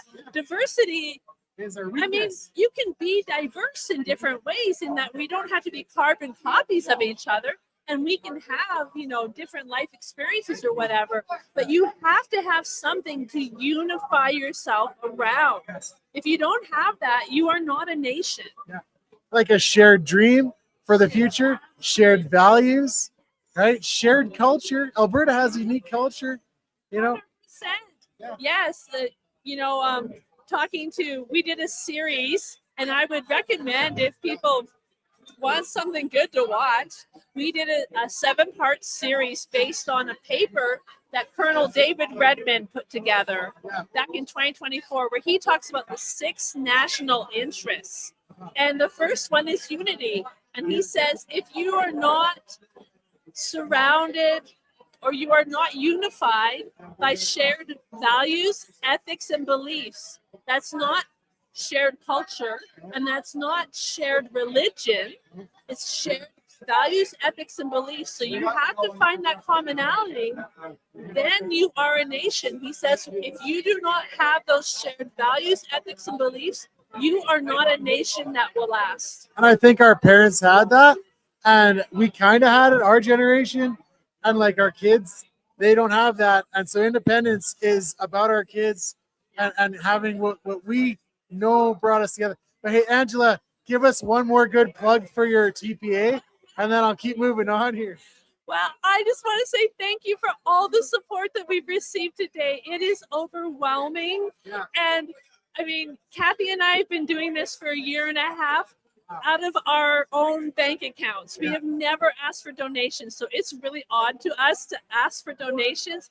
But today is just overwhelming, the support. And oh my goodness, we pledge that we are just, every dollar to me is almost sacred. It represents a sacrifice that someone has made for their belief in Alberta independence. And when we spend those dollars, it is so carefully, because I keep that in mind, that that's what people have done. They have sacrificed for that. Okay, so go to albertatelethon.com and donate to the Alberta Women's Independence Network.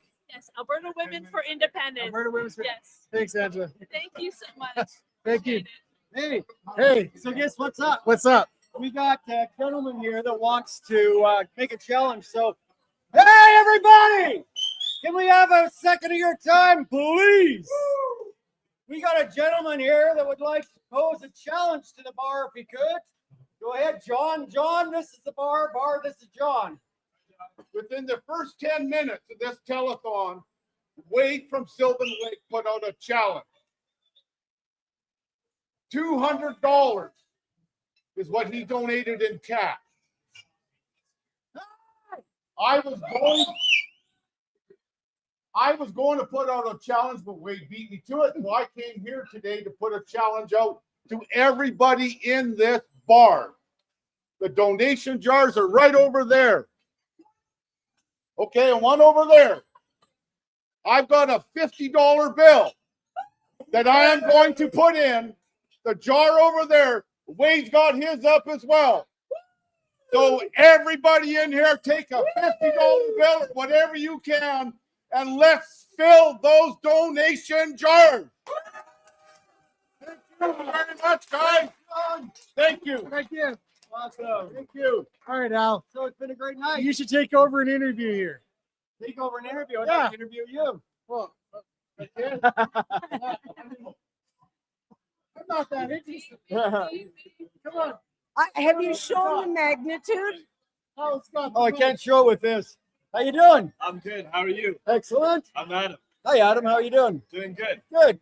What brings you here tonight? Yeah, you know, Alberta is a very financially attractive location. Yes, it is. And one of the big things that people are speculating and investing in is AI data centers. Yeah. Now, AI data centers has a lot of heat exhaustion.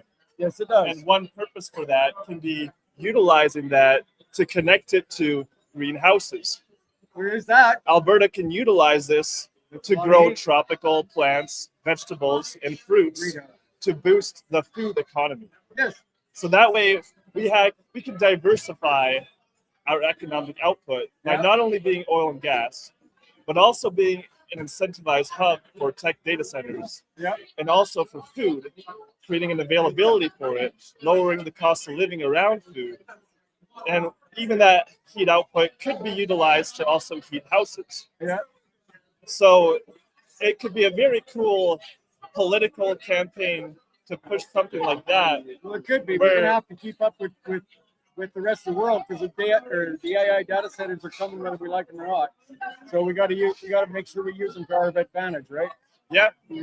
Well, that's something that we can't really decide as far as an independent Alberta goes. But that once we become an independent Alberta, then we can decide how we utilize it and what we do with it, right? Yeah. Right now, we have to become an independent Alberta before we can even get the choices to do that. That's right, because we have a lot of policies in Canada that prevent this kind of thing. Yep. But we can incentivize that politically if we were independent. Absolutely. And I think we have a lot of time to go. That's Hey right. guys, Thank sorry to cut you off. Hey guys, we got 3 minutes left. Can we get a Yahoo? We are heading out. I can't really take this off, but there is a bunch of people over on the other side of the room as well that you've seen. And apparently, Vicky has to go. You want to talk? Vicky would like to say something.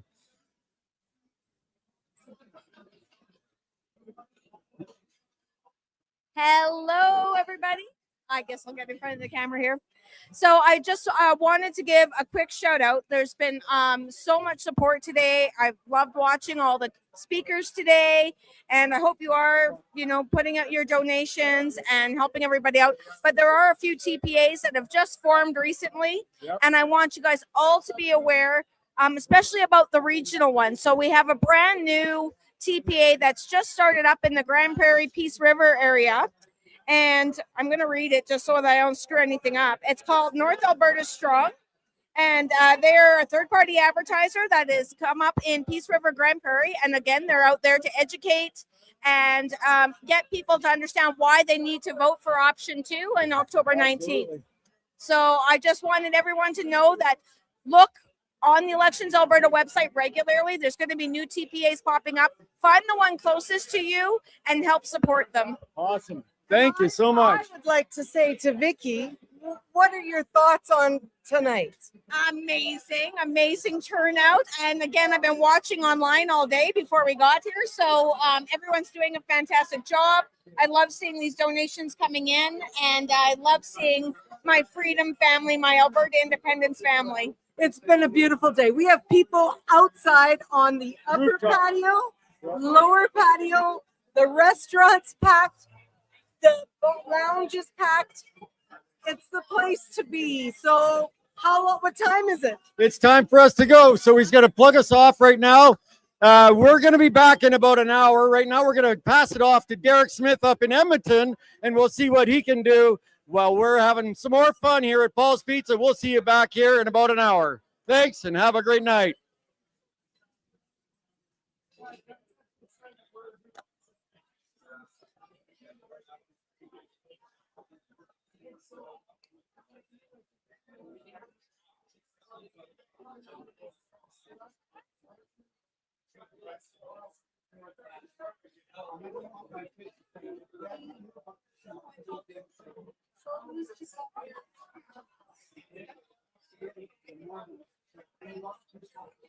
So that's why I asked you, what do you think? Because he wanted to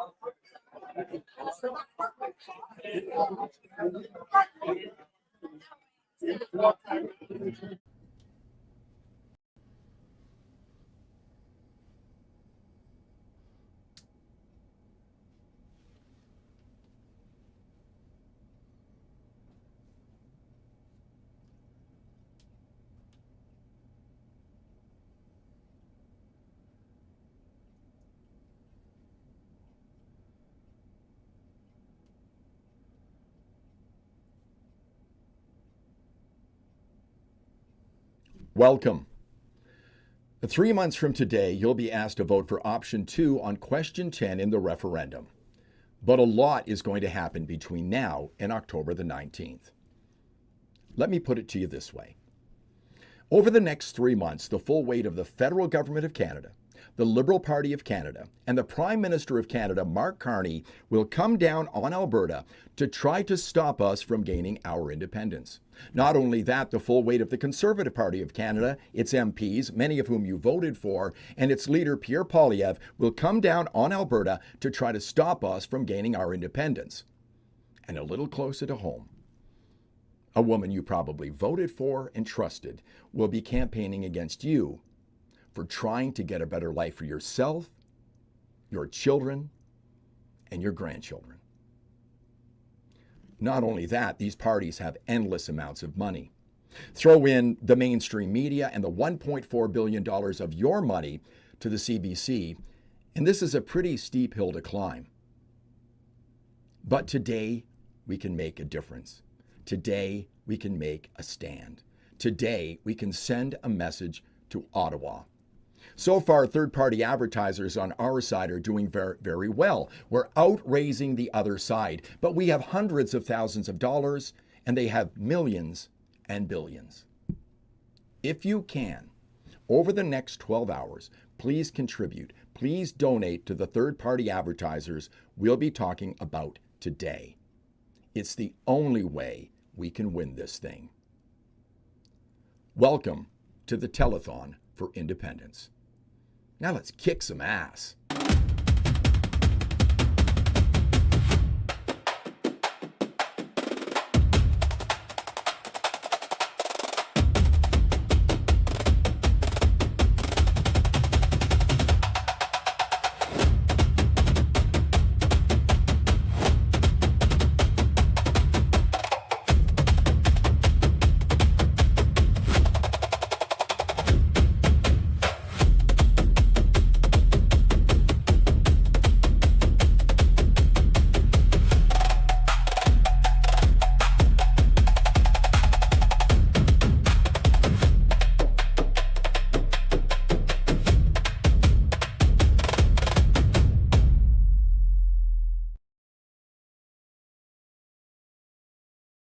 Ladies and gentlemen, welcome back to the Alberta Telethon. What a day it's been. The donations have been pouring in, absolutely flooding in. You guys have been doing a top job, but we need to step it up a bit tonight.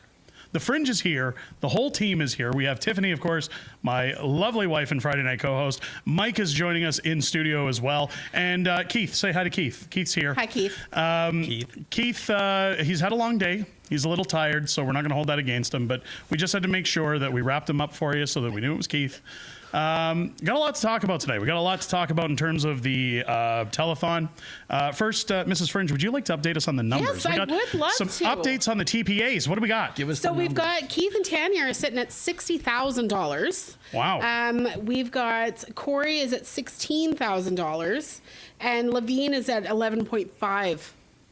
Unbelievable. The donations have been coming pouring in, and now the other TPAs are still doing what they're doing. These are the updates we have for you. But folks, we can do better, okay? Of course we can. I'm not going to be happy until we see at least Keith's astronomical $60,000 break six figures. We have to get that done tonight. This is the time to donate. And without that, let's not have fake Keith anymore. Let's bring in real Keith.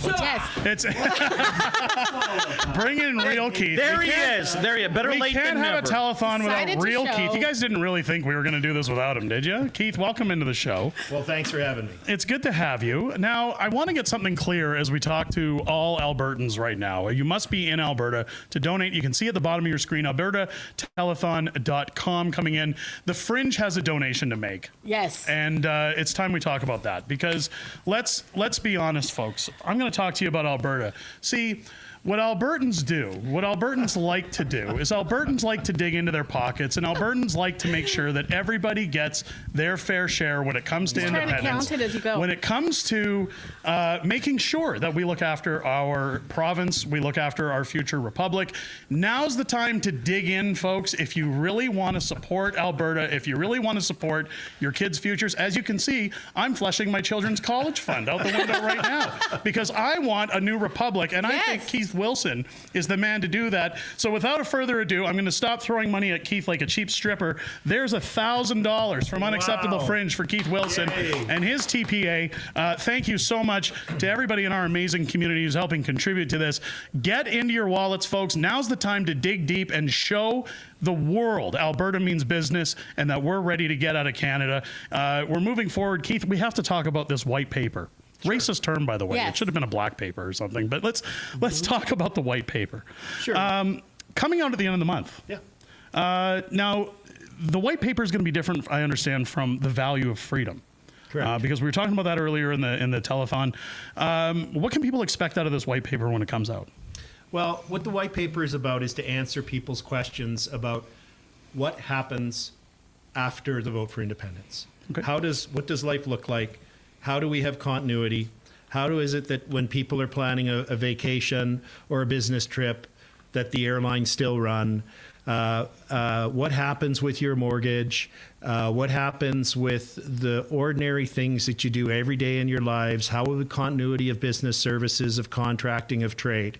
So we've got some incredibly smart people that have come forward and helping with the Alberta Transition Council, the white paper. And it covers every aspect of continuity. It addresses those areas where the federal government currently has a role. And, you know, at a certain level, it sounds like a daunting task, but it's really not, because I've joked in some of my interviews that old Secretary of Defense Rumsfeld had an expression where he gave a press conference when he said there's known knowns, known unknowns, and unknown unknowns. Right. We know each of the services and roles that the federal government currently provides. We know that they run a passport office, very poorly, I might add. We know that they have customs and borders agents at the airports and the border crossings. I could keep going. So we've identified all of the functions of the federal government. They set policy regarding currency. They regulate the banks.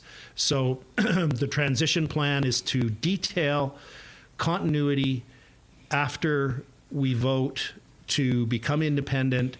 It's a transition plan to transition Alberta from a province into the newest, freest, most prosperous country in the world. Yeah, I like that. I like that. Awesome. I got some questions for you too, and these are very important questions. These are probably some of the most important ones that don't look at them. Okay. Nobody's copying the homework. No, this is honestly, I sat down, I spent time, I went really serious and very important questions. Number one, pineapple pizza, yay or nay? Yay. Oh, Agreed. all right, we're going to break the chat. Yeah. Okay. Well, right off the bat. Okay. You fail that one. Number 2. Is there any time where your TPA will be interested in purchasing a 1990 Winnebago, driving around creepily throughout Alberta, doing 4 a.m. purring videos? No. Okay. That's a good one. That's a good one. That checks the box. Okay. That's a good one. How's your TPA reports going? Excellent. It's a huge task, especially given the number of donors that we have. And because the Elections Alberta went to the Smithsonian Institute and hired the computer coders from the 1990s to design their interface. So for every single box, you have to do a click, drop down, select, click down. So it takes a tremendous amount of time. But we've filed early every week, and we're going to continue to do that because we're not going to let these guys discourage us. All right, I like that. You know, the old punch cards. Okay. Okay. What kind of pancakes do you like? I don't like pancakes. I'm more of a waffle person myself. Yeah. There you go. There it is. We're not into fascist pancakes. We don't do fascist pancakes here. And I got a last one for you. Do you, like I do, believe that John Bolton is a vampire? I hadn't given that any thought. I hadn't heard that before. I think I need to do some research. Dude never sleeps. Never sleeps. Doesn't sleep. Hi, it's 2:45 a.m. and it's John here, and I've been up for the last 45 minutes. Got my big blue mug of coffee. Sometimes a person can overanalyze things.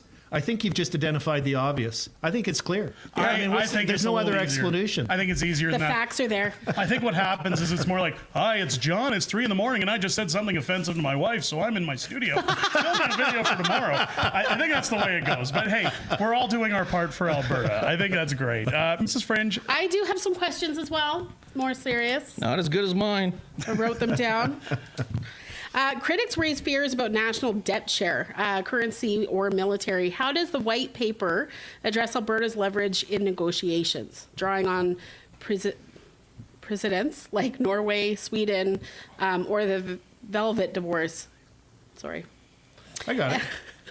So there's a couple of questions in there. Yes. The first one is, how would Alberta address the debt in the negotiations, for example?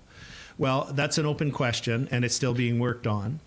And but what we have to keep in mind is a number of factors. First of all, in terms of how do you calculate what Alberta's share of the debt is? Do you take into consideration the fact that Albertans to date have sent over $300 billion more in tax and other contributions to Ottawa than we've received back because of the equalization program? So throughout the history of equalization, here in Alberta, we've sent $300 billion more to Ottawa than came back to Albertans, okay? So if you give that as a credit, we might not owe anything, right, just from the get-go. Another consideration is, well, our tax dollars went to build the new bridge from relatively new from that goes to PEI. So what's 12% of the value of that bridge? Look at all of the different things. They built a garage at Rideau for the Governor General, and it was like $3 million or $30 million. Well, we get 12% of that. So in other words, it's not those are calculations. There's a number of ways to approach it. I've been litigating complex and a lot of high-value cases in my legal career for over 30 years. And I'm very experienced in dealing with these kinds of negotiations. And what happens is the parties will both come up with a methodology of how to pick the number. And then the other side says, no, we don't agree with that. This is a better way. So it's not clear to me what the number would be. But the bottom line is Alberta has a lot of strength. And that's the second part of your question, our negotiating position. I've negotiated most commonly on behalf of landowners, farmers, and ranchers against multinational oil companies. So I'm used to an underdog position. In this negotiation between Alberta and Ottawa, Ottawa's the farmer. We're the oil company. And what I mean by that is we are the largest contributor of growth and GDP growth in the country.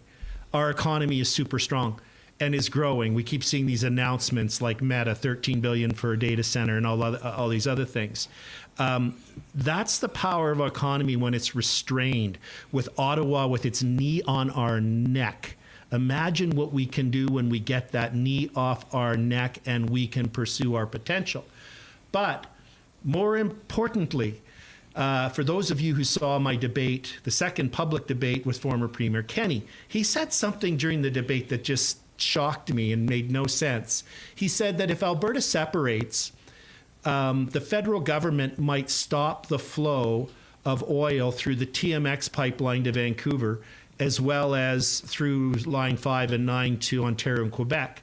And if anybody was in the room, they would have saw me tilt my head and look very puzzled, because if we stop the flow, if for whatever reason the flow is interrupted to the Burnaby refinery in Vancouver, they run out of gasoline, diesel, and jet fuel in less than 11 days. Their economy comes to a screeching halt. Also, I did a detailed analysis and talked to experts. The same thing happens to in Ontario. The refineries at Sarnia get our oil. We also send different products through. That turns into gasoline, jet fuel, and diesel. You cannot run a car plant if the diesel highway trucks can't fill up with fuel. People can't, the 401 for once will be safe to drive on because there'll be nobody on it. And the Pearson Airport will function as it seems normally because no planes will go in anywhere because they'll have no jet fuel. And similarly, right up into Quebec.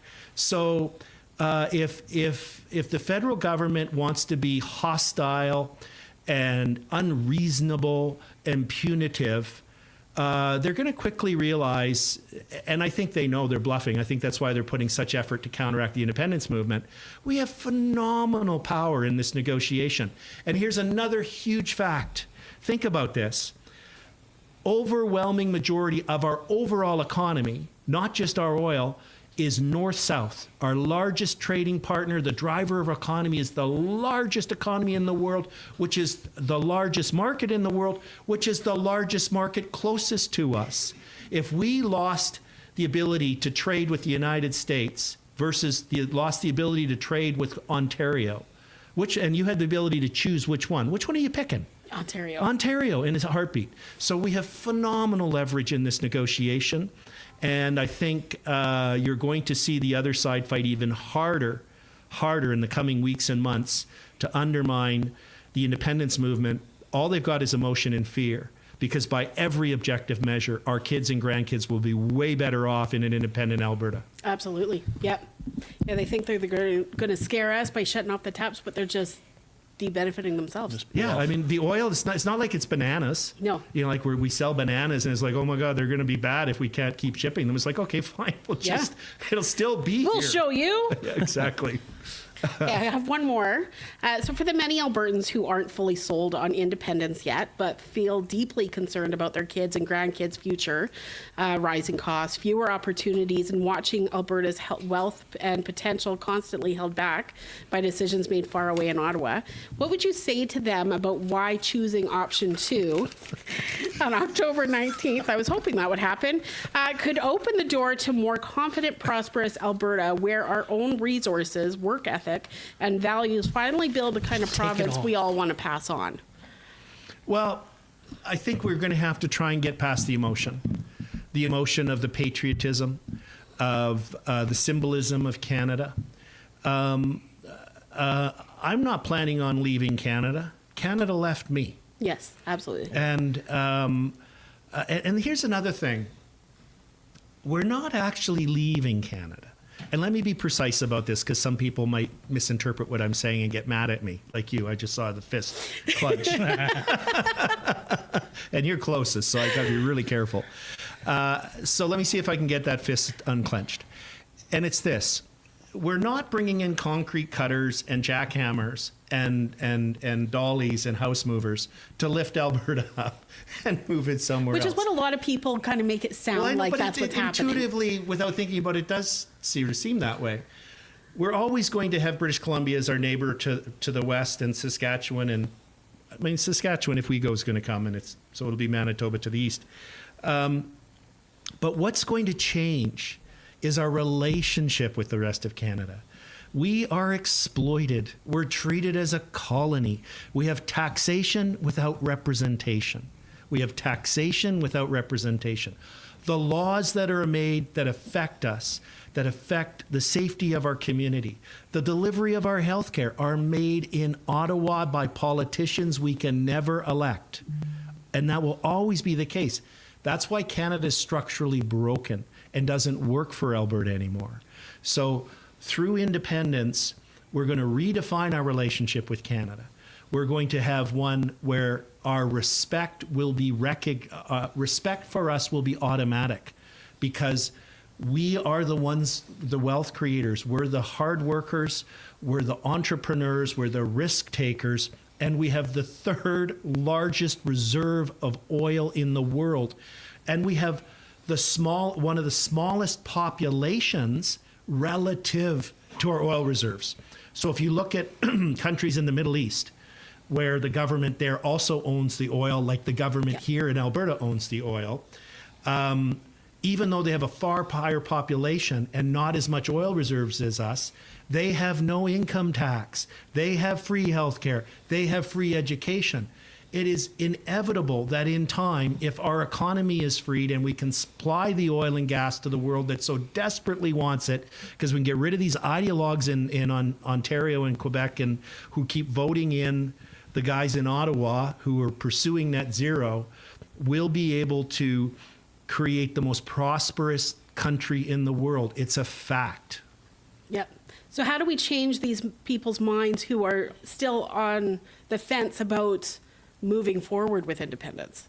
Well, you know, you have different problems in politics. The biggest problem is actually getting people to even pay attention to you, right? It's we could do a little survey here and go walk down the street and bump into people, and a whole bunch of them wouldn't even, if you said, what's the name of the premier of Alberta, they'd go, Joe Biden? Yep. You know, like, I don't know. Yep. What's a premier? Is that soccer team? Yeah. You know?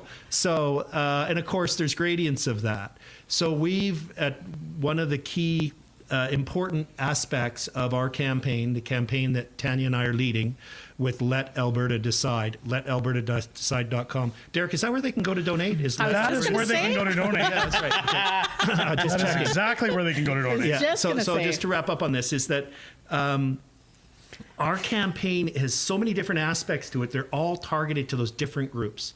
So we have a particular method of campaigning that we're unleashing to target that 21-year-old who's suddenly realizing how expensive it is to rent his or her apartment and going into a grocery store and looking with envy at that jar of pickles saying, someday I'm going to be able to afford that, baby, right? And leaving with so few groceries compared to what they thought they would be able to afford. Yep. Looking at their paycheck and seeing how much the gross amount was, like what their work was really worth, and how much they get and how much the government takes. I've said to some of my nephews who are in their 20s, I said, could you imagine working and that top number you keep? And they're like, no way, Uncle Keith, that would be awesome, right? So for each of the demographics, for the seniors who are worried about their pensions, one of the hardest demographics for us to crack is actually parents who are like in their 40s and who have kids who are 8 to 12. Yeah. Right. And both of them are working and have a good income, and they go, life's pretty good for me. Why should I take the risk? So our campaign is multi-layered, is very dynamic, and it's very professional. And we're targeting each one of those groups through different methods. Yes. Agreed. Okay. And that brings us to a very important point, and it's one that I want to address with the audience, because this is literally what we're discussing is the old phrase that I've been hearing for about the last year. You can't vote your way out of this.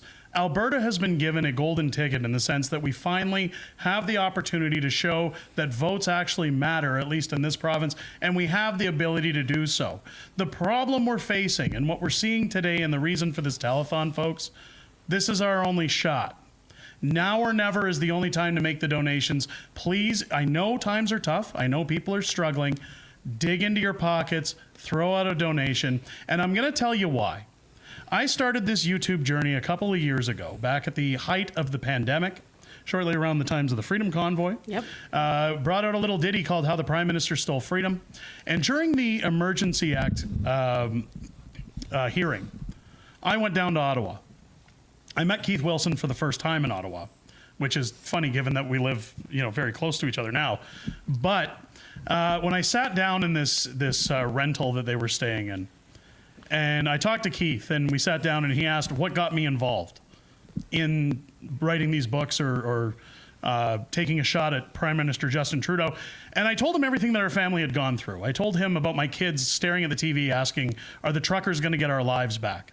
Tamara Leach has quoted that was one of the times they thought maybe Canada could be saved. And I'll tell you, watching those trucks go past in Manitoba and the CB radios saying, thank you truckers for what you're doing, with all the kids cheering for them, I had faith that the nostalgic Canada that I once believed in still existed, that it could be saved and salvaged from this tyrant of a prime minister. Unfortunately, we saw how things unfolded. But as I told Keith this story about how my family dealt with the pandemic alongside my children losing their grandmother behind a wall because of the way the pandemic went, this man, after meeting me for less than 5 minutes, shed a tear. He showed emotion.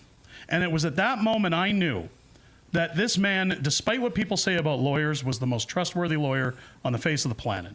And he is a man that not only am I happy to call a friend, but I trust his plan. I trust all of these TPAs and the plans that they have. And the best thing you can do right now is to reach in, support them, and support their efforts for Alberta. Support the efforts that hundreds and thousands of volunteers made over the winter while collecting signatures out in the freezing cold to ensure that Alberta could be free.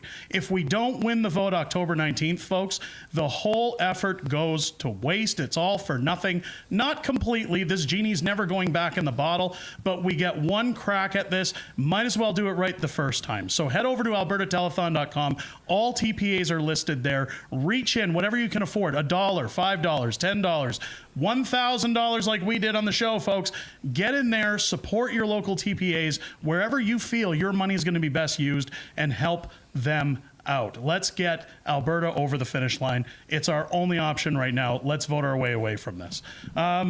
Mike, you had a few things you wanted to talk about as well. A few more questions. Oh, I definitely have a Very few more important questions. Batman or Superman? Oh, Why? There you go. Both. There you go. Why? Why? Because they're both awesome and they're superheroes. There you go. There you go. Both their mother's names was Martha. Whoa. Okay. Okay, that's good. Okay. All right, we talked about the pipeline stuff. Why no signs? What's going on with the signs for your TPA? My Ford operating base in Calgary is sending me messages. Lawn signs, lawn signs. So if you go to our Let Alberta Decide website, you will see there's an announcement. We were putting it out on social media today.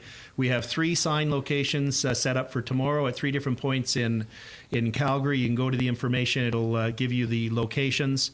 Very easy to understand. We just sent out an email to a couple thousand people with that information as well. From 10:30 till 1 p.m. tomorrow, we're doing our small sign distribution. However, if you've driven through Calgary, one of the things you will have seen is that Stephen Carter has these very strange white and red signs that say, he's such stay, a douche. no to all the questions, and he's just data mining lists. He just wants people's names for his political party. But we currently have 100 large signs in production for Calgary.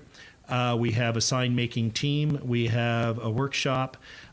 We have an interesting strategy for how the signs are going to be designed because we're anticipating vandalism. And somebody on my team came up with a brilliant idea, which we won't share until you start to see it. And we also have volunteer teams that are going to be patrolling the signs regularly. And what we would like to achieve is that when a sign is vandalized or damaged, it will be replaced within 24 hours, because that will send a message. Yes. When someone drives by, here's what we want to happen. Somebody drives by, they're an independent supporter, they're on the fence and not sure about us, and they don't think we know what we're doing. All they see is the red and white signs. Now they're going to see these big, beautiful blue signs, 4x8s. And they're going to go, wow, they're up. And then they're going to drive by a few days later and it's going to be vandalized. And they're going to, oh yeah, I knew that was going to happen. And then they're going to drive by the next day and they're going to go, huh, it's been fixed. And then it's going to get vandalized again. And then they're going to drive by again and they're going to go, it's going to be fixed. And then they're going to say to themselves, these independence people know what they're doing. Yep. And if they know what they're doing on this, maybe actually they got this whole thing right. It's a small example, but it's happening. But we do need volunteers. So if you are someone who is interested in volunteering with our large sign install and repair team and manufacturing team, please go to info@letalbertadecide.com. Send an email at info@letalbertadecide.com and give your name and information and what your skill set is and where you are. We're currently going to be branching out the large sign campaign. There's some tricks around the bylaws. I know a lawyer. He's working for free. I'm reviewing all the sign bylaws Great lawyer. right now. So once we know where we can and can't put signs, we're going to try and put them up in your hometown, sir, madam, and as well as Grand Prairie, Lloydminster, Red Deer, Lethbridge, Medicine Hat, all the major regional centers, to start showing the support. And, we've all experienced the fear that people have. And that in itself is a remarkable testament to how things have gone off track in Canada, that you need to be fearful of showing your political affiliation. But the bigger signs on where legally they can be put on common property, on public property, are safer because, you're not going to have a repercussion of putting it outside your home. So there's so many people that want to put them on their home, but they're concerned about it. So this overcomes that to show the level of support. But we're also doing a lot more than signs. We're going to be doing some really interesting stuff that's already in the works. Awesome. Good stuff. Yeah. Good stuff. Is that not the perfect analogy for Alberta either, right? Something gets pushed back by vandalism and we just come back stronger and we show that we can take the hits and keep moving forward. I love it. I absolutely love it. That's the way this movement's been run, folks. And you guys have shown that with people getting cigarettes put out on their faces, coffee thrown at them, events shut down and canceled. Like a hydra, you cut off one head, we keep coming back stronger. Independence is the key to Alberta's survival. I think we're winning this fight. I think it's safe to say we're winning this fight. Keith, I know Nat and the guy kind of beat us to the punch earlier, but Tanya answered the question, so I want to ask you. Sure. What are you most hopeful for with an independent Alberta? What keeps you motivated to get an independent Alberta? What's the Keith Wilson sales pitch? Well, I know the entrepreneurial spirit of Albertans. I know our work ethic. I see it. This, if something knocks you down, brush yourself up, stand up and keep going. And it's true. It's from our roots. It's people who that approach to life appeals to them end up here. You don't have to be from Alberta to admire that work ethic, that cultural characteristic. So you combine that with some really simple things. We have incredible institutional infrastructure in place. Some people say, I think the Premier did, and I was very disappointed when she did, and if she didn't, others have said it, which is, it's going to be very expensive to build all of these things from scratch. We're not building anything from scratch. It's already here. It's already here.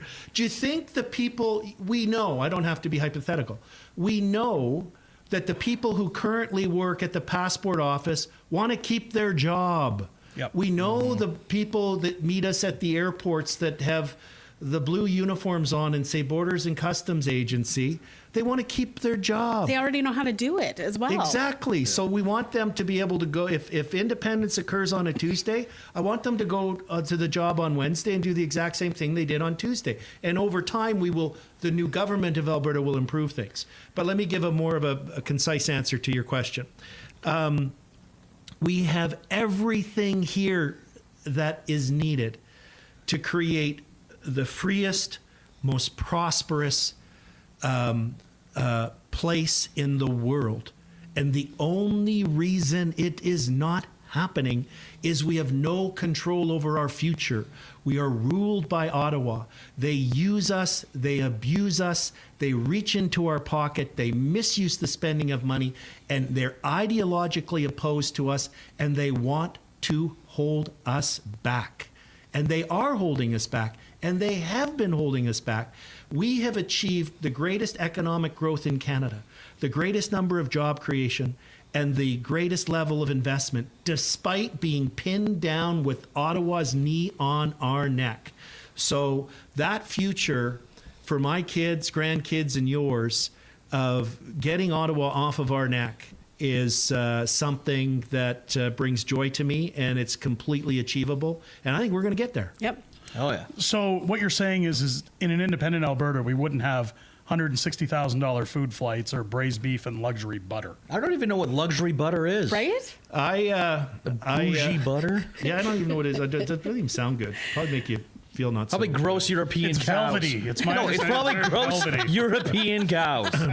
I worked in government in the in the 90s when Ralph Klein was premier, and he was going through a period of extreme cutbacks. And we went from having lunch meetings where catered food was coming in with fresh fruit shish kebabs and chocolate dipped strawberries, I kid you not, to lunch meeting, no food, bring a bagged lunch. Yep. And we all literally showed up with a brown bag. And nobody complained. We I'm didn't sure. complain. Yeah. And the waste that occurs in government is off the scale. Absolutely. Because it's not their money. They don't care. They're spending your money. Yep. You know, it was one thing my father always said, because we moved to Alberta in 1995. We lived in Alberta. My father was transferred out to Manitoba, moved back in 95, 10 years later. And when we came out, I was a teenager, and I asked him, why are we uprooting our lives and going out to Alberta, of all places? To meet me. And well, that was one of them. But you know what he told me at the time was Alberta was booming. It was the mid-90s. The oil boom was huge. Entrepreneurs were coming in. Home business startups were at a highly successful rate. And he said, Alberta's the one province in the country that you can make a name for yourself and that you can get ahead no matter how high you want to go, as long as you're willing to get your hands dirty and put in an honest day's work. If you're looking for a job, you can find a job within a day. And if you want to work your way up a corporate ladder, they will train you. They will actually help you get ahead because they want to invest in their own people. And at 15 years old, I didn't appreciate that. But as I grew throughout the province, as I spent my time in Alberta, that reigned true up until about the early 2000s. Once we started getting governments in that wanted nothing more to do than to use their names like a NASCAR driver to give contracts to their friends, scandalous spending, Trudeau happened, we all saw how things went there. I think it's very adherent at this point that Alberta understand those days can come back. When I talked earlier about the sentiment of what Canada used to be, if you were in Alberta anytime before the year 2000, following the National Energy Program, seeing those booming years, that can return tenfold in Alberta under a new republic. When you think about the teachers who are protesting right now saying, we need a raise, we need more money, we need smaller classrooms, how many schools could we build without the bureaucracy of the federal government and red tape? With the billions we're not sending in transfer payments, how fast could we build those schools? How many teachers would be clawing their way into Alberta to get a job because they're no longer paying federal income tax or GST? Same thing with hospitals, doctors. How many doctors would love an extra 30% on their paychecks? I see Mike's note there. AISH benefit would benefit us. AISH as well. You look at AISH and ADAP. Those on disabilities could finally start getting real funding. And those who are taking advantage of the system, folks, they would be removed. Yep. We would have a brand new program. The prosperous nation of Alberta would be a true marvel to behold. I think people from all over the world, let alone Canada, would be flowing in at an alarming rate. We would have to vet who's coming in. But nonetheless, as nice as that sounds. That would be nice to just vet people who are coming in. The idea of an independent Alberta for the last year, ever since I watched Pierre Poilievre lose the federal election, I was pro-Pierre. I thought finally we got a chance. Things can change. I was shown very quickly that the government can kind of set the system how they want it to in order to win their elections. There is no hope when it comes to being on that carousel. Now, if the definition of insanity is doing the same thing over and over and hoping for different results, now's the time we do something different. Again, now's the time to donate. Head over to albertatelethon.com. Yes. Make your donations. Support a free and independent Alberta. One of the things I do worry about, throw Keith, you a 20 every time you say donate. donate. Now, one of the things I do worry about, Keith, that we hear a lot being discussed, not only in the House of Commons, on the media, on the news, is we know Bruce Party's been talking about a lot, the Clarity Act. Now, we've seen the dust getting kicked up in the House of Commons when they talked about 50+1. We saw, and it's unbelievable, folks, it wasn't on my bingo card that Quebec would come to Alberta's defense. Absolutely. But when they start talking about the Clarity Act, when they start talking about can Alberta actually leave, I've heard many people saying, I think it's going to come down to a unilateral declaration of independence. We don't feel that Ottawa would honor the Clarity Act. No. We feel that this would get drawn out. Where do you see things going with the Clarity Act? And do you think it's going to take a unilateral declaration in order for us to get out? So what we need to understand is that it was in 1998 that the Supreme Court of Canada released its decision. And by that, I mean the succession reference case that laid out the pathway for a province to vote on a clear question with a clear majority, and then that triggers a duty of good faith negotiation, and the province can become an independent country. 1998. In the year 2000, the Liberal government brought in the Clarity Act. So the Supreme Court of Canada laid out this roadway and put bridges on it and overpasses and so on to make it all possible, a legal constitutional pathway. What happened with the Clarity Act is it put barriers and roadblocks and detours in place. But the same day, the day after the Clarity Act was passed in the Parliament in the year 2000, the Quebec General Assembly passed Bill 99. And what Bill 99 was, the Quebec government saying, bugger off Ottawa, we're going to follow the Supreme Court of Canada decision. Your Clarity Act is unconstitutional. You don't get to decide whether a question is clear. You don't get to decide whether or not it's a clear majority. That's not what the Supreme Court of Canada said. The Supreme Court of Canada trumps the Parliament, which is a basic fact you learn in first-year law school. So they said, away with you, Ottawa. We're not going to follow it. Bill 99 was challenged and upheld in the Superior Court and the Court of Appeal in Quebec. So when you referred to a moment ago how Quebec came to our defense, which was about a month ago when the Prime Minister said, well, this referendum question in Alberta is going to have to be referred to the Parliament, the stream of Quebec politicians, both federally and provincially, came to the podiums and held press conferences, says, Alberta, ignore them. You have the right to decide. You have the right to democratic self-determination. The Clarity Act is unconstitutional. It's an improper attempt. They even said, one of the Quebec politicians said that it was a federal government overreach and authoritarianism. And she was correct, okay? So the reality is that to the extent that the Clarity Act is inconsistent with the Supreme Court of Canada decision, which it is in many respects, and to the extent that it purports to give exclusive control and sort of veto power to Ottawa, it's unconstitutional. That's the approach that Quebec took back in 2000, and that's still the law there. So what I think should happen here, you've interviewed the Premier, Premier Smith, and she's talked about her Sovereignty Act here and defending Alberta's sovereignty within Canada.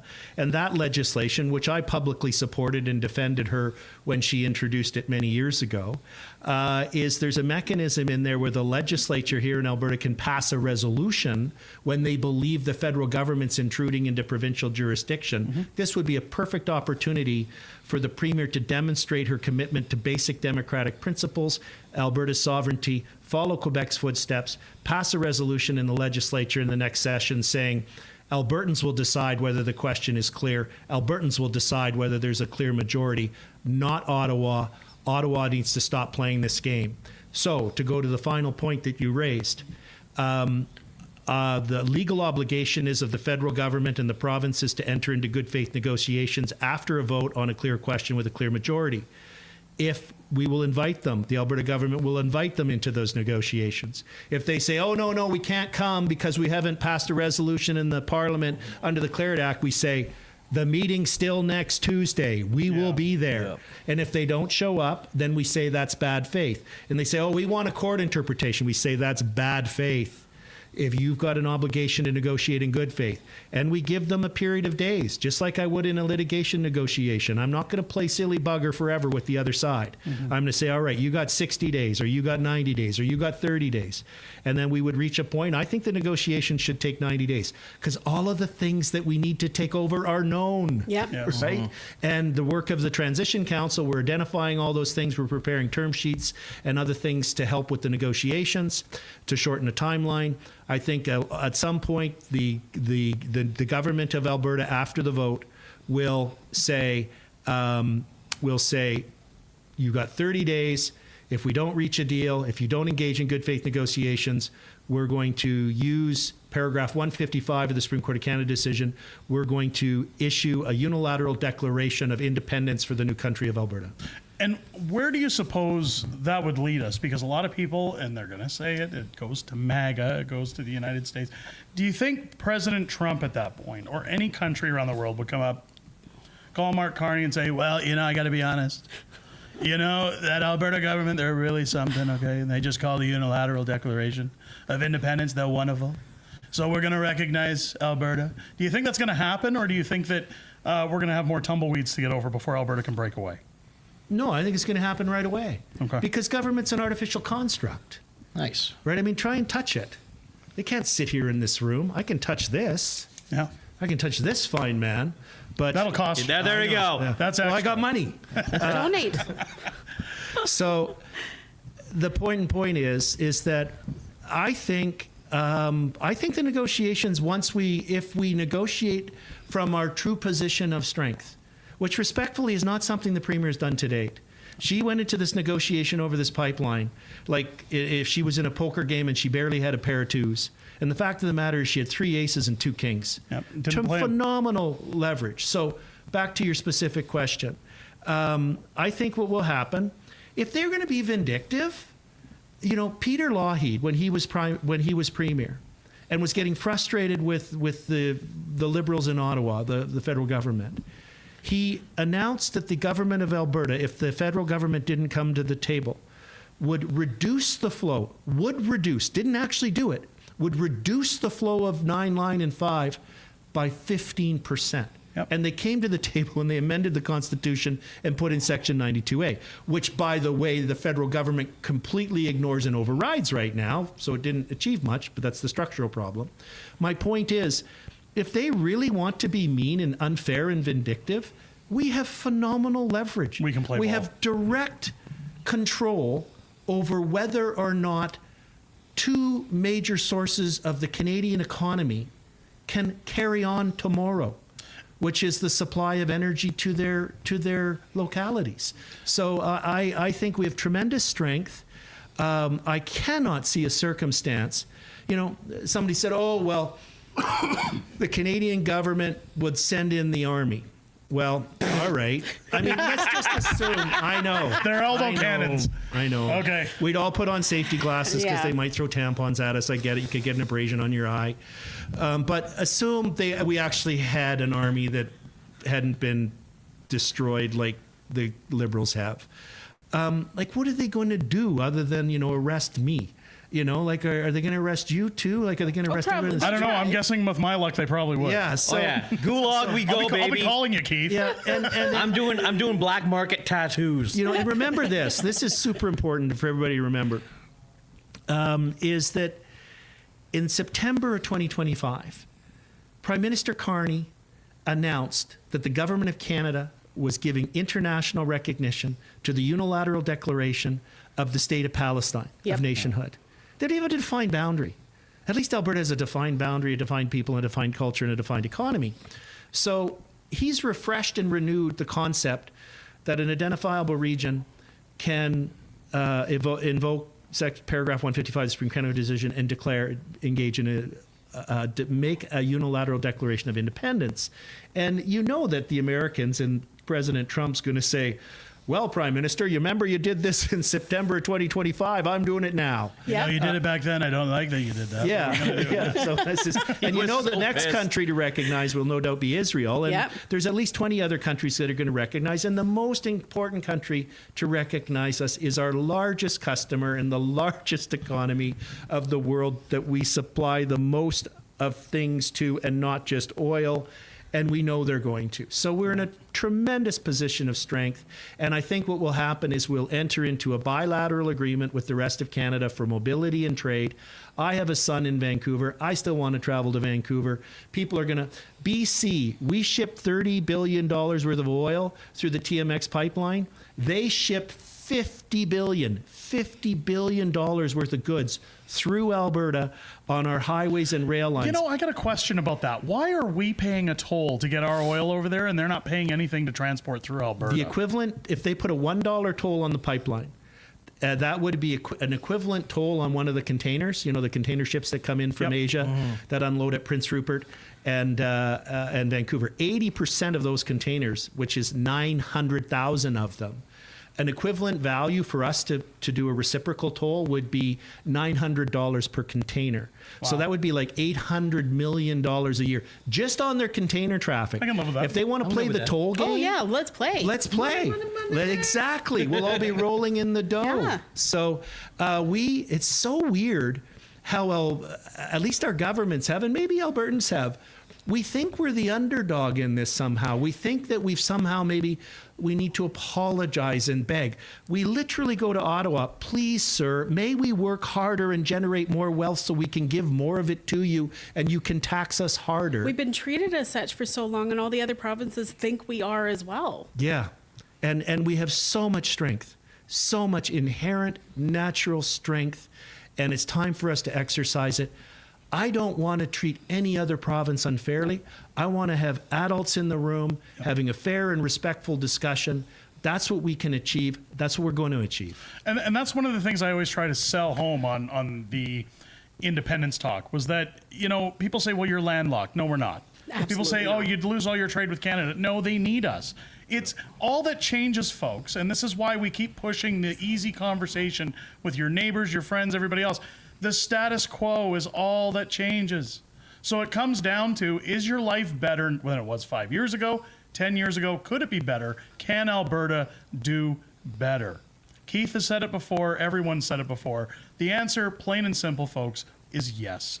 Let me ask you this, though, because when it comes to the negotiations, and my audience asks a lot, who would be upholding those negotiations? Because I'm not going to nitpick at Danielle Smith or get into the gossip circle about her, but a lot of people have been disappointed with her actions when there was a post that was out recently where people said, I miss the old Danielle. Yeah. And there was a clip showing her talking about our sovereignty, about Ottawa overstepping. And at one point in time, I felt like this is our female Ralph Klein, our female Peter Lougheed that's going to really stick the nails to Ottawa.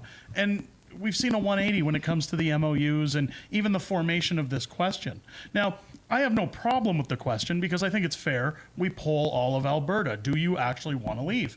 But when it comes to the negotiations, if Danielle Smith is in charge of those negotiations, is she going to kick the can down the road?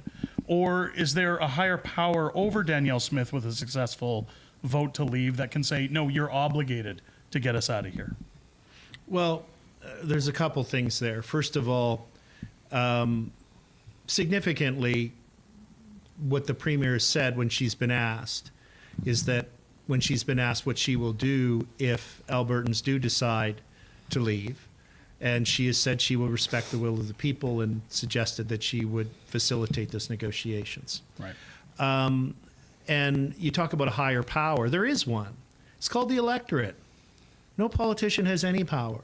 They derive their power from each one of us, from each X that we put, from each hour that we volunteer, from each position we take on a constituency association board, from each donation that we make, from each door knocking that we do, from each sign that we put up during an election campaign. That's where their power comes from.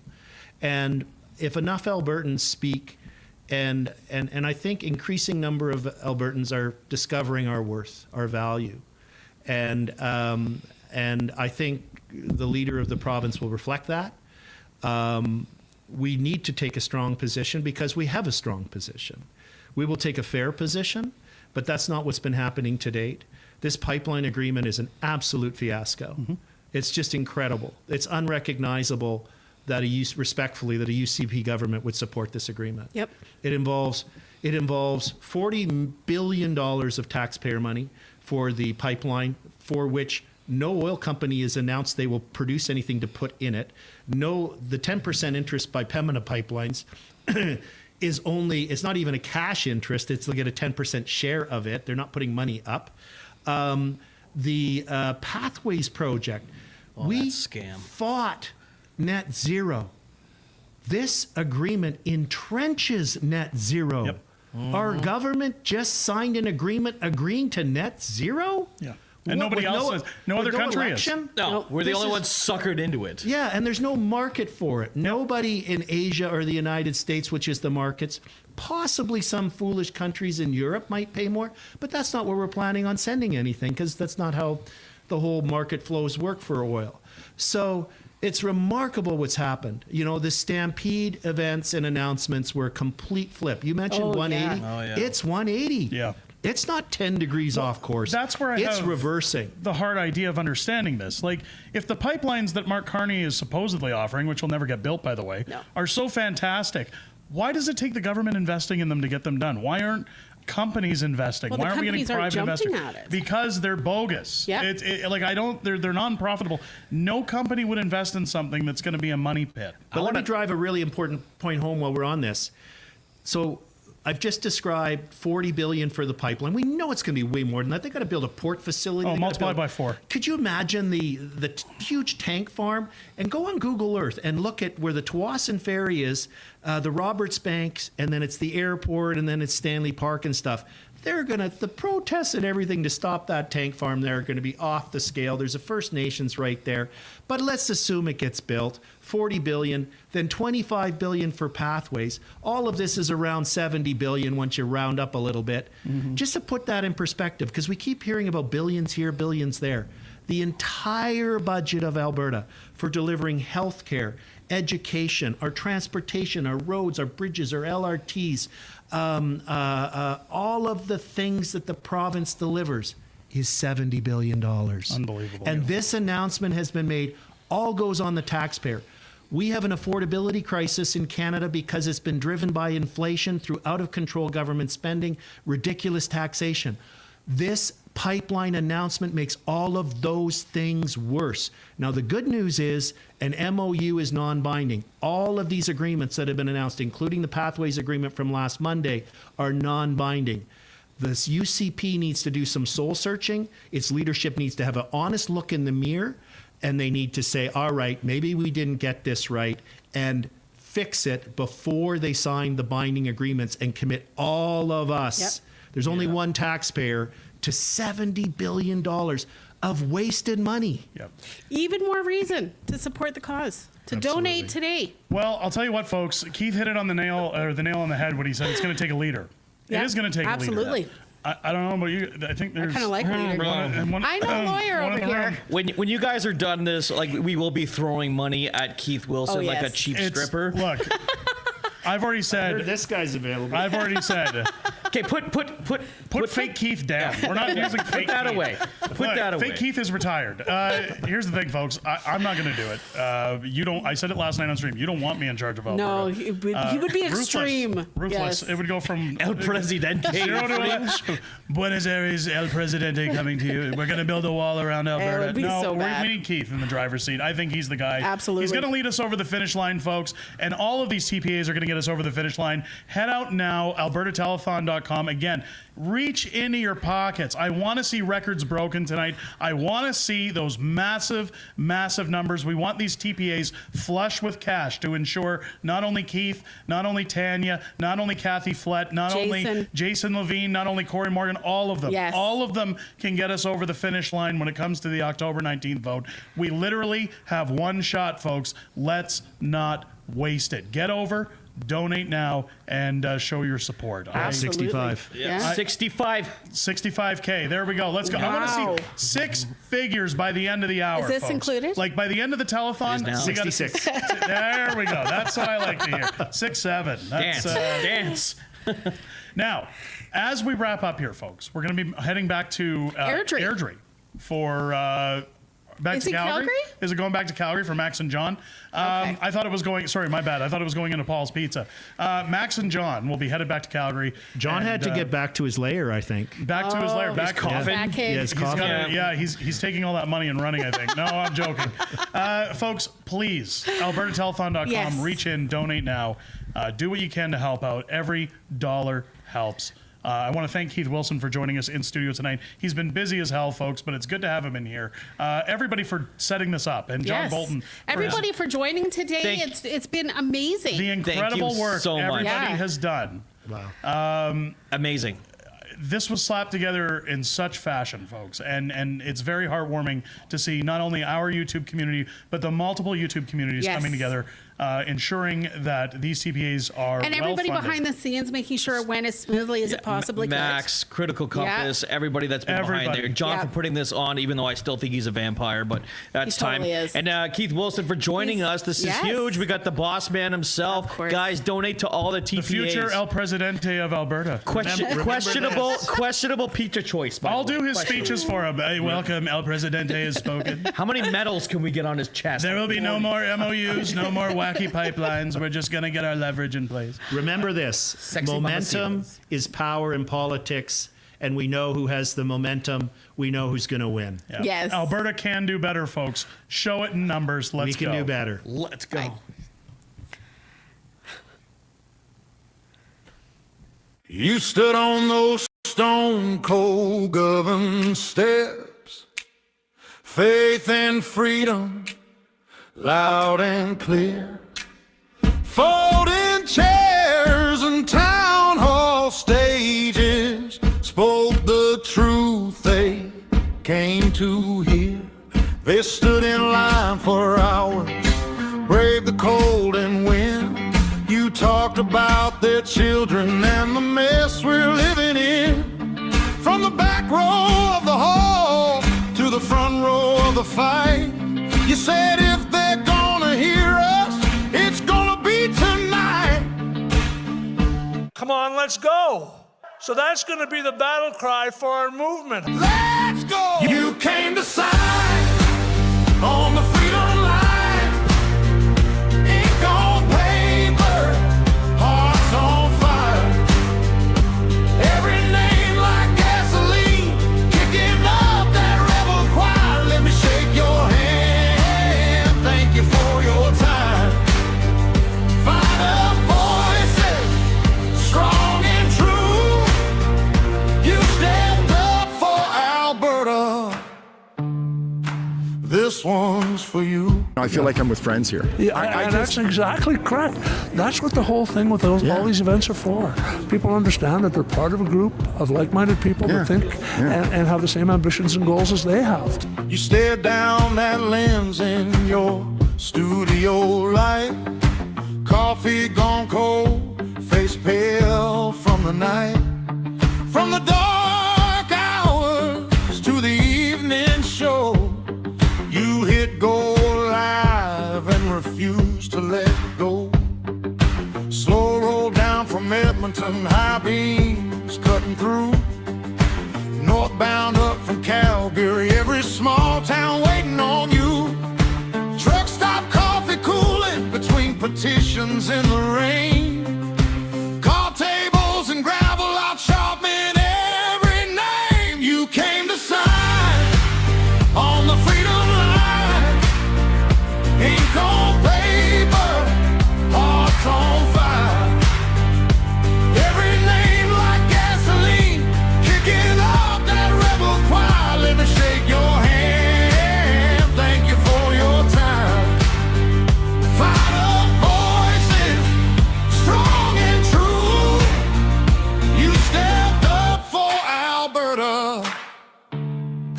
This one's for you. Again.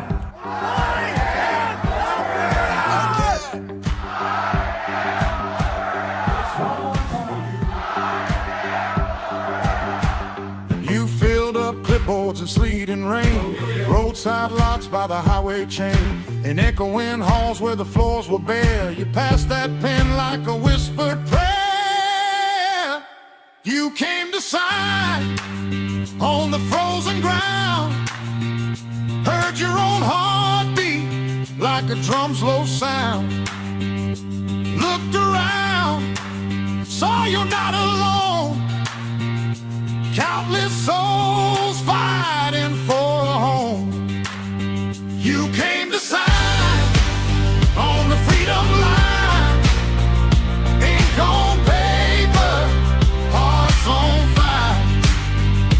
Every name like gasoline, kicking up that rebel choir. Let me shake your hand, thank you for your time. We've gotten by round 3. Now we're in the Stanley Cup final. And away we go. Thank you very much. God bless all of you. For Alberta, and I raise this one to you. This one's for you. You stood that line. Alrighty. Now I'm enjoying my internet people. Finally. Are we back? We're back in the house. Welcome back. It's good to be here. John Bolton with you 11 hours after I was on earlier this morning, and it is really great to see you again. It's been a long day, but I'll tell you, it has been an exciting day. I'd like to thank everybody that made a donation today. I really appreciate it. And there's still time to go. We've got another hour of the telethon. We will be throwing it back to Paul's Pizza shortly. I'm going to be heading out there with my wife and all the people that have gathered out at Paul's Pizza. And if you want to go out, you still got some time, and I'd love to see you there. First off, before I move on to Paul's, you can make a donation, albertatelethon.com. As Fringe said, let's get the numbers up. We can still raise money. Generally, telethons make more money during the evening. And if you're out there and haven't made a donation, albertatelethon.com, pick one of the TPA's, third-party advertisers, and make a donation now. Before I move on, I want to thank some people, but I want to thank the guy beside me. I said on a video I did earlier this morning on my channel that Max is like Cher, Prince, and Madonna. Most people don't know his last name. It's just Max, and everybody knows Max. I have to tell you that this would have been impossible without Max and Jager Gustafson. Jager for giving us this remarkable space we're in right now. Coming over here, helping out with the technology. But this guy right here was running around this afternoon and doing amazing work for about 6-7 hours yesterday. We lost the internet today. He was sweating buckets, running back and forth to get us back on. Max, thanks so much. Thank you. Thank you. I'm crying. Thanks, buddy. Thank you. Mm-hmm. You know how much we appreciate you, right? Mm-hmm. You've been running around this province for what, a year? Going to every damn place in this province. You've been to every town here. Mm-hmm. We love you, pal. We love you. Thank you so much. You know that? Oh, Everybody yes. does. Thank you. Yeah, and I also want to thank everybody who were watching. Some people. I wasn't expecting that. Anyways, I wanted to thank you everybody for watching all the social media accounts, and don't forget to give a last stretch for the telethon, because I'll tell you why. For someone who has, John Bolton was saying, who has been driving all over the place, on many countless oil changes, gas, and everything, what I can tell you is that in order to organize something like a town hall takes a lot of money.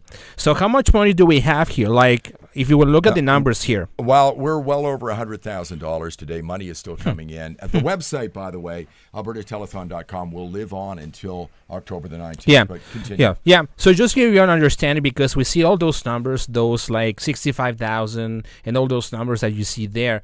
Just to give you some perspective, for instance, if you organize, when Let's Talk Alberta organize their town hall meetings, their costs can go anywhere from $5,000 to $8,000, just one town hall meeting. So when those guys from, let's say, Let's Alberta decide decided to do a town hall meeting, when Jason Levine decides to do a town hall meeting, there are some costs attached to that. Even if you bring speakers from the outside, you have to bring, you have to bring people, like you have to pay hotels, even their planes, gas money, all those things add up. So you can easily get $5,000, $7,000 just for one town hall meeting. Yeah. So that's why it's important, as we are going through this process prior to October 19, to contribute as generally as possible. And I can tell you a story. Some people told me that, who work at the government even, who are not going to attend a town hall meeting because they fear about getting the loss, they're to lose their jobs. There are people who are who cannot just the reason why I'm doing those live streams is because I got people who tell me in part that they cannot. You can't come. They can't come because if their boss or their family finds out that they were in an independence town hall, they're gonna get lose their job. Maybe they're gonna lose their jobs. I've seen people who lose their job just simply attending a town hall meeting. I've seen people who were discarding their families for the same reason, families breaking apart because of that. So a lot of the challenge that we have here as a community is to pass that those barriers, in fact. But I can tell you from the money perspective, it takes a lot of money to organize events like what Keith Wilson was saying, is that we're going to do this, going to protect the signs, going to replace the signs. That's another cost as well too. So when I see 65,000 people, $65,000 from what's the name? Let Alberta Decide. Yeah, thank you. Yeah, Let Alberta Decide. I really think that this money will be gone in a month. Yeah. In a month. Yeah. And we're not even in August yet. So that's the priority, that's the importance to contribute to Alberta Telethon and all those TPAs. If you can't contribute right now, find somebody who can, because the uphill battle that we have is incredibly insane. Mm-hmm. Yes, we lost the stream at about 4:30 p.m.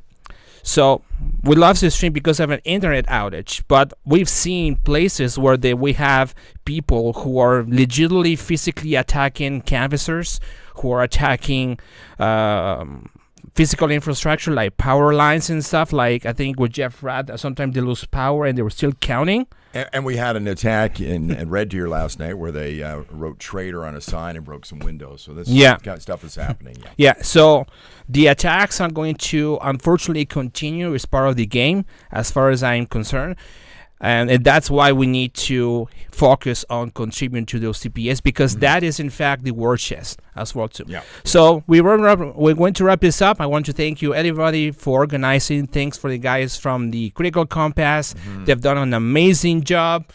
All the podcasters as well who were sharing and patiently waiting for the streams to kick in, and for the technical side of things. And I want to thank you, John, for organizing all of this. It was a lot of work. I know what it is. And Thanks, there's a lot of work that's seen around behind the scenes that you don't see necessarily. This is just the public-facing side of things, but obviously this is the private-facing ones. So, well, thank you very much for watching, and I'll see you next time. And I'm going to Paul's Pizza in Erdrey. So yeah, so I would like to thank all the hosts. I said early this morning that I asked people if they would be part of this. And every one of them said yes immediately. Yep. Nobody said, I'll get back to you. They all said yes. Every one of them, all the people that were on today, they said yes as well. And it's been just such a joy working with these people. We are so blessed to know the people who are on here today. But I think every one of us that were on this stream today, I think Max would agree that we're blessed to know you because you're part of our movement. We would like to say thank you for contributing. There's still time. We need to win this thing, and we're going to need more money and more money and more money. It's hard to say that, but when it comes to politics, really, money really does do the talking. So if you can continue to contribute, AlbertaTelethon.com is up right now. We've still got an hour left. We're heading to Paul's Pizza. Maybe you want to meet us out there. We're going right now. My friend Max, Thank you very much. Thank you so much. And we will talk to you again soon. See ya. My autistic or my internet autistic friends. I always keep saying all the time. I always say that. Okay, thanks, guys. Thank you.